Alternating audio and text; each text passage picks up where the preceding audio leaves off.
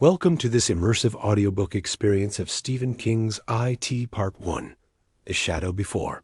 Your support truly matters. Every view helps this channel grow and allows me to continue narrating powerful stories like this. If you enjoy this audiobook, please support with your views and don't forget to subscribe for more horror, suspense, and immersive storytelling. Part 1, The Shadow Before. Chapter 1, After the Flood, 1957, The Terror, which would not end for another 28 years. If it ever did end, began, so far as I know or can tell, with a boat made from a sheet of newspaper floating down a gutter, swollen with rain. The boat bobbed, listed, righted itself again, dived bravely through treacherous whirlpools, and continued on its way down Witcham Street toward the traffic light which marked the intersection of Witcham and Jackson. The three vertical lenses on all sides of the traffic light were dark this afternoon in the fall of 1957, and the houses were all dark too. There had been steady rain for a week now, and 2 days ago the winds had come as well. Most sections of Derry had lost their power then, and it was not back on yet. A small boy in a yellow slicker and red galoshes ran cheerfully along beside the newspaper boat. The rain had not stopped, but it was finally slackening. It tapped on the yellow hood of the boy's slicker, sounding to his ears like rain on a shed roof. A comfortable, almost cozy, sound. The boy in the yellow slicker was George Denbrough. He was 6. His brother, William, known to most of the kids at Derry Elementary School, and even to the teachers, who would never have used the nickname to his face, as Stuttering Bill, was at home, hacking out the last of a nasty case of influenza. In that autumn of 1957, 8 months before the real horrors began, and 28 years before the final showdown, Stuttering Bill was 10 years old. Bill had made the boat beside which George now ran. He had made it sitting up in bed, his, back propped against a pile of pillows, while their mother played Fur Elise on the piano in the parlor, and rain swept restlessly against his bedroom window. About 3/4 of the way down the block, as one headed toward the intersection and the dead traffic light, Witcham Street was blocked to motor traffic by smudge pots and 4 orange sawhorses. Stenciled across each of the horses was Derry Dep't of Public Works. Beyond them, the rain had spilled out of gutters, clogged with branches and rocks and big, sticky piles of autumn leaves. The water had first pried fingerholds in the paving, and then snatched whole greedy handfuls. All of this by the 3rd day of the rains. By noon of the 4th day, big chunks of the street's surface were boating through the intersection of Jackson and Witcham like miniature white water rafts. By that time, many people in Derry had begun to make nervous jokes about arcs. The Public Works Department had managed to keep Jackson Street open, but Witcham was impassable from the sawhorses all the way to the center of town. But everyone agreed the worst was over. The Kenduskeag stream had crested just below, its banks in the barrens and bare inches below the concrete sides of the canal, which channeled it tightly as it passed through downtown. Right now, a gang of men, Zach Denbrough, George's and Bill's father, among them, were removing the sandbags they had thrown up the day before with such panicky haste. Yesterday, overflow and expensive flood damage had seemed almost inevitable. God knew it had happened before. The flooding in 1931 had been a disaster which had cost millions of dollars and almost 24 lives. That was a long time ago, but there were still enough people around who remembered it to scare the rest. One of the flood victims had been found 25 miles east in Bucksport. The fish had eaten this unfortunate gentleman's eyes, 3 of his fingers, his penis, and most of his left foot. Clutched in what remained of his hands had been a Ford steering wheel. Now, though, the river was receding, and when the new Bangor hydro dam went in, upstream the river would cease to be a threat. Or so said Zach Denbrough, who worked for Bangor Hydroelectric. As for the rest, well, future floods could take care of themselves. The thing was to get through this one, to get the power back on, and then to forget it. In Derry, such forgetting of tragedy and disaster was almost an art, as Bill Denbrough would come to discover in the course of time. George paused just beyond the sawhorses at the edge of a deep ravine that had been cut through the tar surface of Witcham Street. This ravine ran on an almost exact diagonal. It ended on the far side of the street, roughly 40 feet farther down the hill from where he now stood, on the right. He laughed aloud, the sound of solitary, childish glee a bright runner in, that gray afternoon, as a vagary of the flowing water took his paper boat into a scale model rapids which had been formed by the break in the tar. The urgent water had cut a channel which ran along the diagonal, and so his boat traveled from one side of Witcham Street to the other, the current carrying it so fast that George had to sprint to keep up with it. Water sprayed out from beneath his galoshes in muddy sheets. Their buckles made a jolly jingling as George Denbrough ran toward his strange death. And the feeling which filled him at that moment was clear and simple love for his brother Bill. Love and a touch of regret that Bill couldn't be here to see this and be a part of it. Of course, he would try to describe it to Bill when he got home, but he knew he wouldn't be able to make Bill see it, the way Bill would have been able to make him see it if their positions had been reversed. Bill was good at reading and writing, but even at his age, George was wise enough to know it wasn't the only reason why Bill got all A's on his report cards, or why his teachers liked his compositions so well. Telling was only part of it. Bill was good at seeing. The boat nearly whistled along the diagonal channel, just a page torn from the classified section of the Derry News. But now George imagined it as a FT boat in a war movie, like the ones he sometimes saw down at the Derry Theater with Bill at Saturday matinees. A war. Picture with John Wayne fighting the Japs. The prow of the newspaper boat threw sprays of water to either side as it rushed along, and then it reached the gutter on the left side of Witcham Street. A fresh streamlet rushed over the break in the tar at this point, creating a fairly large whirlpool, and it seemed to him that the boat must be swamped and capsize. It leaned alarmingly, and then George cheered as it righted itself, turned, and went racing on down toward the intersection. George sprinted to catch up. Over his head, a grim gust of October wind rattled the trees, now almost completely unburdened of their freight of colored leaves by the storm, which had been this year a reaper of the most ruthless sort. Sitting up in bed, his cheeks still flushed with heat, but his fever, like the Kentuskig, finally receding. Bill had finished the boat, but when George reached for it, Bill held it out of reach. "And now get me the peparaffin." "What's that? Where is it?" "It's on the cellar shush shelf as you go downstairs," Bill said, "in a box that says, Hulf. Gulf. Bring that to me, and a knife, and a bubble, and a pack of Mamu matches." George had gone obediently to get these things.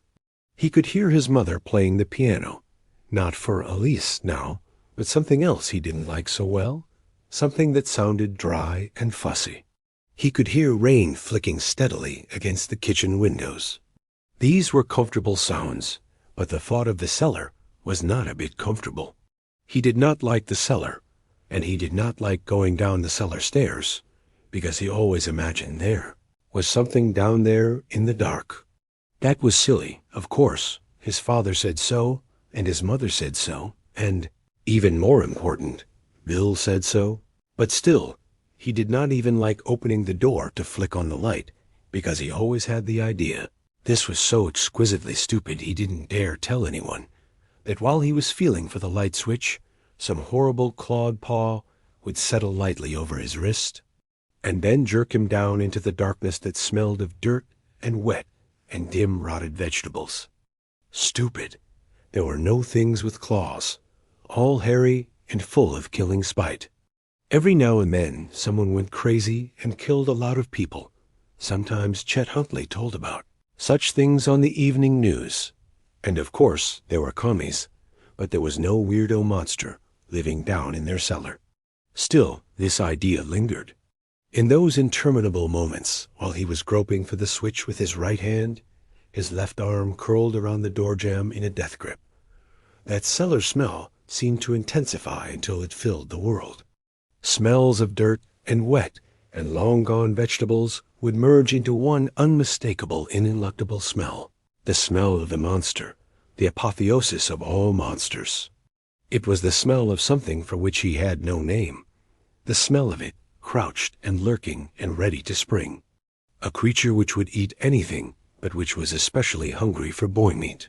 He had opened the door that morning, and had groped interminably for the switch, holding the jamb in his usual death grip, his eyes squinched shut, the tip of his tongue poked from the corner of his mouth like an agonized rootlet searching for water in a place of drought. Funny? Sure, you betcha. Look at you, Georgie. Georgie's scared of the dark. What a baby. The sound of the piano came from what his father called the living room, and what his mother called the parlor.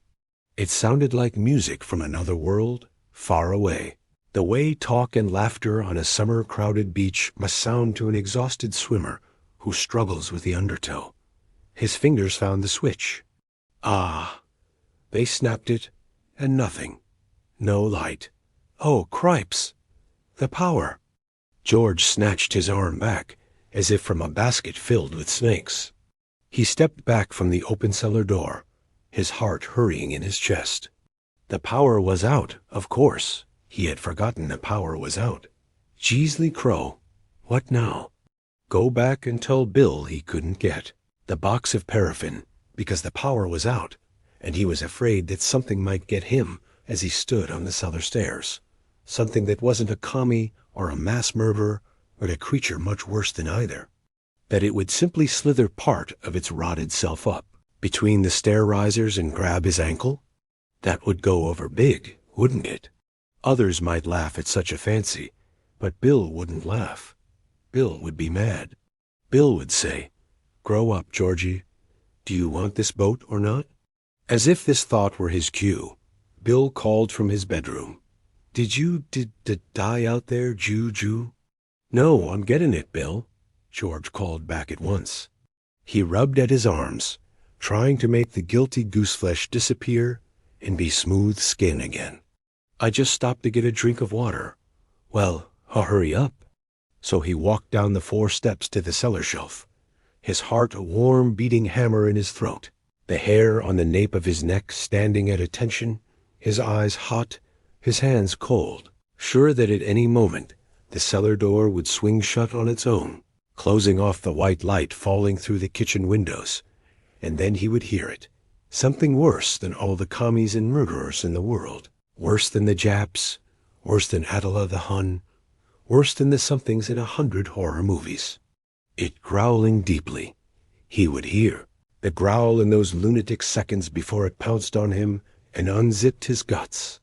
The cellar smell was worse than ever today, because of the flood. Their house was high on Witcham Street, near the crest of the hill, and they had escaped the worst of it. But there was still standing water down there that had seeped in through the old rock foundations.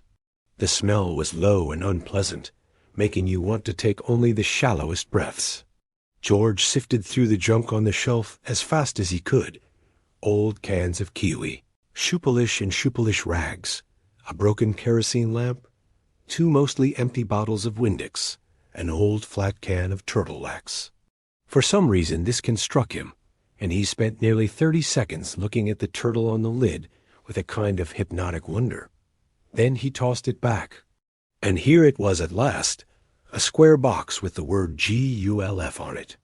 George snatched it and ran up the stairs as fast as he could, suddenly aware that his shirt tail was out, and suddenly sure that his shirt tail would be his undoing. The thing in the cellar would allow him to get almost all the way out, and then it would grab the tail of his shirt and snatch him back, and he reached the kitchen and swept the door shut behind him. It banged gustily. He leaned back against it with his eyes closed. Sweat popped out on his arms and forehead. The box of paraffin gripped tightly in one hand.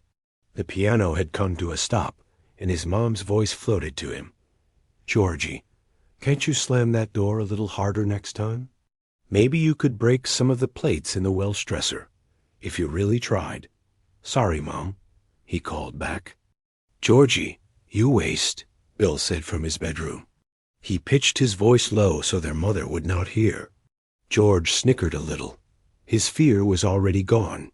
It had slipped away from him as easily as a nightmare slips away from a man who awakes, cold-skinned and gasping from its grip, who feels his body and stares at his surroundings to make sure that none of it ever happened, and who then begins at once to forget it. Half is gone by the time his feet hit the floor. 3/4 of it by the time he emerges from the shower and begins to towel off. All of it by the time he finishes his breakfast. All gone. Until the next time, when in the grip of the nightmare, all fears will be remembered. That turtle, George thought, going to the counter drawer where the matches were kept. Where did I see a turtle like that before? But no answer came, and he dismissed the question. He got a pack of matches from the drawer, a knife from the rack, holding the sharp edge studiously away from his body, as his dad had taught him, and a small bowl from the Welsh dresser in the dining room. Then he went back into Bill's room. What in a hole you are, Georgie, Bill said amiably enough, and pushed back some of the sick stuff on his nightable. An empty glass, a pitcher of water, Kleenex, books, a bottle of Vicks VapoRub, the smell of which Bill would associate all his life with thick, phlegmy chests and snotty noses. The old Philco radio was there, too, playing not Chopin or Bach, but a little Richard tune. Very softly, however, so softly that little Richard was robbed of all his raw and elemental power. Their mother, who had studied classical piano at Juilliard, hated rock and roll. She did not merely dislike it. She abominated it. I'm no hole, George said, sitting on the edge of Bill's bed and putting the things he had gathered on the nightable. Yes, you are, Bill said. Nothing but a great big brown hole. That's you. George tried to imagine a kid who was nothing but a great big hole on legs, and began to giggle. Your hole is bigger than Augusta, Bill said, beginning to giggle too. For a hole is bigger than the whole state, George replied. This broke both boys up for nearly 2 minutes. There followed a whispered conversation of the sort which means very little to anyone, save small boys. Accusations of who was the biggest a hole, who had the biggest a hole, which a hole was the brownest, and so on. Finally, Bill said one of the forbidden words. He accused George of being a big brown shitty a hole, and they both got laughing hard. Bill's laughter turned into a coughing fit. As it finally began to taper off, by then Bill's face had gone a plummy shade which George regarded with some alarm. The piano stopped again. They both looked in the direction of the parlor, listening for the piano bench to scrape back, listening for their mother's impatient footsteps. Bill buried his mouth in the crook of his elbow, stifling the last of the coughs, pointing at the pitcher at the same time. George poured him a glass of water, which he drank off. The piano began once more, Fur Elise again. Stuttering Bill never forgot that piece, and even many years later, it never failed to bring gooseflesh to his arms and back. His heart would drop, and he would remember. My mother was playing that the day Georgie died. You gonna cough any more, Bill? No. Bill pulled a Kleenex from the box, made a rumbling sound in his chest, spat phlegm into the tissue, screwed it up, and tossed it into the wastebasket by his bed, which was filled with similar twists of tissue. Then he opened the box of paraffin and dropped a waxy cube of the stuff into his palm. George watched him closely, but without speaking or questioning. Bill didn't like George talking to him while he did stuff, but George had learned that if he just kept his mouth shut, Bill would usually explain what he was doing. Bill used the knife to cut off a small piece of the paraffin cube. He put the piece in the bowl, then struck a match and put it on top of the paraffin. The two boys watched the small yellow flame as the dying wind drove rain against the window in occasional spatters. Got to waterproof the boat? or it'll just get wet and sink, Bill said. When he was with George, his stutter was light. Sometimes he didn't stutter at all. In school, however, it could become so bad that talking became impossible for him. Communication would cease, and Bill's schoolmates would look somewhere else, while Bill clutched the sides of his desk, his face growing almost as red as his hair, his eyes squeezed into slits as he tried to winch some word out of his stubborn throat. Sometimes, most times, the word would come. Other times it simply refused. He had been hit by a car when he was 3 and knocked into the side of a building. He had remained unconscious for 7 hours. Mom said it was that accident which had caused the stutter. George sometimes got the feeling that his dad, and Bill himself, was not so sure. The piece of paraffin in the bowl was almost entirely melted. The match flame guttered lower, growing blue as it hugged the cardboard stick, and then it went out. Bill dipped his finger into the liquid, jerked it out with a faint hiss. He smiled apologetically at George. "Hot," he said. After a few seconds, he dipped his finger in again and began to smear the wax along the sides of the boat, where it quickly dried to a milky haze. "Can I do some?" George asked. "Okay. Just don't get any on the blankets or Mom'll kill you." George dipped his finger into the paraffin, which was now very warm, but no longer hot, and began to spread it along the other side of the boat. "Don't put on so much, you a hole." Bill said, "You want to sink it on its maiden cruise?" "I'm sorry. That's all right. Just go easy." George finished the other side, then held the boat in his hands. It felt a little heavier, but not much. "Too cool," he said. "I'm going to go out and sail it." "Yeah, you do that," Bill said. He suddenly looked tired and still not very well. "I wish you could come," George said. He really did. Bill sometimes got bossy after a while, but he always had the coolest ideas, and he hardly ever hit. "It's your boat, really, she," Bill said. "You call boats she, she then." "I wish I could come too," Bill said glumly. "Well," George shifted from one foot to the other, the boat in his hands. "You put on your rain stuff," Bill said, "or you'll wind up with the flahu like me. Probably catch it anyway, from my Jew germs." "Thanks, Bill. It's a neat boat." And he did something he hadn't done for a long time, something Bill never forgot. He leaned over and kissed his brother's cheek.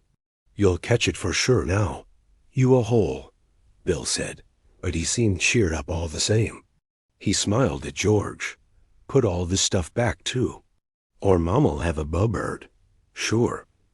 He gathered up the waterproofing equipment and crossed the room. The boat perched precariously on top of the paraffin box, which was sitting askew in the little bowl. Georgie?" George turned back to look at his brother. "Be careful." "Sure." His brow creased a little. "That was something your mom said, not your big brother." It was as strange as him giving Bill a kiss. "Sure I will." He went out. Bill never saw him again. Now here he was, chasing his boat down the left side of Witcham Street. He was running fast, but the water was running faster, and his boat was pulling ahead.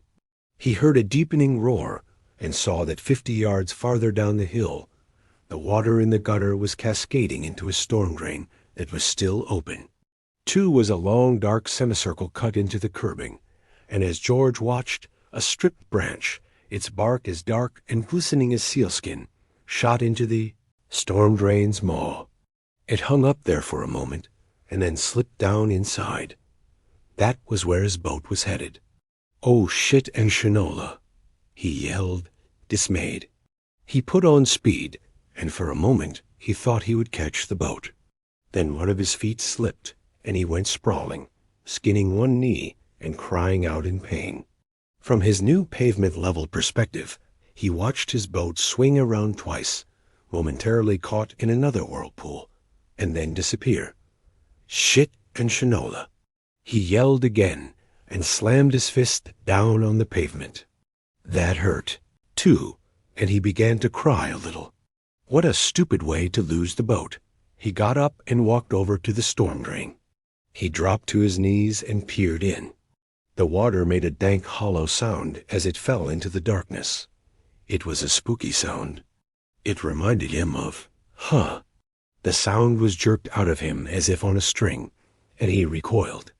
There were yellow eyes in there, the sort of eyes he had always imagined, but never actually seen down in the basement. It's an animal, he thought incoherently. That's all it is. Some animal, maybe a house cat that got stuck down in there. Still, he was ready to run. Would run in a second or two, when his mental switchboard had dealt with the shock those two shiny yellow eyes had given him.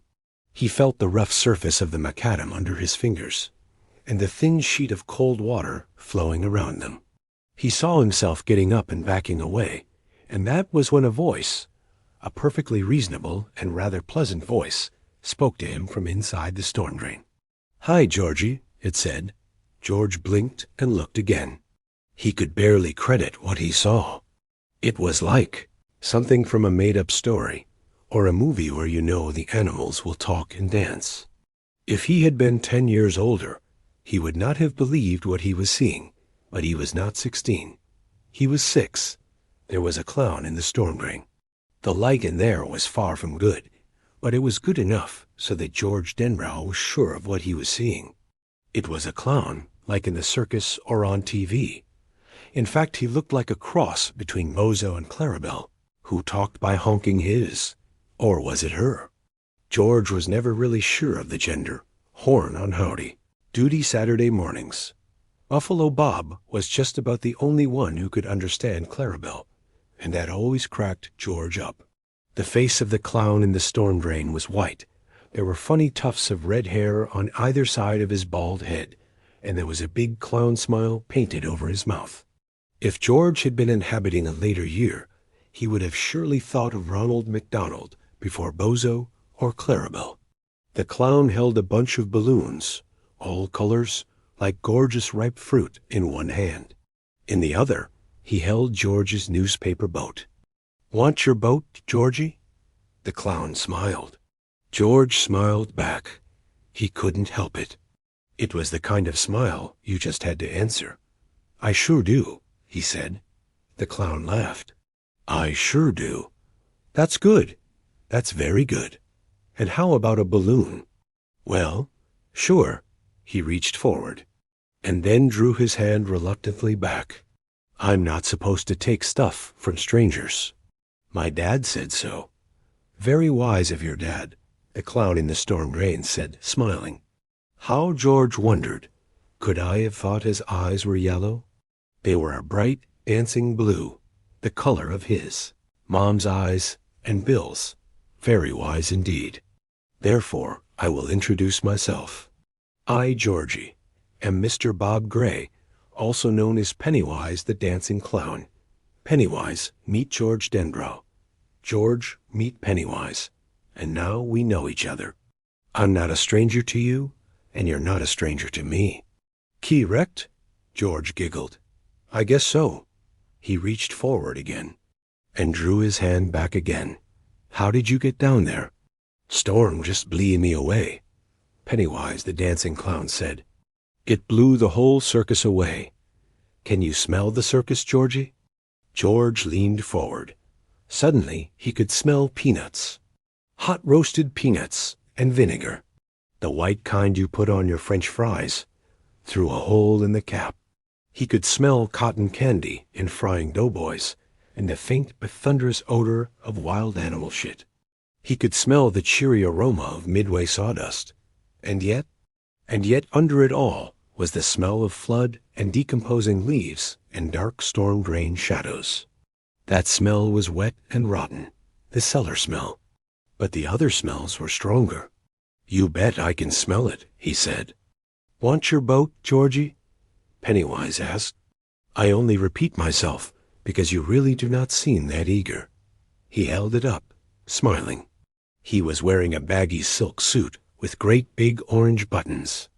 A bright tie, electric blue, flopped down his front, and on his hands were big white gloves, like the kind Mickey Mouse and Donald Duck always wore.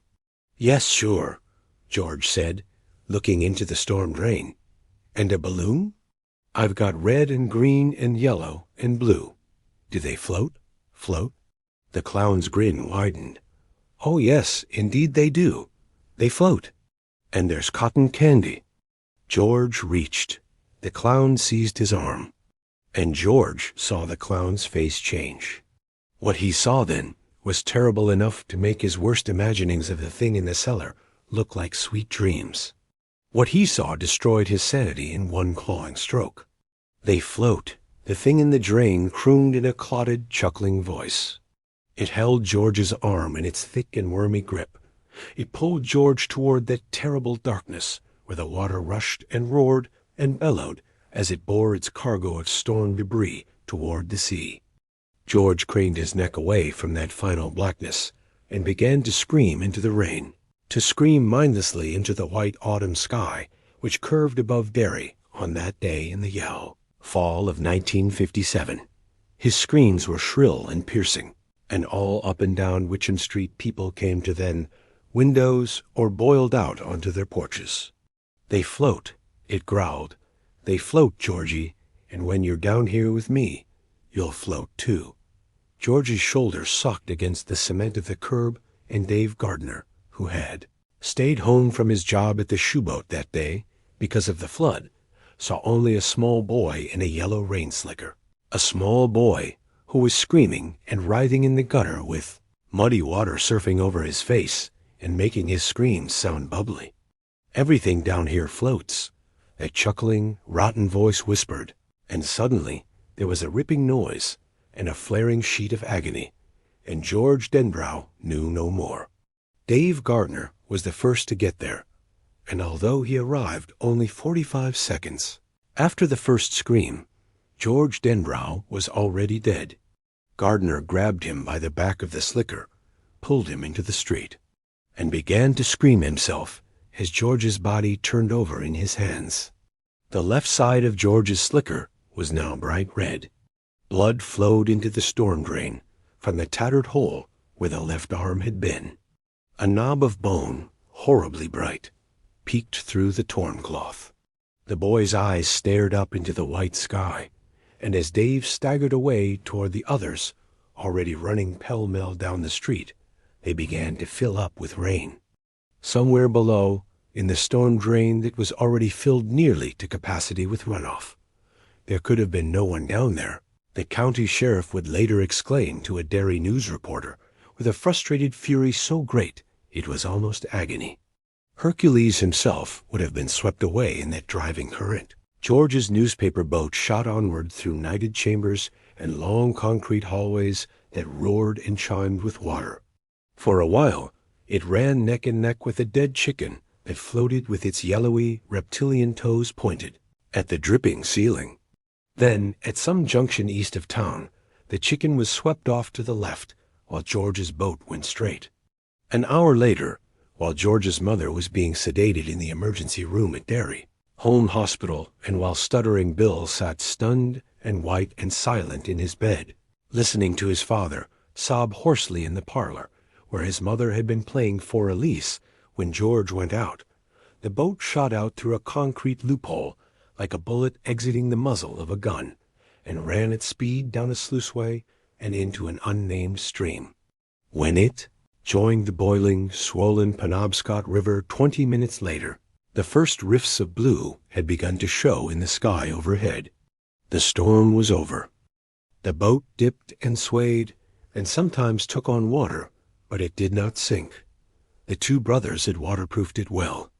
I do not know where it finally fetched up, if ever it did. Perhaps it reached the sea and sails there forever, like a magic boat in a fairy tale. All I know is that it was still afloat, and still running on the breast of the flood when it passed the incorporated town limits of Derry, Maine, and there it passes out of this tale forever. Chapter 2. After the festival 1984. The reason Adrian was wearing the hat, his sobbing boyfriend would later tell the police, was because he had won it at the Pitch Till You Win stall on the Bassey Park Fairgrounds just 6 days before his death. He was proud of it. He was wearing it because he loved this shitty little town, The boyfriend, Doan Haggerty, screamed at the cops. Now, there's no need for that sort of language. Officer Harold Gardner told Haggerty. Harold Gardner was one of Dave Gardner's our sons. On the day his father had discovered the lifeless, one-armed body of George Denbrough, Harold Gardner had been 5. On this day, almost 27 years later, he was 32 and balding. Harold Gardner recognized the reality of Doan Haggerty's grief and pain, and at the same time found it impossible to take seriously. This man, if you want to call him a man, was wearing lipstick and satin pants, so tight you could almost read the wrinkles in his cock. Grief or no grief, pain or no pain, he was, after all, just a queer, like his friend, the late Adrian Mellon. "Let's go through it again," Harold's partner, Jeffrey Reeves, said. "The two of you came out of the Falcon and turned toward the canal. Then what? How many times do I have to tell you idiots?" Haggerty was still screaming. "They killed him. They pushed him over the side. Just another day in Nacho City for them." Doan Haggerty began to cry. "One more time," Reeves repeated patiently. "You came out of the Falcon. Then what?" In an interrogation room just down the hall, 2 Derry cops were speaking with Steve Dubé, 17. In the clerk of probate's office upstairs, 2 more were questioning John Webby Garton, 18. And in the chief of police's office on the 5th floor, Chief Andrew Rademacher and Assistant District Attorney Tom Boutelier were questioning 15-year-old Christopher Onwin. Onwin, who wore faded jeans, a grease-smeared T-shirt, and blocky engineer boots, was weeping. Rademacher and Boutelier had taken him because they had quite accurately assessed him as the weak link in the chain. "Let's go through it again," Boutelier said in this office, just as Jeffrey Reeves was saying the same thing 2 floors down. "We didn't mean to kill him," Onwin blubbered. "It was the hat. We couldn't believe he was still wearing the hat after what Webby said the first time. And I guess we wanted to scare him." "For what he said," Chief Rademacher interjected. "Yes, to John Garton on the afternoon of the 17th. Yes, to Webby." Onwin burst into fresh tears. "But we tried to save him when we saw he was in trouble. At least me and Stevie Dubé did. We didn't mean to kill him." "Come on, Chris, don't shit us," Boutelier said. "You threw the little queer into the canal." "Yes, but—" "And the 3 of you came in to make a clean breast of things. Chief Rademacher and I appreciate that, don't we, Andy?" "You bet. It takes a man to own up to what he did, Chris. So don't fuck yourself up by lying now. You meant to throw him over the minute you saw him and his fag buddy coming out of the Falcon, didn't you?" "No." Chris Onwin protested vehemently. Boutelier took a pack of Marlboros from his shirt pocket and stuck one in his mouth. He offered the pack to Onwin. "Cigarette?" Onwin took one. Boutelier had to chase the tip with a match in order to give him a light because of the way Onwin's mouth was trembling. "But when you saw he was wearing the hat?" Rademacher asked. Onwin dragged deep, lowered his head so that his greasy hair fell in his eyes, and jetted smoke from his nose, which was littered with blackheads. "Yeah," he said, almost too softly to be heard. Boutelier leaned forward, brown eyes gleaming. His face was predatory, but his voice was gentle. "What, Chris?" "I said yes, I guess so, to throw him in, but not to kill him." He looked up at them, face frantic and miserable, and still unable to comprehend the stupendous changes which had taken place in his life since he left the house to take in the last night of Derry's Canal Days Festival with 2 of his buddies at 7:30 the previous evening. "Not to kill him," he repeated. "And that guy under the bridge. I still don't know who he was. What guy was that?" Rademacher asked, but without much interest. They had heard this part before as well, and neither of them believed it. Sooner or later, men accused of murder almost always drag out that mysterious other guy. Boutelier even had a name for it. He called it the one-armed man syndrome. After that old TV series, The Fugitive? The guy in the clown suit, Chris Onwin said, and shivered. The guy with the balloons. The Canal Days Festival, which ran from July 15th to July 21st, had been a rousing success. Most Derry residents agreed. A great thing for the city's morale, image, and pocketbook. The week-long festival was pegged to mark the centenary of the opening of the canal, which ran through the middle of downtown. It had been the canal which had fully opened Derry to the lumber trade in the years 1884 to 1910. It had been the canal which had birthed Derry's boom years. The town was spruced up from east to west and north to south. Potholes which some residents swore hadn't been patched for 10 years or more were neatly filled with hot-up and rolled smooth. The town buildings were refurbished on the inside, repainted on the outside. The worst of the graffiti in Bassey Park, much of it coolly logical anti-gay statements, such as "kill all queers and AIDS from God, you hellhound homos," was sanded off the benches and wooden walls of the little covered walkway over the canal known as the Kissing Bridge. A Canal Days museum was installed in 3 empty storefronts downtown and filled with exhibits by Michael Hanlon, a local librarian and amateur historian. The town's oldest families loaned freely of their almost priceless treasures, and during the week of the festival, nearly 40,000 visitors paid a quarter each to look at eating house menus from the 1890s, loggers' bits, axes, and peavies from the 1880s, children's toys from the 1920s, and over 2,000 photographs and 9 reels of movie film of life as it had been in Derry over the last 100 years. The museum was sponsored by the Derry Ladies' Society, which vetoed some of Hanlon's proposed exhibits, such as the notorious tramp chair from the 1930s and photographs, such as those of the Bradley gang after the notorious shootout. But all agreed it was a great success, and no one really wanted to see those gory old things anyway. It was so much better to accentuate the positive and eliminate the negative, as the old song said. There was a huge striped refreshment tent in Derry Park, and band concerts there every night. In Bassey Park, there was a carnival with rides by Smokey's Grater Shows and games run by local townfolk. A special tram car circled the historic sections of the town every hour on the hour and ended up at this gaudy and amiable money machine. It was here that Adrian Mellon won the hat which would get him killed, the paper top hat with the flower and the band which said "I Derry."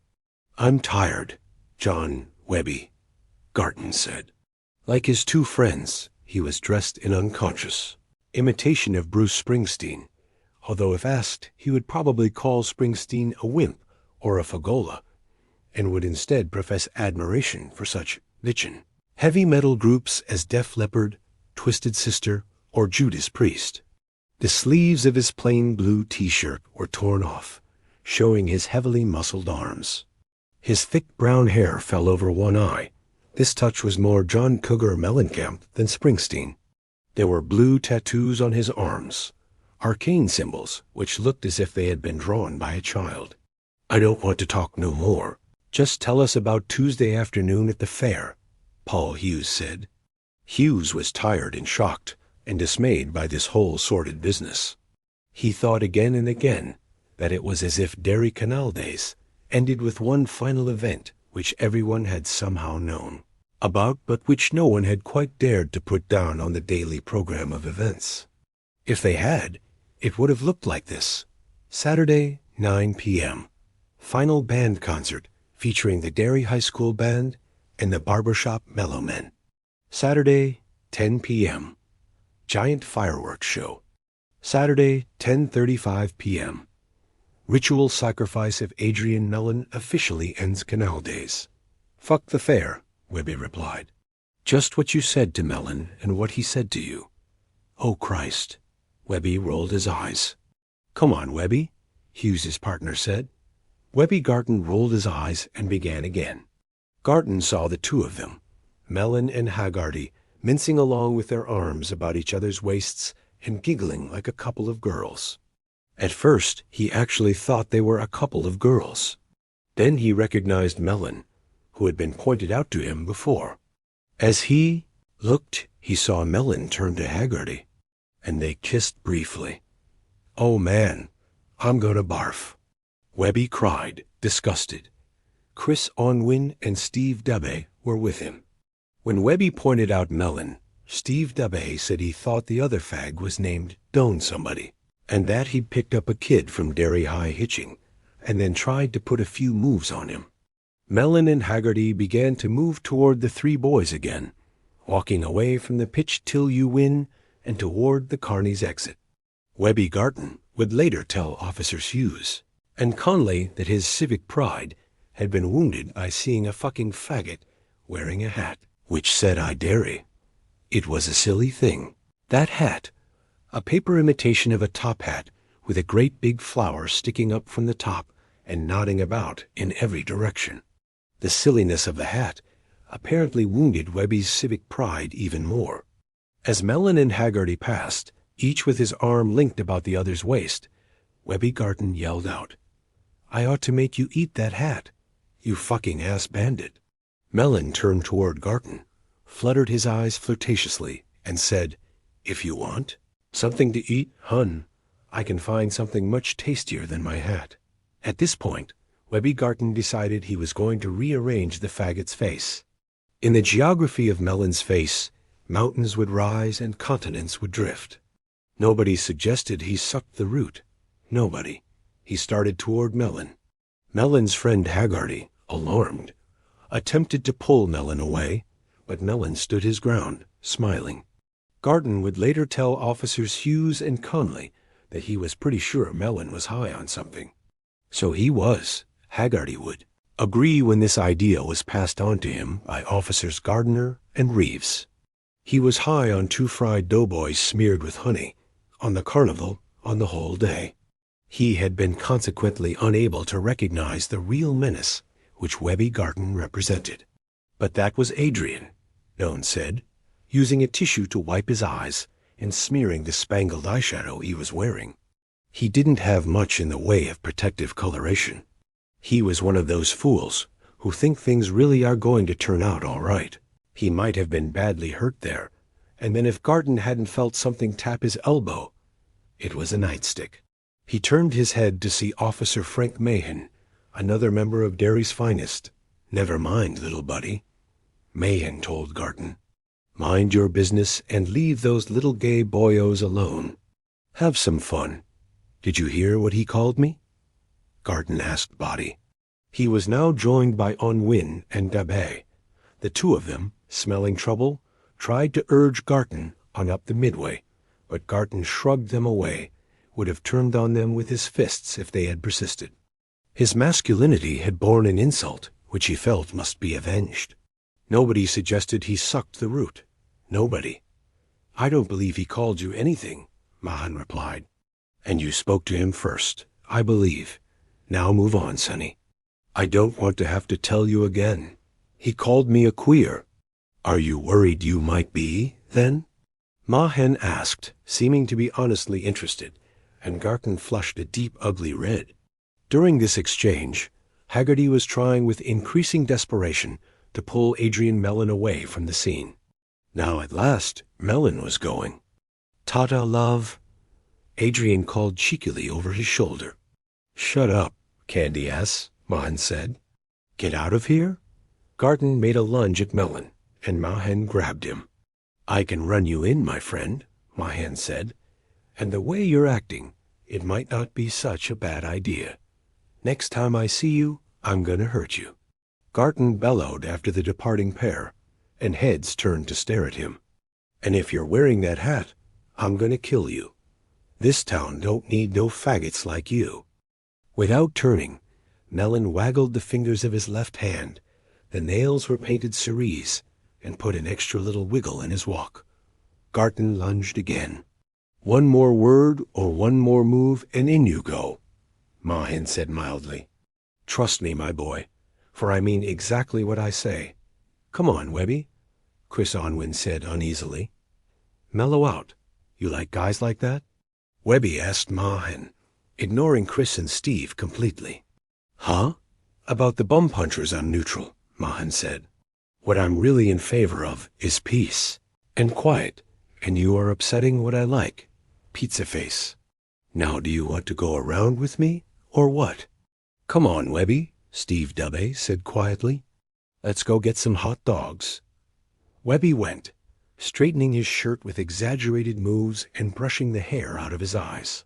Mahan, who also gave a statement on the morning following Adrian Mellon's death, said, "The last thing I heard him say as him and his buddies walked off was, 'Next time I see him, he's going to be in serious hurt.' Please, I got to talk to my mother," Steve Dubé said for the third time.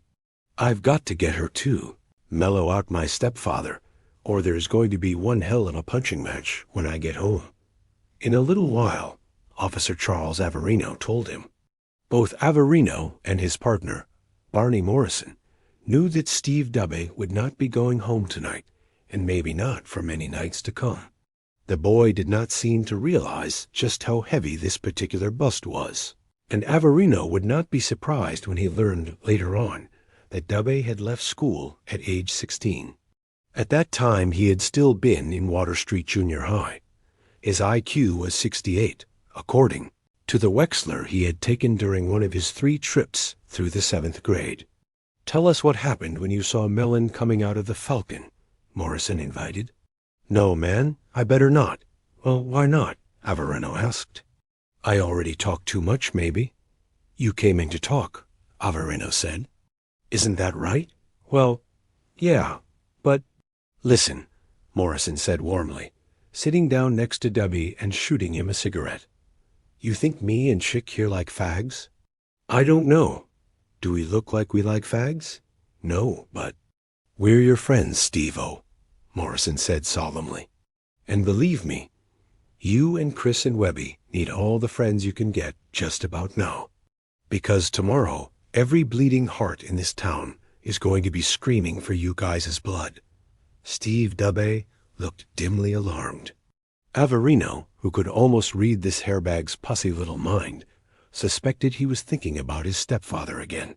And although Averino had no liking for Derry's small gay community, like every other cop on the force, he would enjoy seeing the Falcon shut up forever. He would have been delighted to drive Dubé home himself. He would, in fact, have been delighted to hold Dubé's arms, while Dubé's stepfather beat the creep to oatmeal. Averino did not like gays, but this did not mean he believed they should be tortured and murdered. Mellon had been savaged. When they brought him up from under the canal bridge, his eyes had been open, bulging with terror. And this guy here had absolutely no idea of what he had helped do. "We didn't mean to hurt him," Steve repeated. This was his fallback position when he became even slightly confused. "That's why you want to get out front with us," Averino said earnestly. "Get the true facts of the matter out in front, and this maybe won't amount to a pisshole in the snow." "Isn't that right, Barney?" "As rain," Morrison agreed. "One more time, what do you say?" Averino coaxed. "Well?" Steve said, and then, slowly, began to talk. When the Falcon was opened in 1973, Elmer Curdy thought his clientele would consist mostly of bus riders. The terminal next door serviced 3 different lines: Trailways, Greyhound, and Aroostook County. What he failed to realize was how many of the passengers who ride buses are women or families with small children in tow. Many of the others kept their bottles in brown bags and never got off the bus at all. Those who did were usually soldiers or sailors who wanted no more than a quick beer or 2. You couldn't vary. Well, go on a bender during a 10-minute rest stop. Curdy had begun to realize some of these home truths by 1977, but by then it was too late. He was up to his tits in bills, and there was no way that he could see out of the red ink. The idea of burning the place down for the insurance occurred to him, but unless he hired a professional to torch it, he supposed he would be caught. And he had no idea where professional arsonists hung out, anyway. He decided in February of that year that he would give it until July 4th. If things didn't look as if they were turning around by then, He would simply walk next door, get on a hound, and see how things looked down in Florida. But in the next 5 months, an amazing quiet sort of prosperity came to the bar, which was painted black and gold inside and decorated with stuffed birds.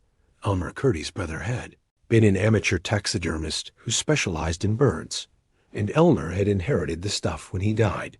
Suddenly, instead of drawing 60 beers and pouring maybe 20 drinks a night, Elmer was drawing 80 beers and pouring 100 drinks, 120, sometimes 160. His clientele was young, polite, almost exclusively male.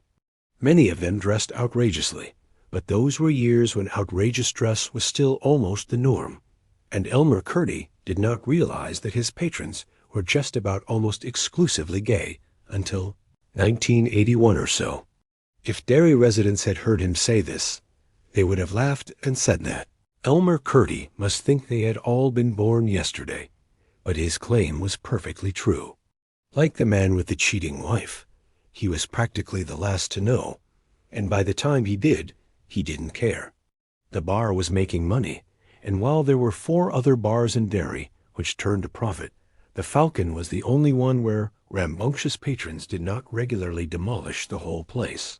There were no women to fight over, for one thing, and these men, fags or not, seemed to have learned the secret of getting along with each other, which their heterosexual counterparts did not know.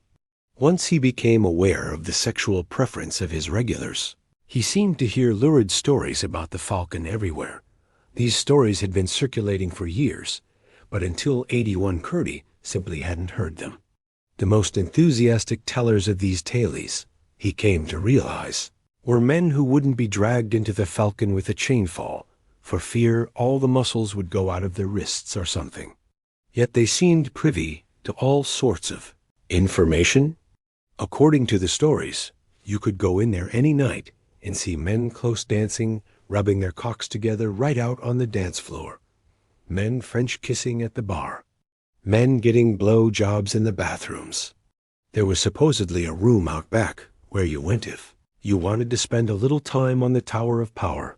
There was a big old fellow in a Nazi uniform back there who kept his arm greased most of the way to the shoulder and who would be happy to take care of you. In fact, none of these things was true.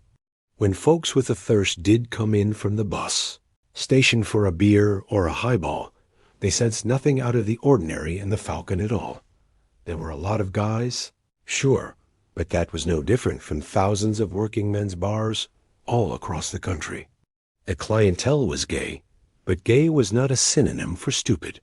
If they wanted a little outrageousness, they went to Portland. If they wanted a lot of outrageousness, Ramrod-style outrageousness, or Peck's big boy-style outrageousness, they went down to New York or Boston. Derry was small, Derry was provincial, and Derry's small gay community understood the shadow under which it existed quite well. Doane Haggerty had been coming into the Falcon for 2 or 3 years on the night in March of 1984 when he first showed up with Adrian Mellon. Before then, Haggerty had been the sort who plays the field, rarely showing up with the same escort half a dozen times. But by late April, it had become obvious even to Elmer Curdy, who cared very little about such things, that Haggerty and Mellon had a steady thing going.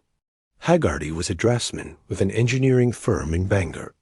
Adrian Mellon was a freelance writer who published anywhere and everywhere he could, airline magazines, confession magazines, regional magazines, Sunday supplements, sex letter magazines. He had been working on a novel, but maybe that wasn't serious.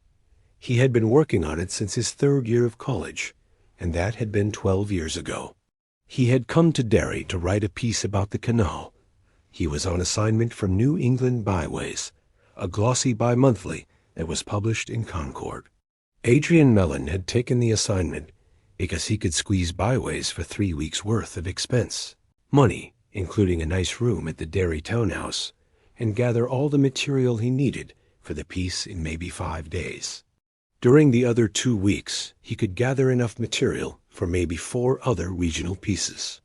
But during that 3-week period, he met Doane Haggerty, And instead of going back to Portland, when his 3 weeks on the cuff were over, he found himself a small apartment on Kossuth Lane. He lived there for only 6 weeks. Then he moved in with Doan Haggerty. That summer, Haggerty told Harold Gardner and Jeff Reeves, was the happiest summer of his life. He should have been on the lookout, he said. He should have known that God only puts a rug under guys like him in order to jerk it out from under their feet. The only shadow, he said, was Adrian's extravagantly partisan reaction to Derry. He had a T-shirt which said Maine ain't bad, but Derry's great. He had a Derry Tigers high school jacket. And of course, there was the hat. He claimed to find the atmosphere vital and creatively invigorating. Perhaps there was something to this. He had taken his languishing novel out of the trunk for the first time in nearly a year. Was he really working on it then?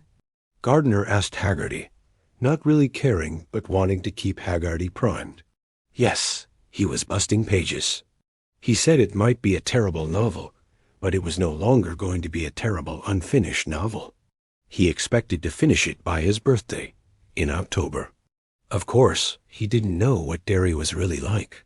He thought he did, but he hadn't been here long enough to get a whiff of the real Derry. I kept trying to tell him, but he wouldn't listen. And what's Derry really like, Doan? Reeves asked. It's a lot like a dead strumpet with maggots squirming out of her coos, Doan Haggerty said. The two cops stared in silent amazement. It's a bad place, Haggerty said. It's a sewer. You mean you two guys don't know that? You two guys have lived here all of your lives, and you don't know that? Neither of them answered.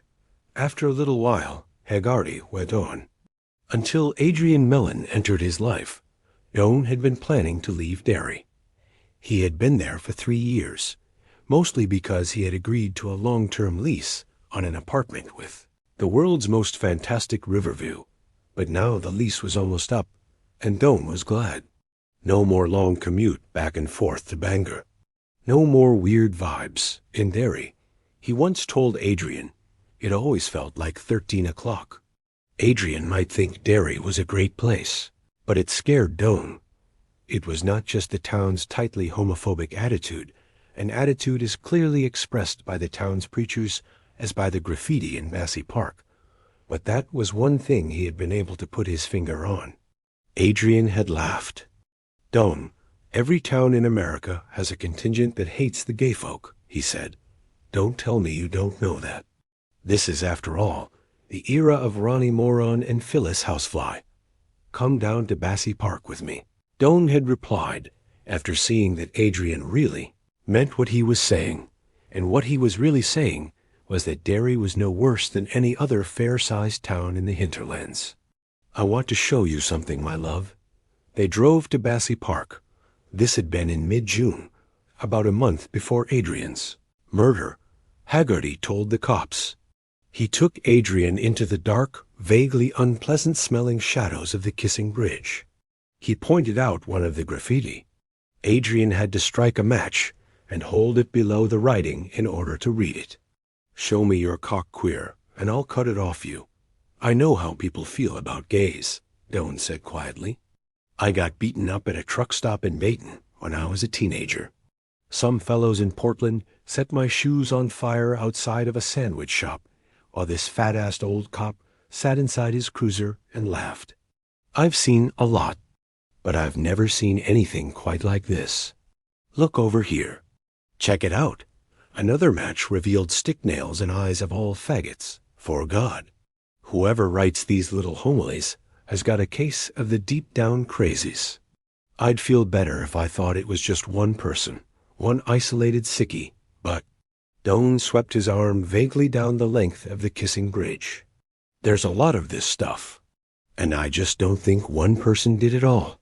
That's why I want to leave Derry, Aid. Too many places and too many people seem to have the deep-down crazies. Well, wait until I finish my novel, okay?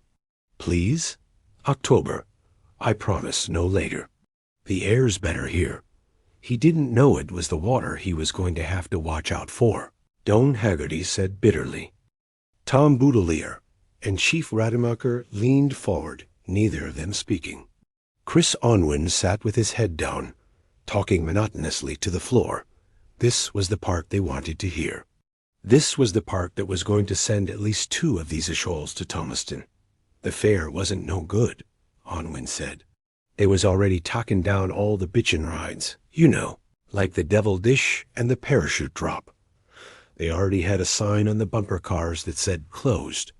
Wasn't nothing open but baby rides. So we went down by thee. Gaines and Webby saw the pitch till you win, and he paid 50 cents, and he seen that hat the queer was wearing, and he pitched at that, but he kept missing it, and every time he missed, he got more in a bad mood, you know. And Steve, he's the guy who usually goes around saying mellow out, like mellow out this and mellow out that, and why don't you fucking mellow out, you know? Only he was in a real piss-up-a-rope mood because he took this pill, you know. I don't know what kind of a pill. A red pill. Maybe it was even legal. But he keeps after Webby until I thought Webby was going to hit him, you know. He goes, "You can't even win that queer's hat. You must be really wasted if you can't even win that queer's hat." So finally the lady gives him a prize, even though the ring wasn't over it, 'cause I think she wanted to get rid of us. I don't know. Maybe she didn't, but I think she did. It was this noisemaker thing, you know. You blow it, and it puffs up and unrolls and makes a noise like a fart, you know. I used to have one of those. I got it for Halloween or New Year's or some fucking holiday. I thought it was pretty good, only I lost it. Or maybe somebody hawked it out of my pocket in the fucking play yard at school, you know. So then the fair's closin', and we're walking out, and Steve's still on Webby about not being able to win that queer's hat, you know. And Webby ain't saying much. And I know that's a bad sign, but I was pretty faced, you know. So I knew I ought to change the subject, only I couldn't think of no subject, you know. So when we get into the parking lot, Steve says, "Where you want to go?" "Home?" And Webby goes, "Let's cruise by the Falcon first and see if that queer's around." Boutalier and Rademacher exchanged a glance. Boutalier raised a single finger and tapped it against his cheek. Although this doofus in the engineer boots didn't know it, he was now talking about first-degree murder. So I goes, "No, I gotta get home." And Webby goes, "You scared to go by that queer bar?" And I go, "Fuck no." And Steve's still high or something. And he says, "Let's go grease some queer meat. Let's go grease some queer meat. Let's go grease." The timing was just right enough, so that things worked out wrong for everyone.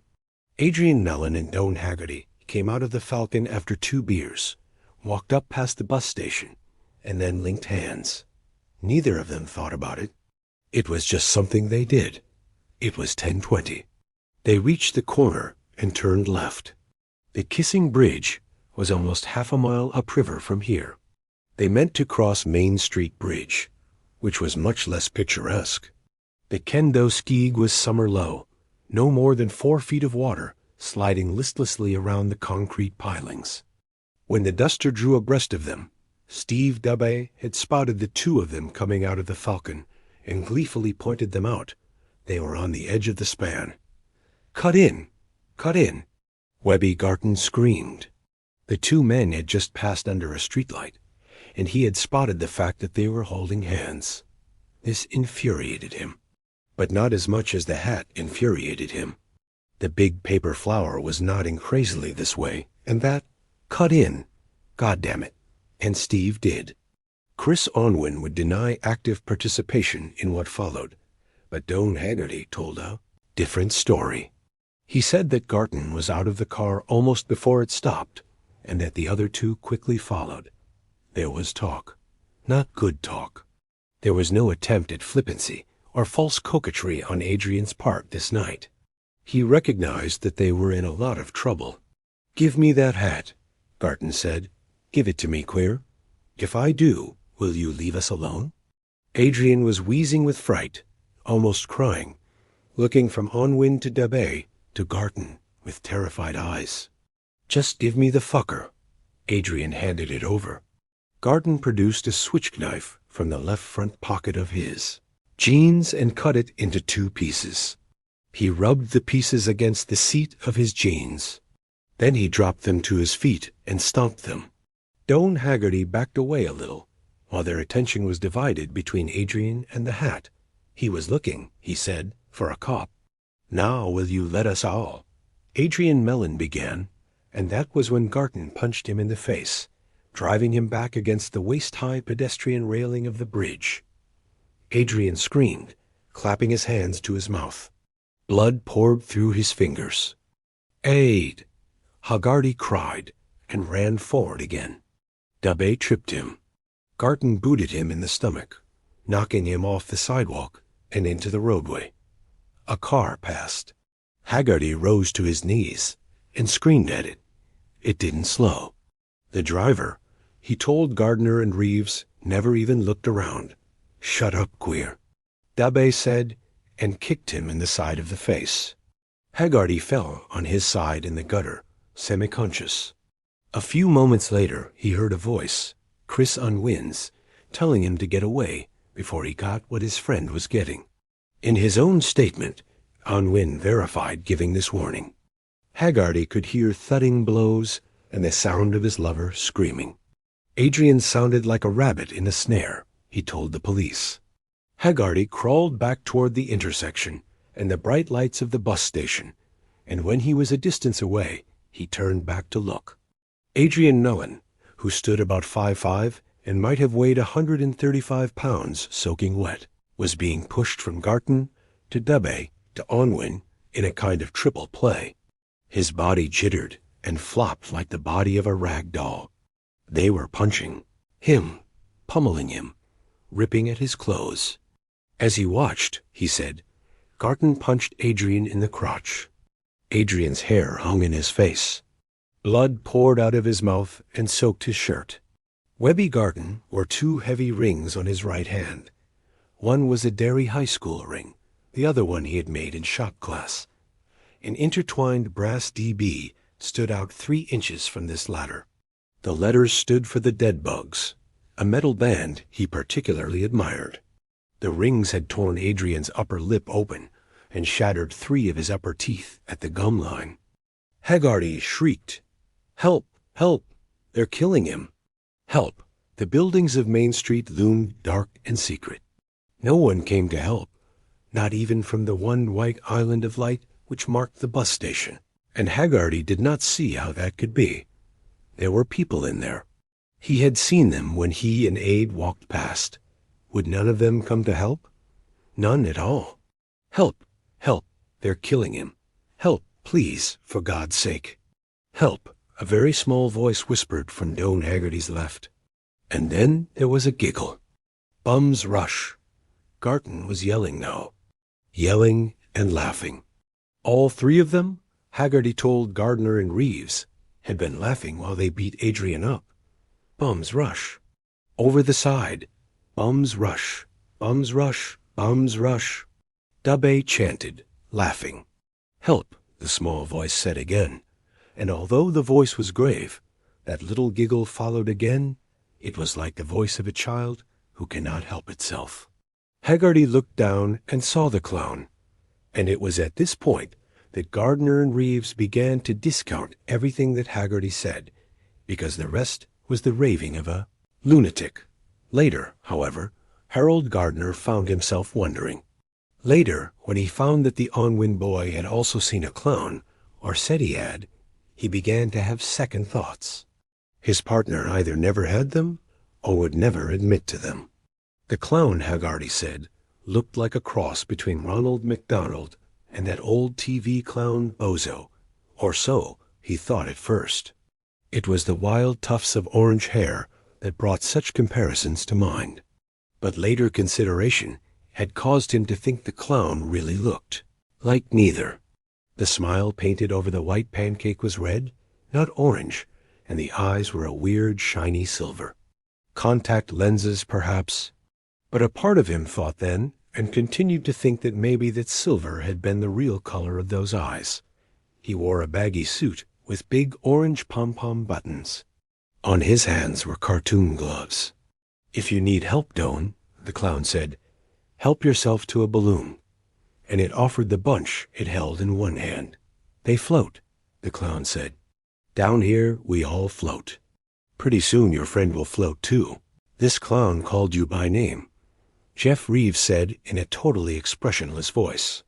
He looked over Haggerty's bent head at Harold Gardner, and one eye drew down in a wink. Yes, Haggerty said, not looking up. I know how it sounds. So then you threw him over, Boodle-ear said. Bum's rush. Not me, Onwin said, looking up. He flicked the hair out of his eyes with one hand and stared at them urgently. When I saw they really meant to do it, I tried to pull Steve away, because I knew the guy might get banged up. ... It was like 10 feet to the water. It was 23. One of Chief Rademacher's patrolmen had already measured, but it was like he was crazy. The two of them kept yelling, Bum's rush, Bum's rush, and they picked him up. Webby had him under the arms, and Steve had him by the seat of the pants, and when Haggerty saw what they were doing, he rushed back toward them, screaming no, no, no, at the top of his voice. Chris Onwin pushed him backward, and Haggerty landed in a teeth-rattling heap on the sidewalk. Do you want to go over too? He whispered. You run, maybe. They threw Adrian Mellon over the bridge and into the water then. Haggerty heard the splash. Let's get out of here, Steve Dubé said. He and Webby were backing toward the car. Chris Onwin went to the railing and looked over. He saw Haggerty first, sliding and clawing his way down the weedy, trash-littered embankment to the water. Then he saw the clown. The clown was dragging Adrian out on the far side with one arm. Its balloons were in its other hand. Adrian was dripping wet, choking, moaning. The clown twisted its head and grinned up at Chris. Chris said he saw its shining silver eyes and its bared teeth. Great big teeth, he said. Like the lion in the circus, man, he said. I mean, they were that big. Then he said he saw the clown shove one of Adrian Mellon's arms back so it lay over his head. Then what, Chris? Boutalier said. He was bored with this part. Fairy tales had bored him since the age of 8 on. I dunno, Chris said. That was when Steve grabbed me and hauled me into the car. But I think it bit into his armpit.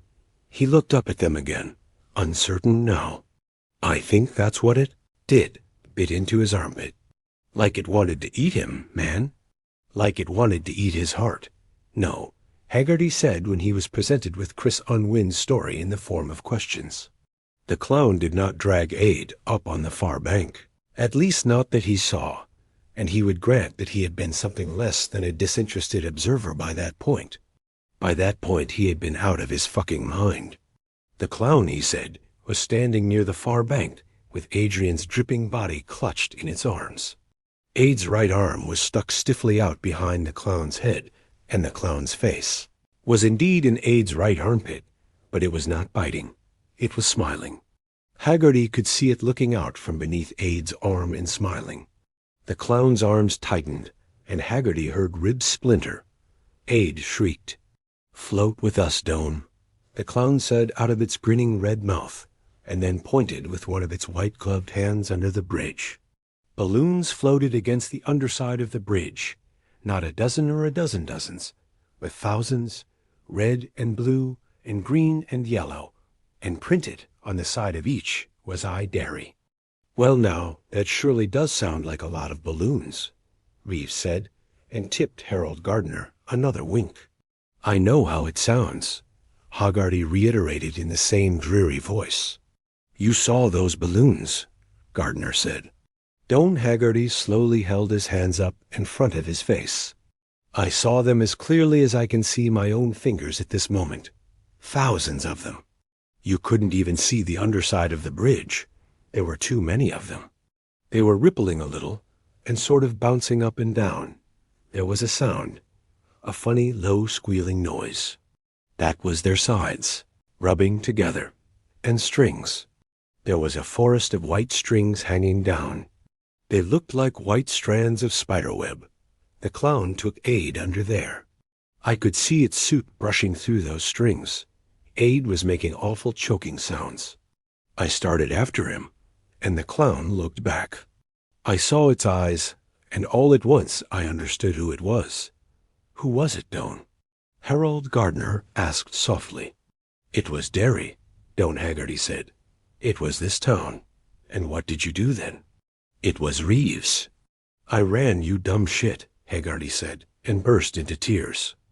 Harold Gardner kept his peace until November 13th, the day before John Garton and Stephen Debye were to go on trial in Derry District Court for the murder of Adrian Mellon.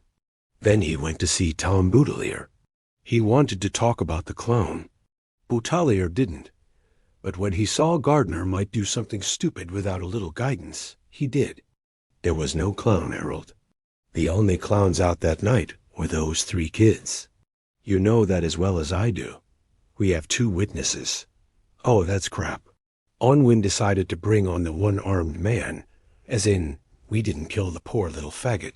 It was the one-armed man. As soon as he understood, he'd really gotten his. Buns into some hot water this time. Haggerty was hysterical. He stood by and watched those kids murder his best friend. It wouldn't have surprised me if he'd seen flying saucers. But Boutelier knew better. Gardner could see it in his eyes, and the assistant DA's ducking and dodging irritated him. Come on, he said. We're talking about independent witnesses here. Don't bullshit me. Oh, you want to talk bullshit? Are you telling me you believe there was a vampire clown under the Main Street Bridge? Because that's my idea of bullshit. No, not exactly. Or that Haggerty saw 1 billion balloons under there, each imprinted with exactly the same thing as what was written on his lover's hat?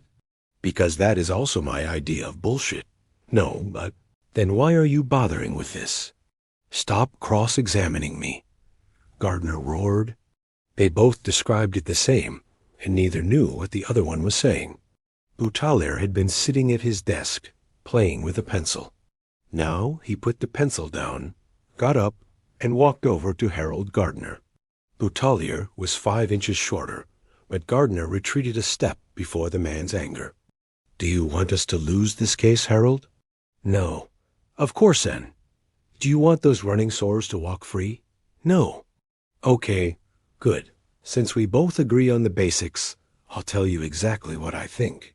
Yes, there was probably a man under the bridge that night. Maybe he was even wearing a clown suit, although I've dealt with enough witnesses to guess maybe it was just a stubum or a transient wearing a bunch of cast-off clothes. I think he was probably down there scrounging for dropped change or road meat, half a burger someone chucked over the side, or maybe the crumbs from the bottom of a Freddo bag. Their eyes did the rest, Harold. Now is that possible? I don't know, Harold said. He wanted to be convinced, but given the exact tally of the 2 descriptions, no, he didn't think it was possible. Here's the bottom line. I don't care if it was Kinko the Clown or a guy in an Uncle Sam suit on stilts or Hubert the Happy Homo. If we introduce this fellow into the case, their lawyer is going to be on it before you can say Jack Robinson. He's going to say those 2 little innocent lambs out there with their fresh haircuts and new suits didn't do anything but toss that gay fellow Mellon over the side of the bridge for a joke. He'll point out that Mellon was still alive after he took the fall. They have Haggerty's testimony, as well as Unwin's for that. His clients didn't commit murder. Oh no, it was a psycho in a clown suit. If we introduce this, that's going to happen, and you know it. Unwin's going to tell that story anyhow, but Haggerty isn't. Boutelier said, because he understands. Without Haggerty, who's going to believe Onwin? Well, there's us, Harold Gardner said with a bitterness that surprised even himself. But I guess we're not telling. Oh, give me a break, Boutelier roared, throwing up his hands. They killed him. They didn't just throw him over the side. Garton had a switchblade. Mellon was stabbed 7 times, including once in the left lung and twice in the testicles. The wounds matched the blade. 4 of his ribs were broken. Debye did that, bear hugging him. He was bitten, all right. There were bites on his arms, his left cheek, his neck. I think that was Onwin and Garton, although we've only got one clear match, and that one's probably not clear enough to stand up in court. And so, all right, there was a big chunk of meat gone from his right armpit. So what? One of them really liked to bite. Probably even got himself a pretty good bone on while he was doing it. I'm betting Garton, although we'll never prove it. And Melon's earlobe was gone. Bootelier stopped, glaring at Harold. If we let in this clown story, we'll never bring it home to them. Do you want that? No, I told you. The guy was a fruit, but he wasn't hurting anyone, Bootelier said. So hi dash, ho dash the dash Derry dash o. Along come these three pushholes in their engineer boots, and they steal his life. I'm going to put them in the slam, my friend. And if I hear they got their puckery littleish holes cored down there at Thomaston, I'm going to send them cards saying I hope whoever did it had AIDS. Very fiery, Gardner thought. And the convictions will also look very good on your record when you run for the top spot in 2 years. But he left without saying more, because he also wanted to see them put away. John Weber Garton was convicted of first-degree manslaughter and sentenced to 10 to 20 years in Thomaston State Prison. Stephen Bischoff Dubé was convicted of first-degree manslaughter and sentenced to 15 years in Shawshank State Prison. Christopher Philip Onwin was tried separately as a juvenile and convicted of second-degree manslaughter. He was sentenced to 6 months at the South Windham Boys Training Facility, sentence suspended. At the time of this writing, all 3 sentences are under appeal. Garton and Dubé may be seen on any given day girl-watching or playing penny pitch in Bassey Park, not far from, where Mellon's torn body was found floating against one of the pilings of the Main Street Bridge. Doane Haggerty and Chris Onwin have left town. At the major trial, that of Garton and Dubé, no one mentioned a clown. Chapter 3. 6 Phone Calls, 1985. Patricia Uris later told her mother she should have known something was wrong. She should have known it, she said, because Stanley never took baths in the early evening. He showered early each morning and sometimes soaked late at night, with a magazine in one hand and a cold beer in the other. But baths at 7 p.m. were not his style. And then there was the thing about the books. It should have delighted him. Instead, in some obscure way she did not understand, it seemed to have upset and depressed him. About 3 months before that terrible night, Stanley had discovered that a childhood friend of his had turned out to be a writer. Not a real writer, Patricia told her mother, but a novelist. The name on the books was William Denbrough, but Stanley had sometimes called him Stuttering Bill. He had worked his way through almost all of the man's books. Had, in fact, been reading the last on the night of the bath, the night of May 28, 1985. Patty herself had picked up one of the earlier ones, out of curiosity. She had put it down after just 3 chapters. It had not just been a novel, she told her mother later. It had been a horror book. She said it just that way, all one word, the way she would have said sex book. Patty was a sweet, kind woman, but not terribly articulate. She had wanted to tell her mother how much that book had frightened her and why it had upset her, but had not been able. It was full of monsters, she said, full of monsters chasing after little children. There were killings, and, I don't know, bad feelings and hurt. Stuff like that. It had, in fact, struck her as almost pornographic. That was the word which kept eluding her, probably because she had never in her life spoken it, although she knew what it meant. But Stan felt as if he'd rediscovered one of his childhood chums. He talked about writing to him, but I knew he wouldn't. I knew those stories made him feel bad, too. And then Patty Uris began to cry. That night, lacking roughly 6 months of being 28 years from the day, in 1957, when George Denbrough had met Pennywise the Clown, Stanley and Patty had been sitting in the den of their home in a suburb of Atlanta. The TV was on. Patty was sitting in the love seat in front of it, dividing her attention between a pile of sewing and her favorite game show, Family Feud. She simply adored Richard Dawson and thought the watch chain he always wore was terribly sexy, although Wild Horses would not have drawn this admission out of her. She also liked the show because she almost always got the most popular answers. There were no right answers on Family Feud. Exactly. Only the most popular ones. She had once asked Stan why the questions that seemed so easy to her usually seemed so hard to the families on the show. "It's probably a lot tougher when you're up there under those lights," Stanley had replied, and it seemed to her that a shadow had drifted over his face. "Everything's a lot tougher when it's for real. That's when you choke." When it's for real. That was probably very true, she decided. Stanley had really fine insights into human nature sometimes. Much finer, she considered, than his old friend William Genbrow, who had gotten rich writing a bunch of horror books which appealed to people's baser natures. Not that the Urises were doing so badly themselves. The suburb where they lived was a fine one, and the home which they had purchased for $87,000 in 1979 would probably now sell quickly and painlessly for $165,000. Not that she wanted to sell, but such things were good to know. She sometimes drove back from the Fox Run Mall in her Volvo. Stanley drove a Mercedes diesel. Teasing him, she called it suddenly and saw her house, set tastefully back behind low yew hedges, and thought, "Who lives there? Why, I do. Mrs. Stanley Uries does." This was not an entirely happy thought. Mixed with it was a pride so fierce that it sometimes made her feel a bit ill. Once upon a time, you see, there had been a lonely 18-year-old girl named Patricia Bloom who had been refused entry to the after-prom party that was held at the country club in the upstate town of Gloynton, New York. She had been refused admission, of course, because her last name rhymed with Plum.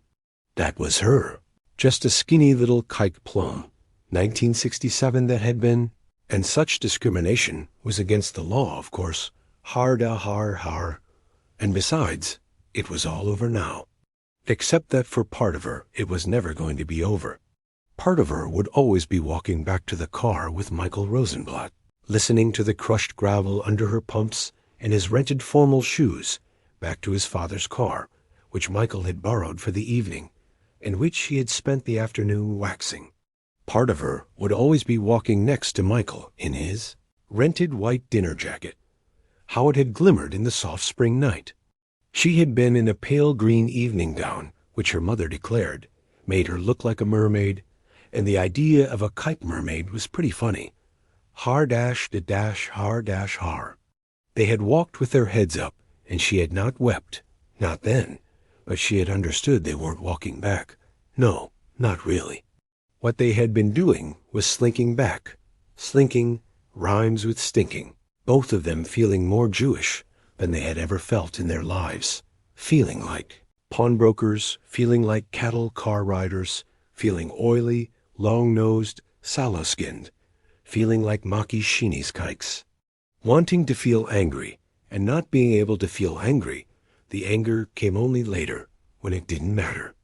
At that moment, she had only been able to feel ashamed, had only been able to ache, and then someone had laughed. A high, shrill, tittering laugh, like a fast run of notes on a piano. And in the car, she had been able to weep. Oh, you bet.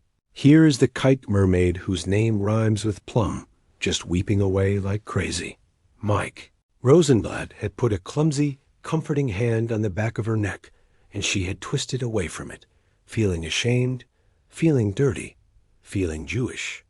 The house set so tastefully back behind the yew hedges made that better. But not all better. The hurt and shame were still there, and not even being accepted in this quiet, sleekly well-to-do neighborhood could quite make that endless walk with the sound of grating stones beneath their shoes stop happening. Not even being members of this country club, where they are. Maitre d' always greeted them with a quietly respectful, "Good evening, Mr. and Mrs. Uris." She would come home, cradled in her 1984 Volvo, and she would look at her house sitting on its expanse of green lawn, and she would often, all too often, she supposed, think of that shrill titter. And she would hope that the girl who had tittered was living in a shitty tract house with a goy husband who beat her, that she had been pregnant 3 times and had miscarried each time, that her husband cheated on her with diseased women, that she had slipped, discs and fallen arches and cysts on her dirty, tittering tongue. She would hate herself for these thoughts, these uncharitable thoughts, and promise to do better, to stop drinking these bitter gall and wormwood cocktails. Months would go by when she did not think such thoughts. She would think, maybe all of that is finally past me. I am not that girl of 18 anymore. I am a woman of 36. The girl who heard the endless click and grate of those driveway stones. The girl who twisted away from Mike Rosenblatt's hand when he tried to comfort her because it was a Jewish hand, was half a life ago. That silly little mermaid is dead. I can forget her now and just be myself. Okay, good, great. But then she would be somewhere, at the supermarket, maybe, and she would hear sudden tittering laughter from the next aisle, and her back would prickle. Her nipples would go hard and hurtful. Her hands would tighten on the bar of the shopping cart, or just on each other. And she would think, someone just told someone else that I'm Jewish, that I'm nothing but a big-nose monkey kike. That Stanley's nothing but a big-nose monkey kike. He's an accountant. Sure, Jews are good with numbers. We let them into the country club. We had to. Back in 1981, when that big-nose monkey gynecologist won his suit. But we laugh at them. We laugh and laugh and laugh. Or she would simply hear the phantom click and grate of stones and think mermaid. Mermaid. Then the hate and shame would come flooding back like a migraine headache, and she would despair not only for herself, but for the whole human race. Werewolves. The book by Denbrough, the one she had tried to read and then put aside, was about werewolves. Werewolves, shit. What did a man like that know about werewolves? Most of the time, however, she felt better than that, felt she was better than that. She loved her man, she loved her house, and she was usually able to love her life and herself. Things were good. They had not always been that way, of course, were things ever? When she accepted Stanley's engagement ring, her parents had been both angry and unhappy. She had met him at a sorority party. He had come over to her school from New York State University, where he was a scholarship student. They had been introduced by a mutual friend, and by the time the evening was over, she suspected that she loved him. By the midterm break, she was sure. When spring came around and Stanley offered her a small diamond ring with a daisy pushed through it, she had accepted it. In the end, in spite of their qualms, her parents had accepted it as well. There was little else they could do, although Stanley Uris would soon be sallying forth into a job market glutted with young accountants, and when he went into that jungle, he would do so with no family finances to backstop him, and with their only daughter as his hostage to fortune. But Patty was 22, a woman now, and would herself soon graduate with a B.A. I'll be supporting that four-eyed son of a bitch for the rest of my life, Patty had heard her father say one night. Her mother and father had gone out for dinner, and her father had drunk a little too much. Sure you, Ruth Bloom said. Patty had lain awake that night until long after midnight, dry-eyed, alternately hot and cold, hating them both. She had spent the next 2 years trying to get rid of that hate. There was too much hate inside her already. Sometimes when she looked into the mirror, she could see the things it was doing to her face, the fine lines it was drawing there. That was a battle she won. Stanley had helped her. His own parents had been equally concerned about the marriage.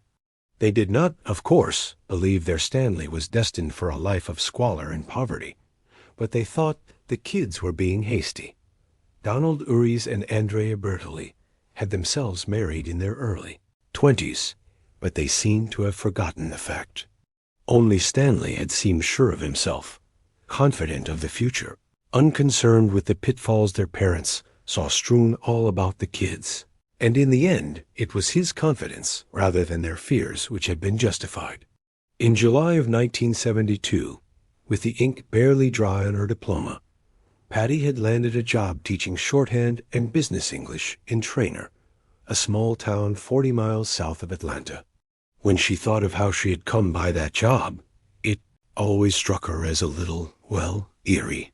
She had made a list of 40 possibles from the ads in the teachers' journals, then had written 40 letters over 5 nights, 8 each evening, requesting further information on the job, and an application for each.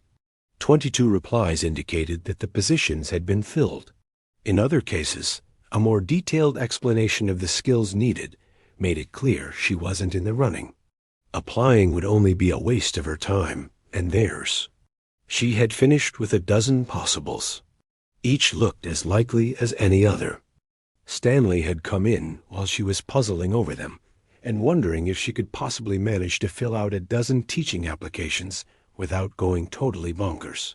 He looked at the strew of papers on the table and then tapped the letter from the Trainer Superintendent of Schools, a letter which to her looked no more or less encouraging than any of the others. "There," he said. She looked up at him, startled by the simple certainty in his voice. "Do you know something about Georgia that I don't?" "Nope. Only time I was ever there was at the movies." She looked at him, an eyebrow cocked. "Gone with the Wind, Vivian Leigh, Clark Gable. I will think about it tomorrow, for tomorrow is another day." "Do I sound like I come from the South, Patty?" "Yes, South Bronx.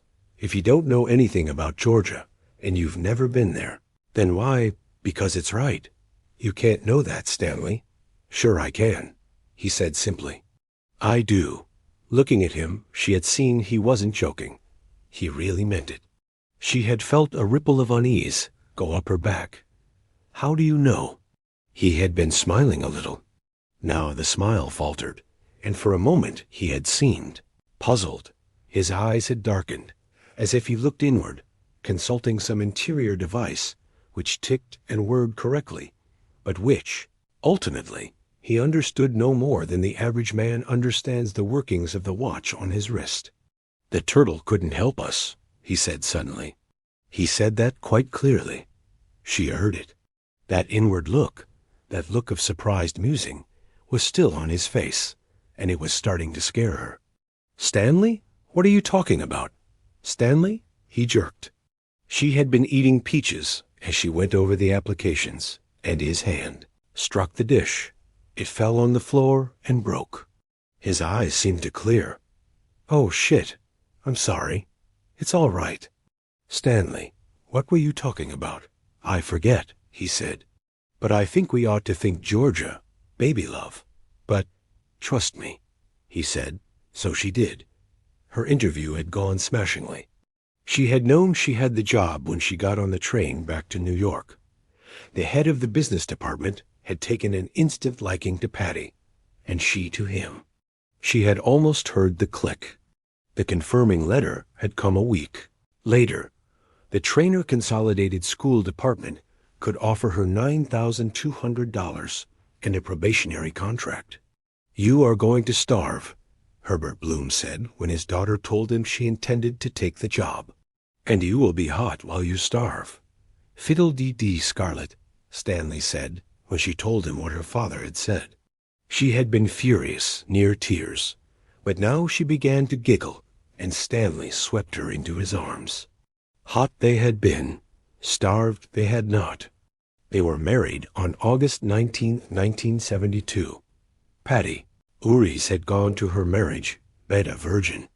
She had slipped naked between cool sheets at a resort hotel in the Poconos, her mood turbulent and stormy, lightning flares of wanting and delicious lust, dark clouds of fright. When Stanley slid into bed beside her, ropey with muscle, his penis an exclamation point rising from gingery pubic hair, she had whispered, "Don't hurt me, dear." "I will never hurt you," he said as he took her in his arms, and it was a promise he had kept faithfully until May 27, 1985, the night of the bath. Her teaching had gone well. Stanley got a job driving a bakery truck for $100 a week. In November of that year, when the Trainer Flats shopping center opened, he got a job with the H&R Block office out there for $150. Their combined income was then $17,000 a year. This seemed a king's ransom to them, in those days when gas sold for 35 cents a gallon and a loaf of white bread could be had for a nickel less than that. In March 1973, with no fuss and no fanfare, Patty Uries had thrown away her birth control pills. In 1975, Stanley quit H&R Block and opened his own business. All four in-laws agreed that this was a foolhardy move. Not that Stanley should not have his own business. God forbid he should not have his own business. But it was too early, all of them agreed, and it put too much of the financial burden on Patty. At least until the pisher knocks her up, Herbert Bloom told his brother morosely after a night of drinking in the kitchen, and then I'll be expected to carry them. The consensus of in-law opinion on the matter was that a man should not even think about going into business for himself until he had reached a more serene and mature age. 78, say. Again, Stanley seemed almost preternaturally confident. He was young, personable, bright, apt. He had made contacts working for Block. All of these things were givens. But he could not have known that Corridor Video, a pioneer in the nascent videotape business, was about to settle on a huge patch of farmed-out land less than 10 miles from the suburb to which the Urises had eventually moved in 1979. Nor could he have known that Corridor would be in the market for an independent marketing survey less than a year after its move to Trainer. Even if Stan had been privy to some of this information, he surely could not have believed they would give the job to a young, bespectacled Jew who also happened to be a down Yankee, a Jew with an easy grin, a hip-shot way of walking, a taste for bell-bottom jeans on his days off, and the last ghosts of his adolescent acne still on his face. Yet they had, and it seemed that Stan had known it all along. His work for CV led to an offer of a full-time position with the company, starting salary, $30,000 a year. And that really is only the start, Stanley told Patty in bed that night. They are going to grow like corn in August, my dear. If no one blows up the world in the next 10 years or so, they are going to be right up there on the big board along with Kodak and Sony and RCA.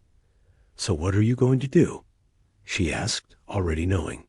I am going to tell them what a pleasure it was to do business with them, he said, and laughed and drew her close and kissed her. Moments later, he mounted her, and there were climaxes 1, 2, and 3, like bright rockets going off in a night sky. But there was no baby. His work with Corridor Video had brought him into contact with some of Atlanta's richest and most powerful men, and they were both astonished to find that these men were mostly okay. In them they found a degree of acceptance and broad-minded kindliness that was almost unknown in the North. Patty remembered Stanley once writing home to his mother and father, "The best rich men in America live in Atlanta, Georgia. I am going to help make some of them richer, and they are going to make me richer, and no one is going to own me except my wife, Atricia. And since I already own her, I guess that is safe enough." By the time they moved from Trainer, Stanley was incorporated and employed 6 people. In 1983, their income had entered unknown territory of which Patty had heard only the dimmest rumors. This was the fabled land of 6 figures, and it had all happened with the casual ease of slipping into a pair of sneakers on Saturday morning. This sometimes frightened her. Once she had made an uneasy joke about deals with the devil. Stanley had laughed until he almost choked, but to her it hadn't seemed that funny, and she supposed it never would. The turtle couldn't help us. Sometimes, for no reason at all, she would wake up with this thought in her mind like the last fragment of an otherwise forgotten dream, and she would turn to Stanley, needing to touch him, needing to make sure he was still there. It was a good life. There was no wild drinking, no outside sex, no drugs, no boredom, no bitter arguments about what to do next. There was only a single cloud. It was her mother who first mentioned the presence of this cloud. That her mother would be the one to finally do so seemed, in retrospect, preordained. It finally came out as a question in one of Ruth Slum's letters.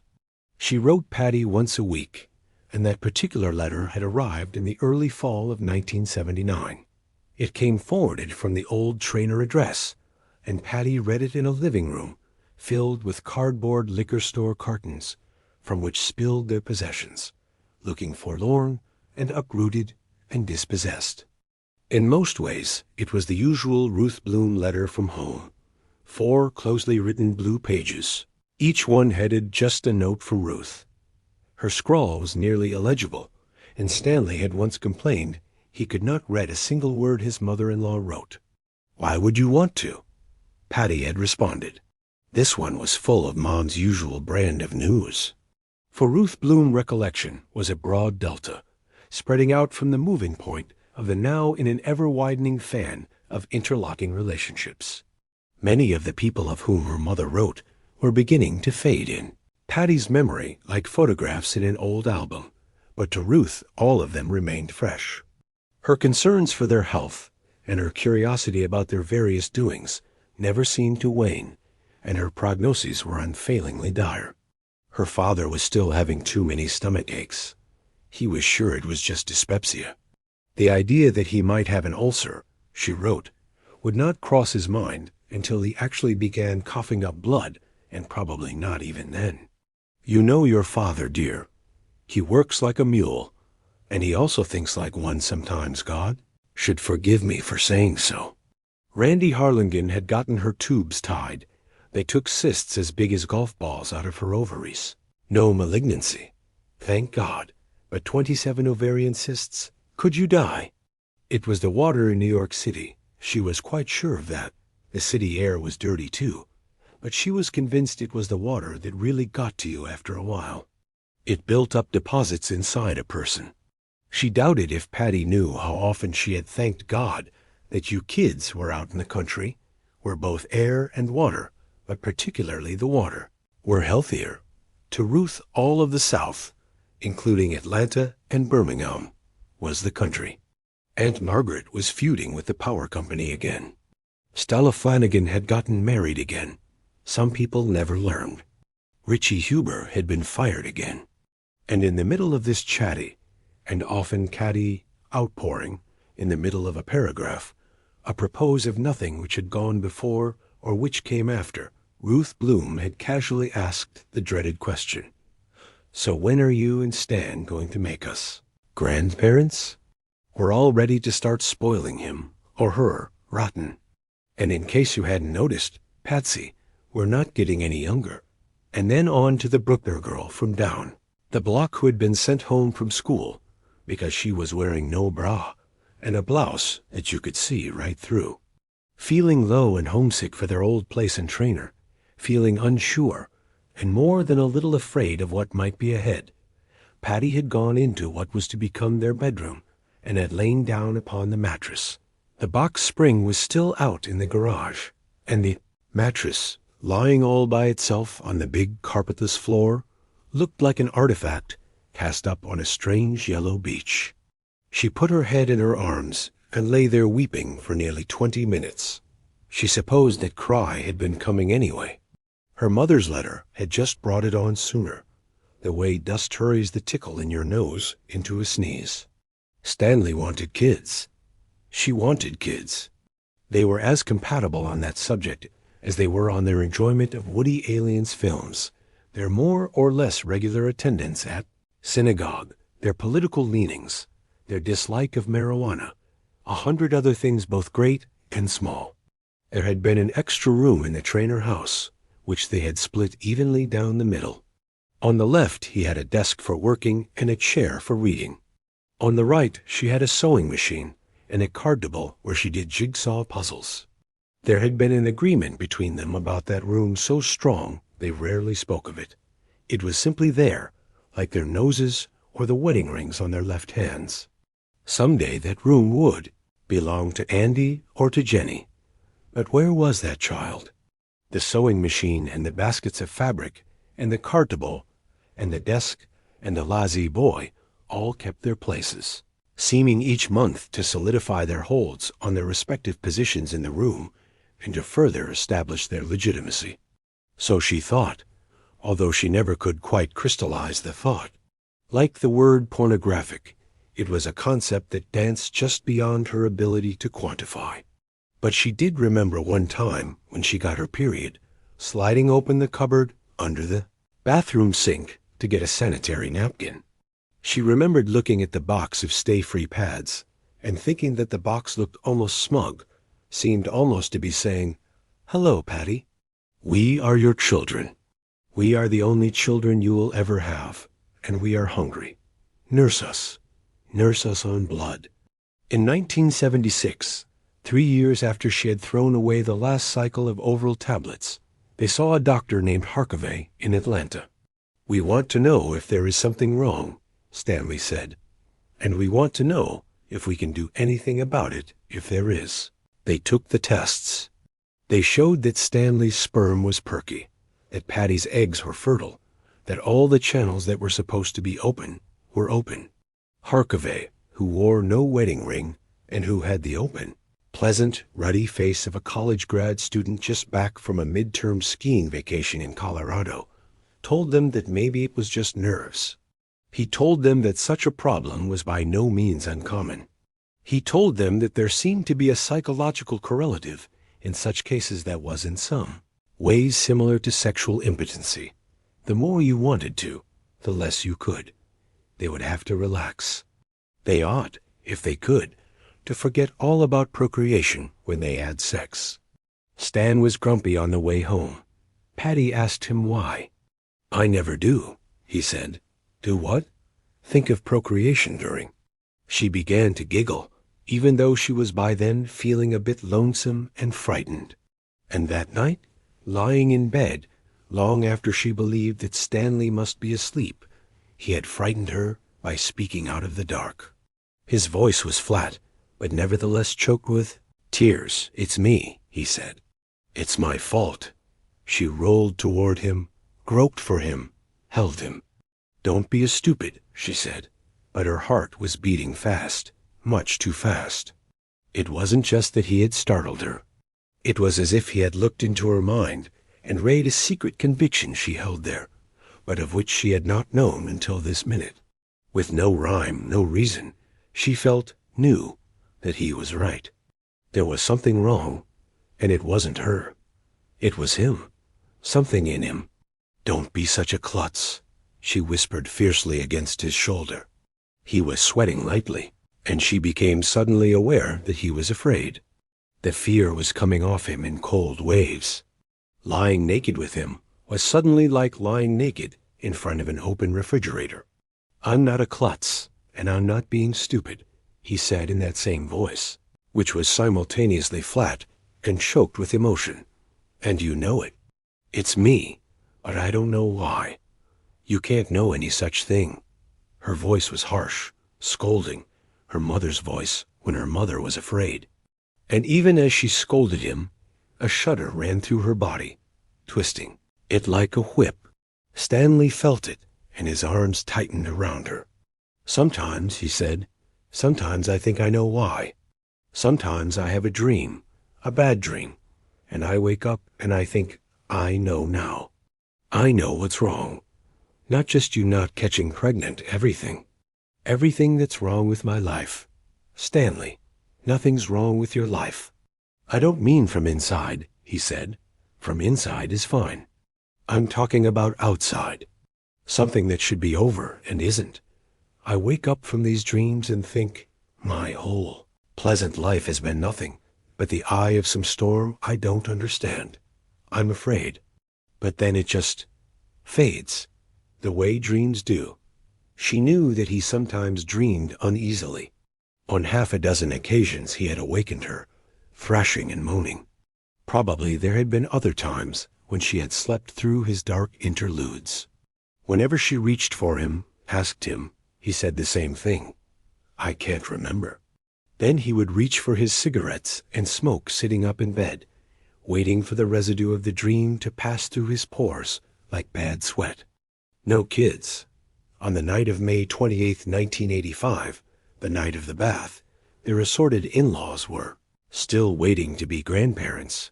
The extra room was still an extra room. The Stay Free Moxies and Stay Free Minis still occupied their accustomed places in the cupboard under the bathroom sink. The Cardinal still paid its monthly visit. Her mother, who was much occupied with her own affairs, but not entirely oblivious to her daughter's pain, had stopped asking in her letters, and when Stanley and Patty made their twice-yearly trips back to New York, there were no more humorous remarks about whether or not they were taking their vitamin E. Stanley had also stopped mentioning babies, but sometimes, when he didn't know she was looking, she saw a shadow on his face, some shadow, as if he were trying desperately to remember something. Other than that one cloud, their lives were pleasant enough until the phone rang during the middle of Family Feud on the night of May 28th. Patty had 6 of Stan's shirts, 2 of her blouses, her sewing kit, and her odd-button box. Stan had the new William Denbrough novel, not even out in paperback yet, in his hands. There was a snarling beast on the front of this book. On the back was a bald man wearing glasses. Stan was sitting nearer the phone. He picked it up and said, "Hello, Uri's residence." He listened, and a frown line delved between his eyebrows. "Who did you say?" Patty felt an instant of fright. Later, shame would cause her to lie and tell her parents that she had known something was wrong from the instant the telephone had rung. But in reality, there had only been that one instant, that one quick look up from her sewing. But maybe that was all right. Maybe they had both suspected that something was coming long before that phone call, something that didn't fit with the nice house, set tastefully back behind the low yew hedges, something so much a given that it really didn't need much of an acknowledgement. That one sharp instant of fright, like the stab of a quickly withdrawn ice pick, was enough. "Is it Mom?" She mouthed it at him in that instant, thinking that perhaps her father, 20 pounds overweight and prone to what he called the bellyache since his early 40s, had had a heart attack. Stan shook his head at her, and then smiled a bit at something the voice on the phone was saying. You. Well, I'll be goddamned, Mike. He fell silent again, listening. As his smile faded, she recognized, or thought she did, his analytic expression, the one which said someone was unfolding a problem, or explaining a sudden change in an ongoing situation, or telling him something strange and interesting. This last was probably the case, she gathered. A new client? An old friend? Perhaps. She turned, her attention back to the TV, where a woman was flinging her arms around Richard Dawson and kissing him madly. She thought that Richard Dawson must get kissed even more than the Blarney Stone. She also thought she wouldn't mind kissing him herself. As she began searching for a black button to match the ones on Stanley's blue denim shirt, Patty was vaguely aware that the conversation was settling into a smoother groove. Stanley grunted occasionally, and once he asked, "Are you sure, Mike?" Finally, after a very long pause, he said, "All right, I understand. Yes, IYEs, yes, everything. I have the picture." What? No, I can't absolutely promise that, but I'll consider it carefully. You know that. Oh, he did? Well, you bet. Of course I do. Yes. Sure. Thank you. Yes. Bye-bye. He hung up. Patty glanced at him and saw him staring blankly into space over the TV set.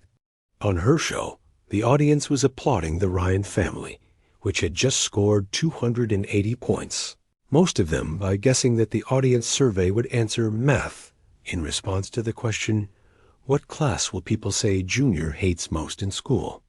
The Ryans were jumping up and down and screaming joyfully. Stanley, however, was frowning. She would later tell her parents she thought Stanley's face had looked a little off color, and so she did.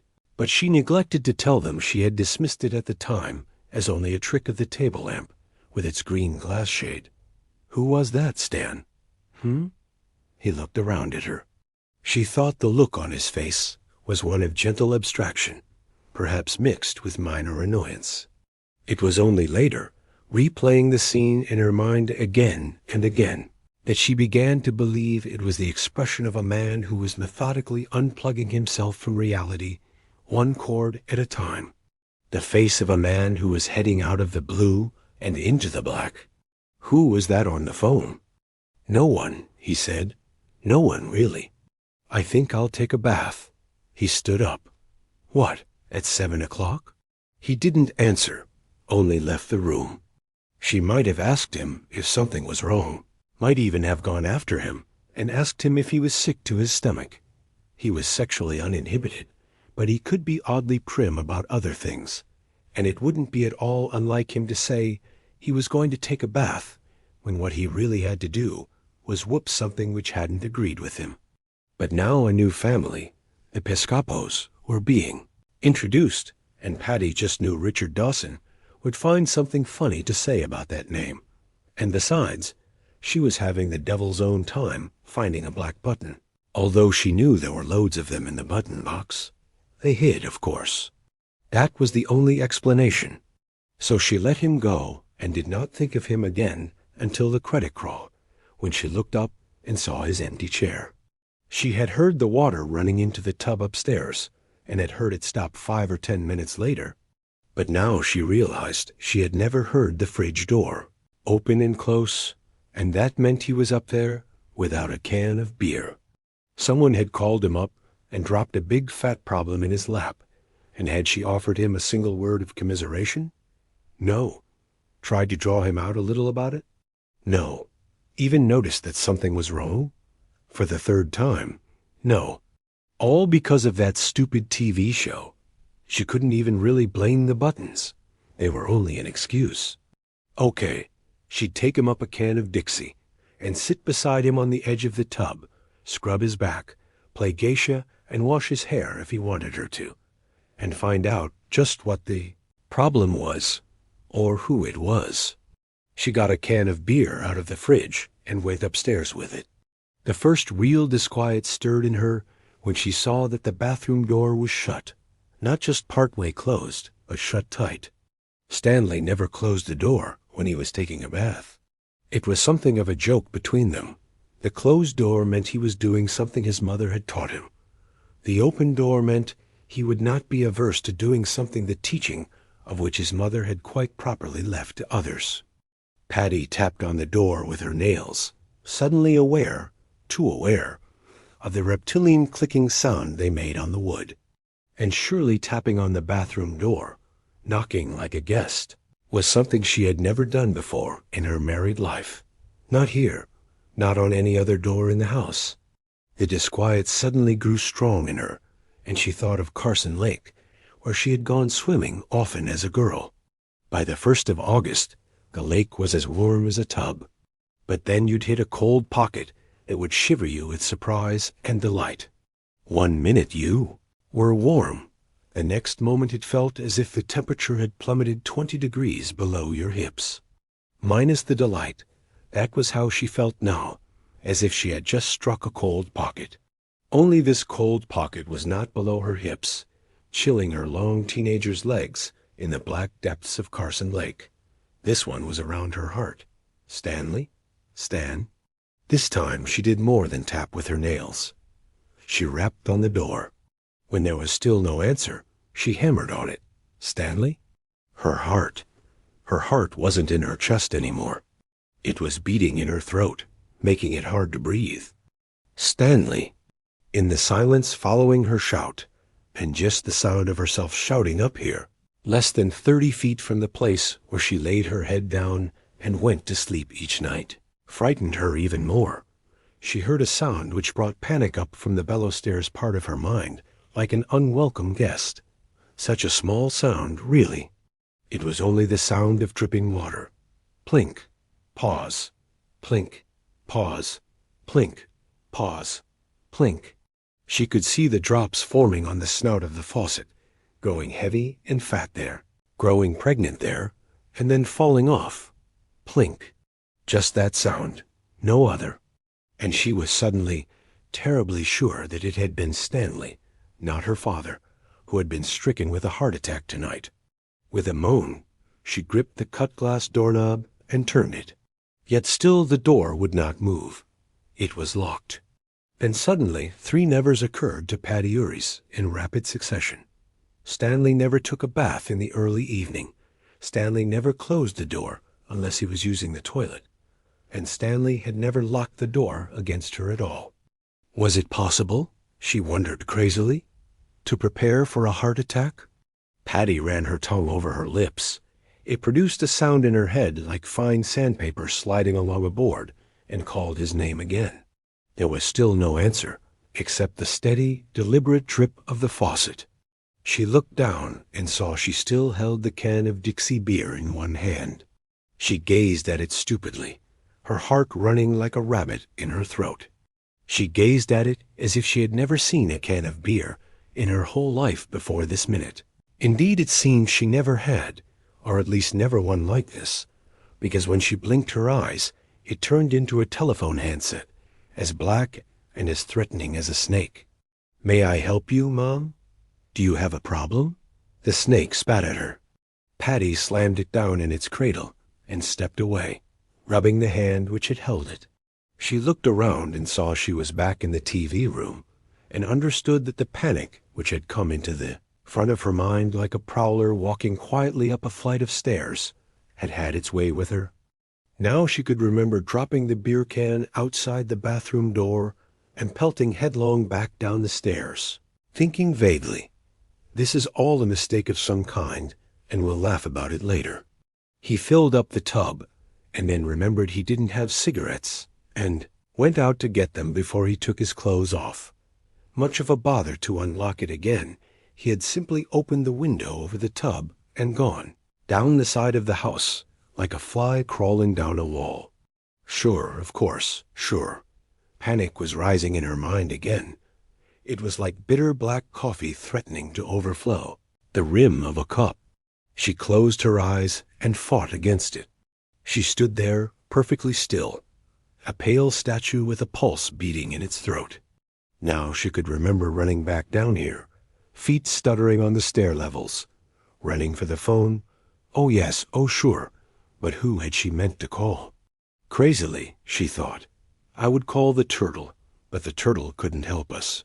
It didn't matter anyway. She had gotten as far as 0, and she must have said something not quite standard, because the operator had asked if she had a problem. She had one, all right, but how did you tell that faceless voice that Stanley had locked himself in the bathroom and didn't answer her? That the steady sound of the water dripping into the tub was killing her heart? Someone had to help her. Someone. She put the back of her hand into her mouth and deliberately bit down on it. She tried to think, tried to force herself to think. The spare keys. The spare keys in the kitchen cupboard. She got going, and one slippered foot kicked the bag of buttons resting beside her chair. Some of the buttons spilled out, glittering like glazed eyes in the lamplight. She saw at least half a dozen black ones. Mounted inside the door of the cupboard over the double basin sink was a large varnished board in the shape of a key. One of Stan's clients had made it in his workshop and given it to him 2 Christmases ago. The keyboard was studded with small hooks, and swinging on these were all the keys the house took, 2 duplicates of each to a hook. Beneath each hook was a strip of mystic tape, each strip lettered in Stan's small, neat printing. Garage, attic, stairs bath, upstairs bath, front door, back door. Off to one side were ignition key dupes labeled MB and Volvo. Paddy snatched the key, marked upstairs bath, began to run for the stairs, and then made herself walk. Running made the panic want to come back, and the panic was too close to the surface as it was. Also, if she just walked, maybe nothing would be wrong.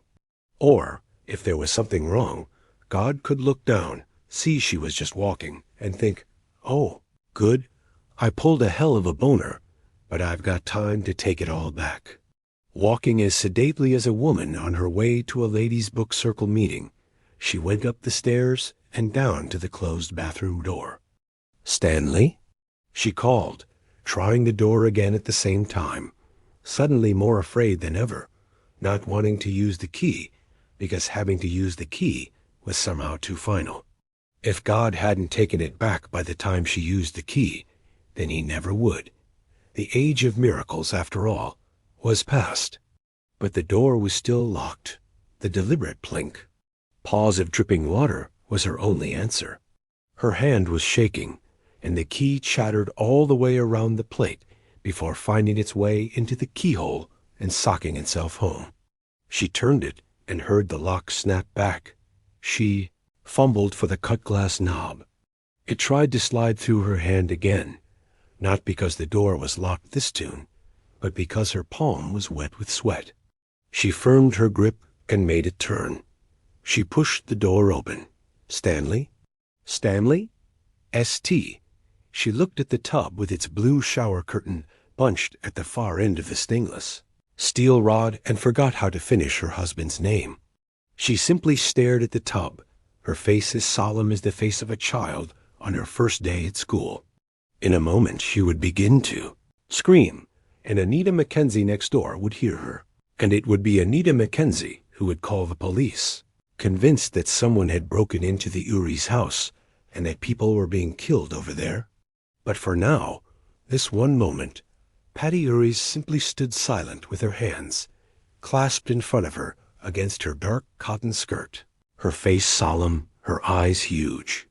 And now the look of almost holy solemnity began to transform itself into something else. The huge eyes began to bulge. Her mouth pulled back into a dreadful grin of horror. She wanted to scream and couldn't. The screams were too big to come out. The bathroom was lit by fluorescent tubes. It was very bright. There were no shadows. You could see everything, whether you wanted to or not. The water in the tub was bright pink. Stanley lay with his back propped against the rear of the tub. His head had rolled so far back on his neck that strands of his short black hair brushed the skin between his shoulder blades. If his staring eyes had still been capable of seeing, she would have looked upside down to him. His mouth hung open like a sprung door. His expression was one of abysmal, frozen horror. A package of Gillette Platinum Plus razor blades lay on the rim of the tub. He had slit his inner forearms open from wrist to the crook of the elbow, and then had crossed each of these cuts just below the bracelets of fortune, making a pair of bloody capital T's. The gashes glared red-purple in the harsh white light. She thought the exposed tendons and ligaments looked like cuts of cheap beef. A drop of water gathered at the lip of the shiny chromium faucet. It grew fat, grew pregnant. You might say it sparkled. It dropped. Plink. He had dipped his right forefinger in his own blood and had written a single word on the blue tiles above the tub, written it in 2 huge, staggering letters. A zigzagging, bloody finger mark fell away from the second letter of this word. His finger had made that mark. She saw, as his hand fell into the tub where it now floated. She thought Stanley must have made that mark, his final impression on the world, as he lost consciousness. It seemed to cry out at her. Another drop fell into the tub. Plink. That did it. Patty Uries at last found her voice. Staring into her husband's dead and sparkling eyes, she began to scream. Richard Tozier takes a powder. Rich felt like he was doing pretty good until the vomiting started. He had listened to everything Mike Hanlon told him, said all the right things, answered Mike's questions, even asked a few of his own. He was vaguely aware that he was doing one of his voices, not a strange and outrageous one, like those he sometimes did on the radio. Kinky Briefcase Sexual Accountant was his own personal favorite, at least for the tune being, and positive listener response on Kinky was almost as high as for his listeners. All-time favorite, Colonel Buford Kistrivel, but a warm, rich, confident voice. An I'm all right voice. It sounded great, but it was a lie. Just like all the other voices were lies. "How much do you remember, Rich?" Mike asked him. "Very little," Rich said, and then paused. "Enough, I suppose? Will you come?" "I'll come," Rich said, and hung up. He sat in his study for a moment, leaning back in the chair behind his desk, looking out at the Pacific Ocean. A couple of kids were down on the left, horsing around on their surfboards, not really riding them. There wasn't much surf to ride. The clock on the desk, an expensive LED quartz that had been a gift from a record company rep, said that it was 5:09 p.m. on May 28, 1985. It would, of course, be 3 hours later where Mike was calling from. Dark already. He felt a prickle of gooseflesh at that, and he began to move, to do things. First, of course, he put on a record, not hunting, just grabbing blindly among the thousands racked on the shelves. Rock and roll was almost as much a part of his life as the voices, and it was hard for him to do anything without music playing, and the louder the better. The record he grabbed turned out to be a Motown retrospective. Marvin Gaye, one of the newer members of what Rich sometimes called They, All Dead Band, came on singing "I Heard It Through the Grapevine." "Boo-hoo, I bet you're wondering how I knew." "Not bad," Rich said. He even smiled a little. This was bad, and it had admittedly knocked him for a loop, but he felt that he was going to be able to handle it. No sweat. He began getting ready to go back home. And at some point during the next hour, it occurred to him that it was as if he had died and had yet been allowed to make all of his own final business dispositions, not to mention his own funeral arrangements. And he felt as if he was doing pretty good. He tried the travel agent he used, thinking she would probably be on the freeway and headed home by now, but taking a shot on the off chance. For a wonder, he caught her in. He told her what he needed, and she asked him for 15 minutes. "I owe you one, Carol," he said. They had progressed from Mr. Tozier and Miss Feeney to Rich and Carol over the last 3 years. Pretty chummy, considering they had never met face to face. "All right, pay off," she said. "Can you do Kinky Briefcase for me?" Without even pausing, if you had to pause to find your voice, there was usually no voice there to be found. Rich said, "Kinky Briefcase. Sexual accountant here. I had a fellow come in the other day who wanted to know what the worst thing was about getting AIDS." His voice had dropped slightly. At the same time, its rhythm had speeded up and become jaunty.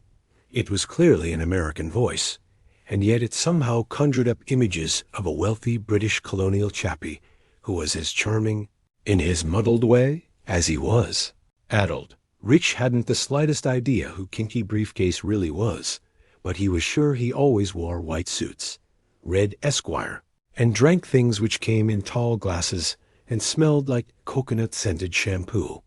I told him right away, trying to explain to your mother how you picked it up from a Haitian girl. Until next time, this is Kinky Briefcase, sexual accountant, saying, "You need my card if you can't get hard." Carol Feeney screamed with laughter. "That's perfect." Perfect. My boyfriend says he doesn't believe you can just do those voices. He says it's got to be a voice filter gadget or something. "Just talent, my dear," Rich said. Kinky Briefcase was gone. W.C. Fields, top hat, red nose, golf bags and all, was here. "I'm so stuffed with talent, I have to plug up all my bodily orifices to keep it from just running out just running out." She went off into another screamy gale of laughter, and Rich closed his eyes. He could feel the beginnings of a headache. "Be a dear and see what you can do, would you?" he asked, still being W.C. Fields, and hung up on her laughter. Now he had to go back to being himself, and that was hard. It got harder to do that every year. It was easier to be brave when you were someone else. He was trying to pick out a pair of good loafers, and had about decided to stick with sneakers when the phone rang again. It was Carol Feeney, back in record time. He felt an instant urge to fall into the Buford Kistrivel voice, and fought it off. She had been able to get him a first-class seat on the American Airlines red-eye, nonstop from LAX to Boston. He would leave LA at 9:03 p.m. and arrive at Logan about 5 o'clock tomorrow morning. Delta would fly him out of Boston at 7:30 a.m. and into Bangor, Maine at 8:20. She had gotten him a full-sized sedan from Avis, and it was only 26 miles from the Avis counter at Bangor International Airport to the Derry town line. Only 26 miles? Rich thought. Is that all, Carol? Well, maybe it is, in miles anyway. But you don't have the slightest idea how far it really is to Derry, and I don't either. But oh God, oh dear God, I am going to find out. I didn't try for a room, because you didn't tell me how long you'd be there, she said. Do you know? Let me take care of that, Rich said, and then Buford Kistrivel took over. You've been a peach, my Dak. A Jaja peach, a cause. He hung up gently on her, always leave him laughing, and then dialed 2075-551212 for State of Maine Directory assistance. He wanted a number for the Derry townhouse. God, there was a name from the past. He hadn't thought of the Derry townhouse in what? 10 years? 20? 25 years, even. Crazy as it seemed, he guessed it had been at least 25 years, and if Mike hadn't called, he supposed he might never have thought of it again in his life. And yet there had been a time in his life when he had walked past that great red brick pile every day, and on more than one occasion he had run past it, with Henry Bowers and Belch Huggins and that other big boy, Victor somebody or other, in hot pursuit, all of them yelling little pleasantries, like we're gonna get you, fuckface, gonna get you, you little smartass, gonna get you, you four-eyed faggot. Had they ever gotten him? Before Rich could remember, an operator was asking him what city, please. In Derry, operator, Derry. God, even the word felt strange and forgotten in his mouth. Saying it was like kissing an antique. Do you have a number for the Derry townhouse? One moment, sir. No way. It'll be gone. Raised in an urban renewal program. Changed into an Elks Hall or a Bolodrome or an electric dreamscape video arcade. Or maybe burned down one night when the odds finally ran out on some drunk shoe salesman smoking in bed. All gone, Richie. Just like the glasses Henry Bowers always used to rag you about. What's that Springsteen song say? Glory days? Gone in the wink of a young girl's eye. What young girl? Why, Bev, of course. Bev. Changed the townhouse might be, but gone it apparently was not, because a blank, robotic voice now came on the line and said, the number dot is 9 4 1 8 2 8 2. Repeat. The number is... But Rich had gotten it the first time. It was a pleasure to hang up on that droning voice. It was too easy to imagine some great globular directory assistance monster buried somewhere in the earth, sweating rivets and holding thousands of telephones and thousands of jointed chromium tentacles, the Ma Bell version of Spidey's nemesis, Dr. Octopus. Each year, the world Rich lived in felt more and more like a huge electronic haunted house in which digital ghosts and frightened human beings lived in uneasy coexistence. Still standing. To paraphrase Paul Simon, still standing after all these years. He dialed the hotel he had last seen through the horn-rimmed spectacles of his childhood. Dialing that number, 12079418282, was fatally easy. He held the telephone to his ear, looking out his study's wide picture window.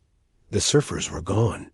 A couple were walking slowly up the beach, hand in hand where they had been. The couple could have been a poster on the wall of the travel agency where Carol Feeney worked. That was how perfect they were. Except that was, for the fact they were both wearing glasses. Gonna get ya, fuckface. Gonna break your glasses. Chris, his mind said up abruptly. His last name was Chris. Victor Chris. Oh, Christ. That was nothing he wanted to know. Not at this late date, but it didn't seem to matter in the slightest. Something was happening down there in the vaults. Down there where Rich Tozier kept his own personal collection of golden oldies. Doors were opening. Only they're not records down there, are they? Down there, you're not Rich Records Tozier, hotshot KLA DJ, and the man of 1,000 voices, are you? And those things that are opening, they aren't exactly doors, are they? He tried to shake these thoughts off. Thing to remember is that I'm okay. I'm okay. You're okay. Rich Tozier's okay. Could use a cigarette, is all. He had quit 4 years ago, but he could use one now, all right. They're not records, but dead bodies. You buried them deep, but now there's some kind of crazy earthquake going on, and the ground is spitting them up to the surface. You're not Rich Records Tozier down there? Down there, you're just Richie Four Eyes Tozier, and you're with your buddies, and you're so scared, it feels like your balls are turning into Welch's grape jelly. Those aren't doors, and they're not opening. Those are crypts, Richie. They're cracking open, and the vampires you thought were dead are all flying out again.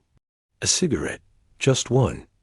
Even a Carlton would do, for Christ's sweet sake. Gonna get ya, Four Eyes. Gonna make you eat that fucking book bag. Townhouse? A male voice with a Yankee tang said. It had traveled all the way across New England, the Midwest, and under the casinos of Las Vegas to reach his ear. Rich asked the voice if he could reserve a suite of rooms at the townhouse, beginning tomorrow. The voice told him he could, and then asked him for how long. I can't say. I've got... He paused briefly, minutely. What did he have, exactly? In his mind's eye, he saw a boy with a tartan book bag running from the tough guys. He saw a boy who wore glasses, a thin boy with a pale face that had somehow seemed to scream, "Hit me. Go on and hit me," in some mysterious way to every passing bully. "Here's my lips. Mash them back against my teeth. Here's my nose. Bloody it for sure, and break it if you can. Box an ear so it swells up like a cauliflower. Split an eyebrow. Here's my chin. Go for the knockout button. Here are my eyes, so blue and so magnified behind these hateful glasses, these horn-rimmed specks, one bow of which is held on with adhesive tape. Break the specks. Drive a shard of glass into one of these eyes and close it forever. What the hell?" He closed his eyes and said, "I've got business in Derry, you see. I don't know how long the transaction will take. How about 3 days, with an option to renew?" "An option to renew?" the desk clerk asked doubtfully, and Rich waited patiently for the fellow to work it over in his mind. "Oh, I get you. That's very good. Thank you. And I... hope you can vote for us in November," John F. Kennedy said. "Jackie wants to, do over the, Oval Office, and I've got a job all lined up for my, brother Bobby, Mr. Tozier?" "Yes. Okay." Somebody else got on the line there for a few seconds. Just an old Paul from the DOP, Rich thought. That's dead old party, in case you should wonder. Don't worry about it. A shudder worked through him, and he told himself again, almost desperately, "You're okay, Rich."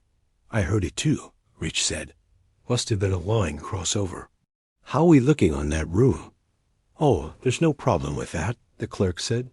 "We do business here in Derry, but it really never booms. Is that so?" "Oh, you," the clerk agreed, and Rich shuddered again. He had forgotten that too, that simple northern New England ism for yes. "Oh, you. Gonna getcha, creep," the ghostly voice of Henry Bowers screamed, and he felt more crypts cracking open inside of him. The stench he smelled was not decayed bodies, but decayed memories, and that was somehow worse. He gave the townhouse clerk his American Express number and hung up.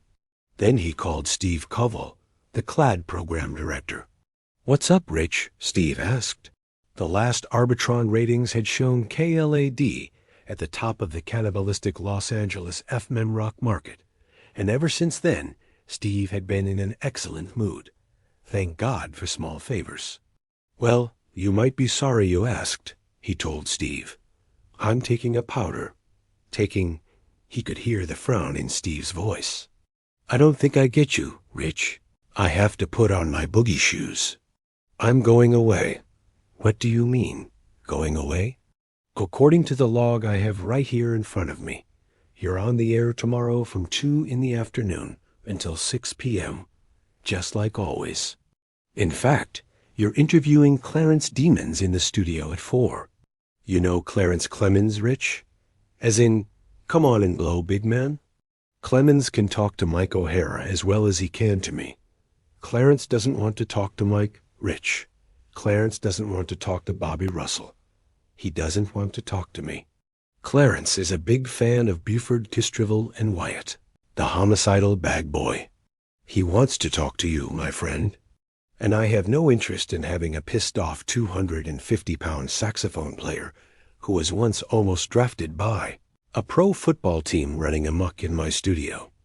I don't think he has a history of running amok," Rich said. "I mean, we're talking Clarence Clemens here, not Keith Moon." There was silence on the line. Rich waited patiently. "You're not serious, are you?" Steve finally asked. He sounded plaintive. "I mean, unless your mother just died, or you've got to have a brain tumor out or something. This is called crapping out. I have to go, Steve? Is your mother sick? Did she, God forbid, die? She died 10 years ago? Have you got a brain tumor? Not even a rectal polyp? This is not funny, Rich. No. You're being a fucking busher, and I don't like it. I don't like it either, but I have to go." "Where?" "Why? What is this? Talk to me, Rich." "Someone called me. Someone I used to know a long time ago. In another place. Back then something happened. I made a promise.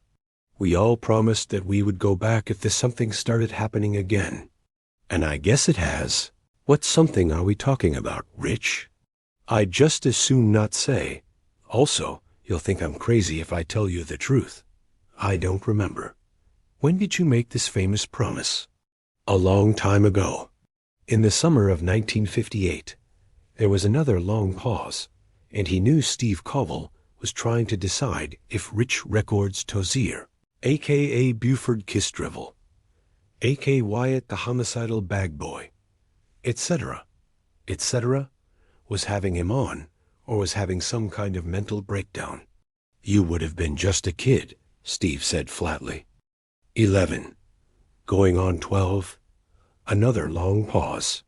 Rich waited patiently. "All right," Steve said. "I'll shift the rotation.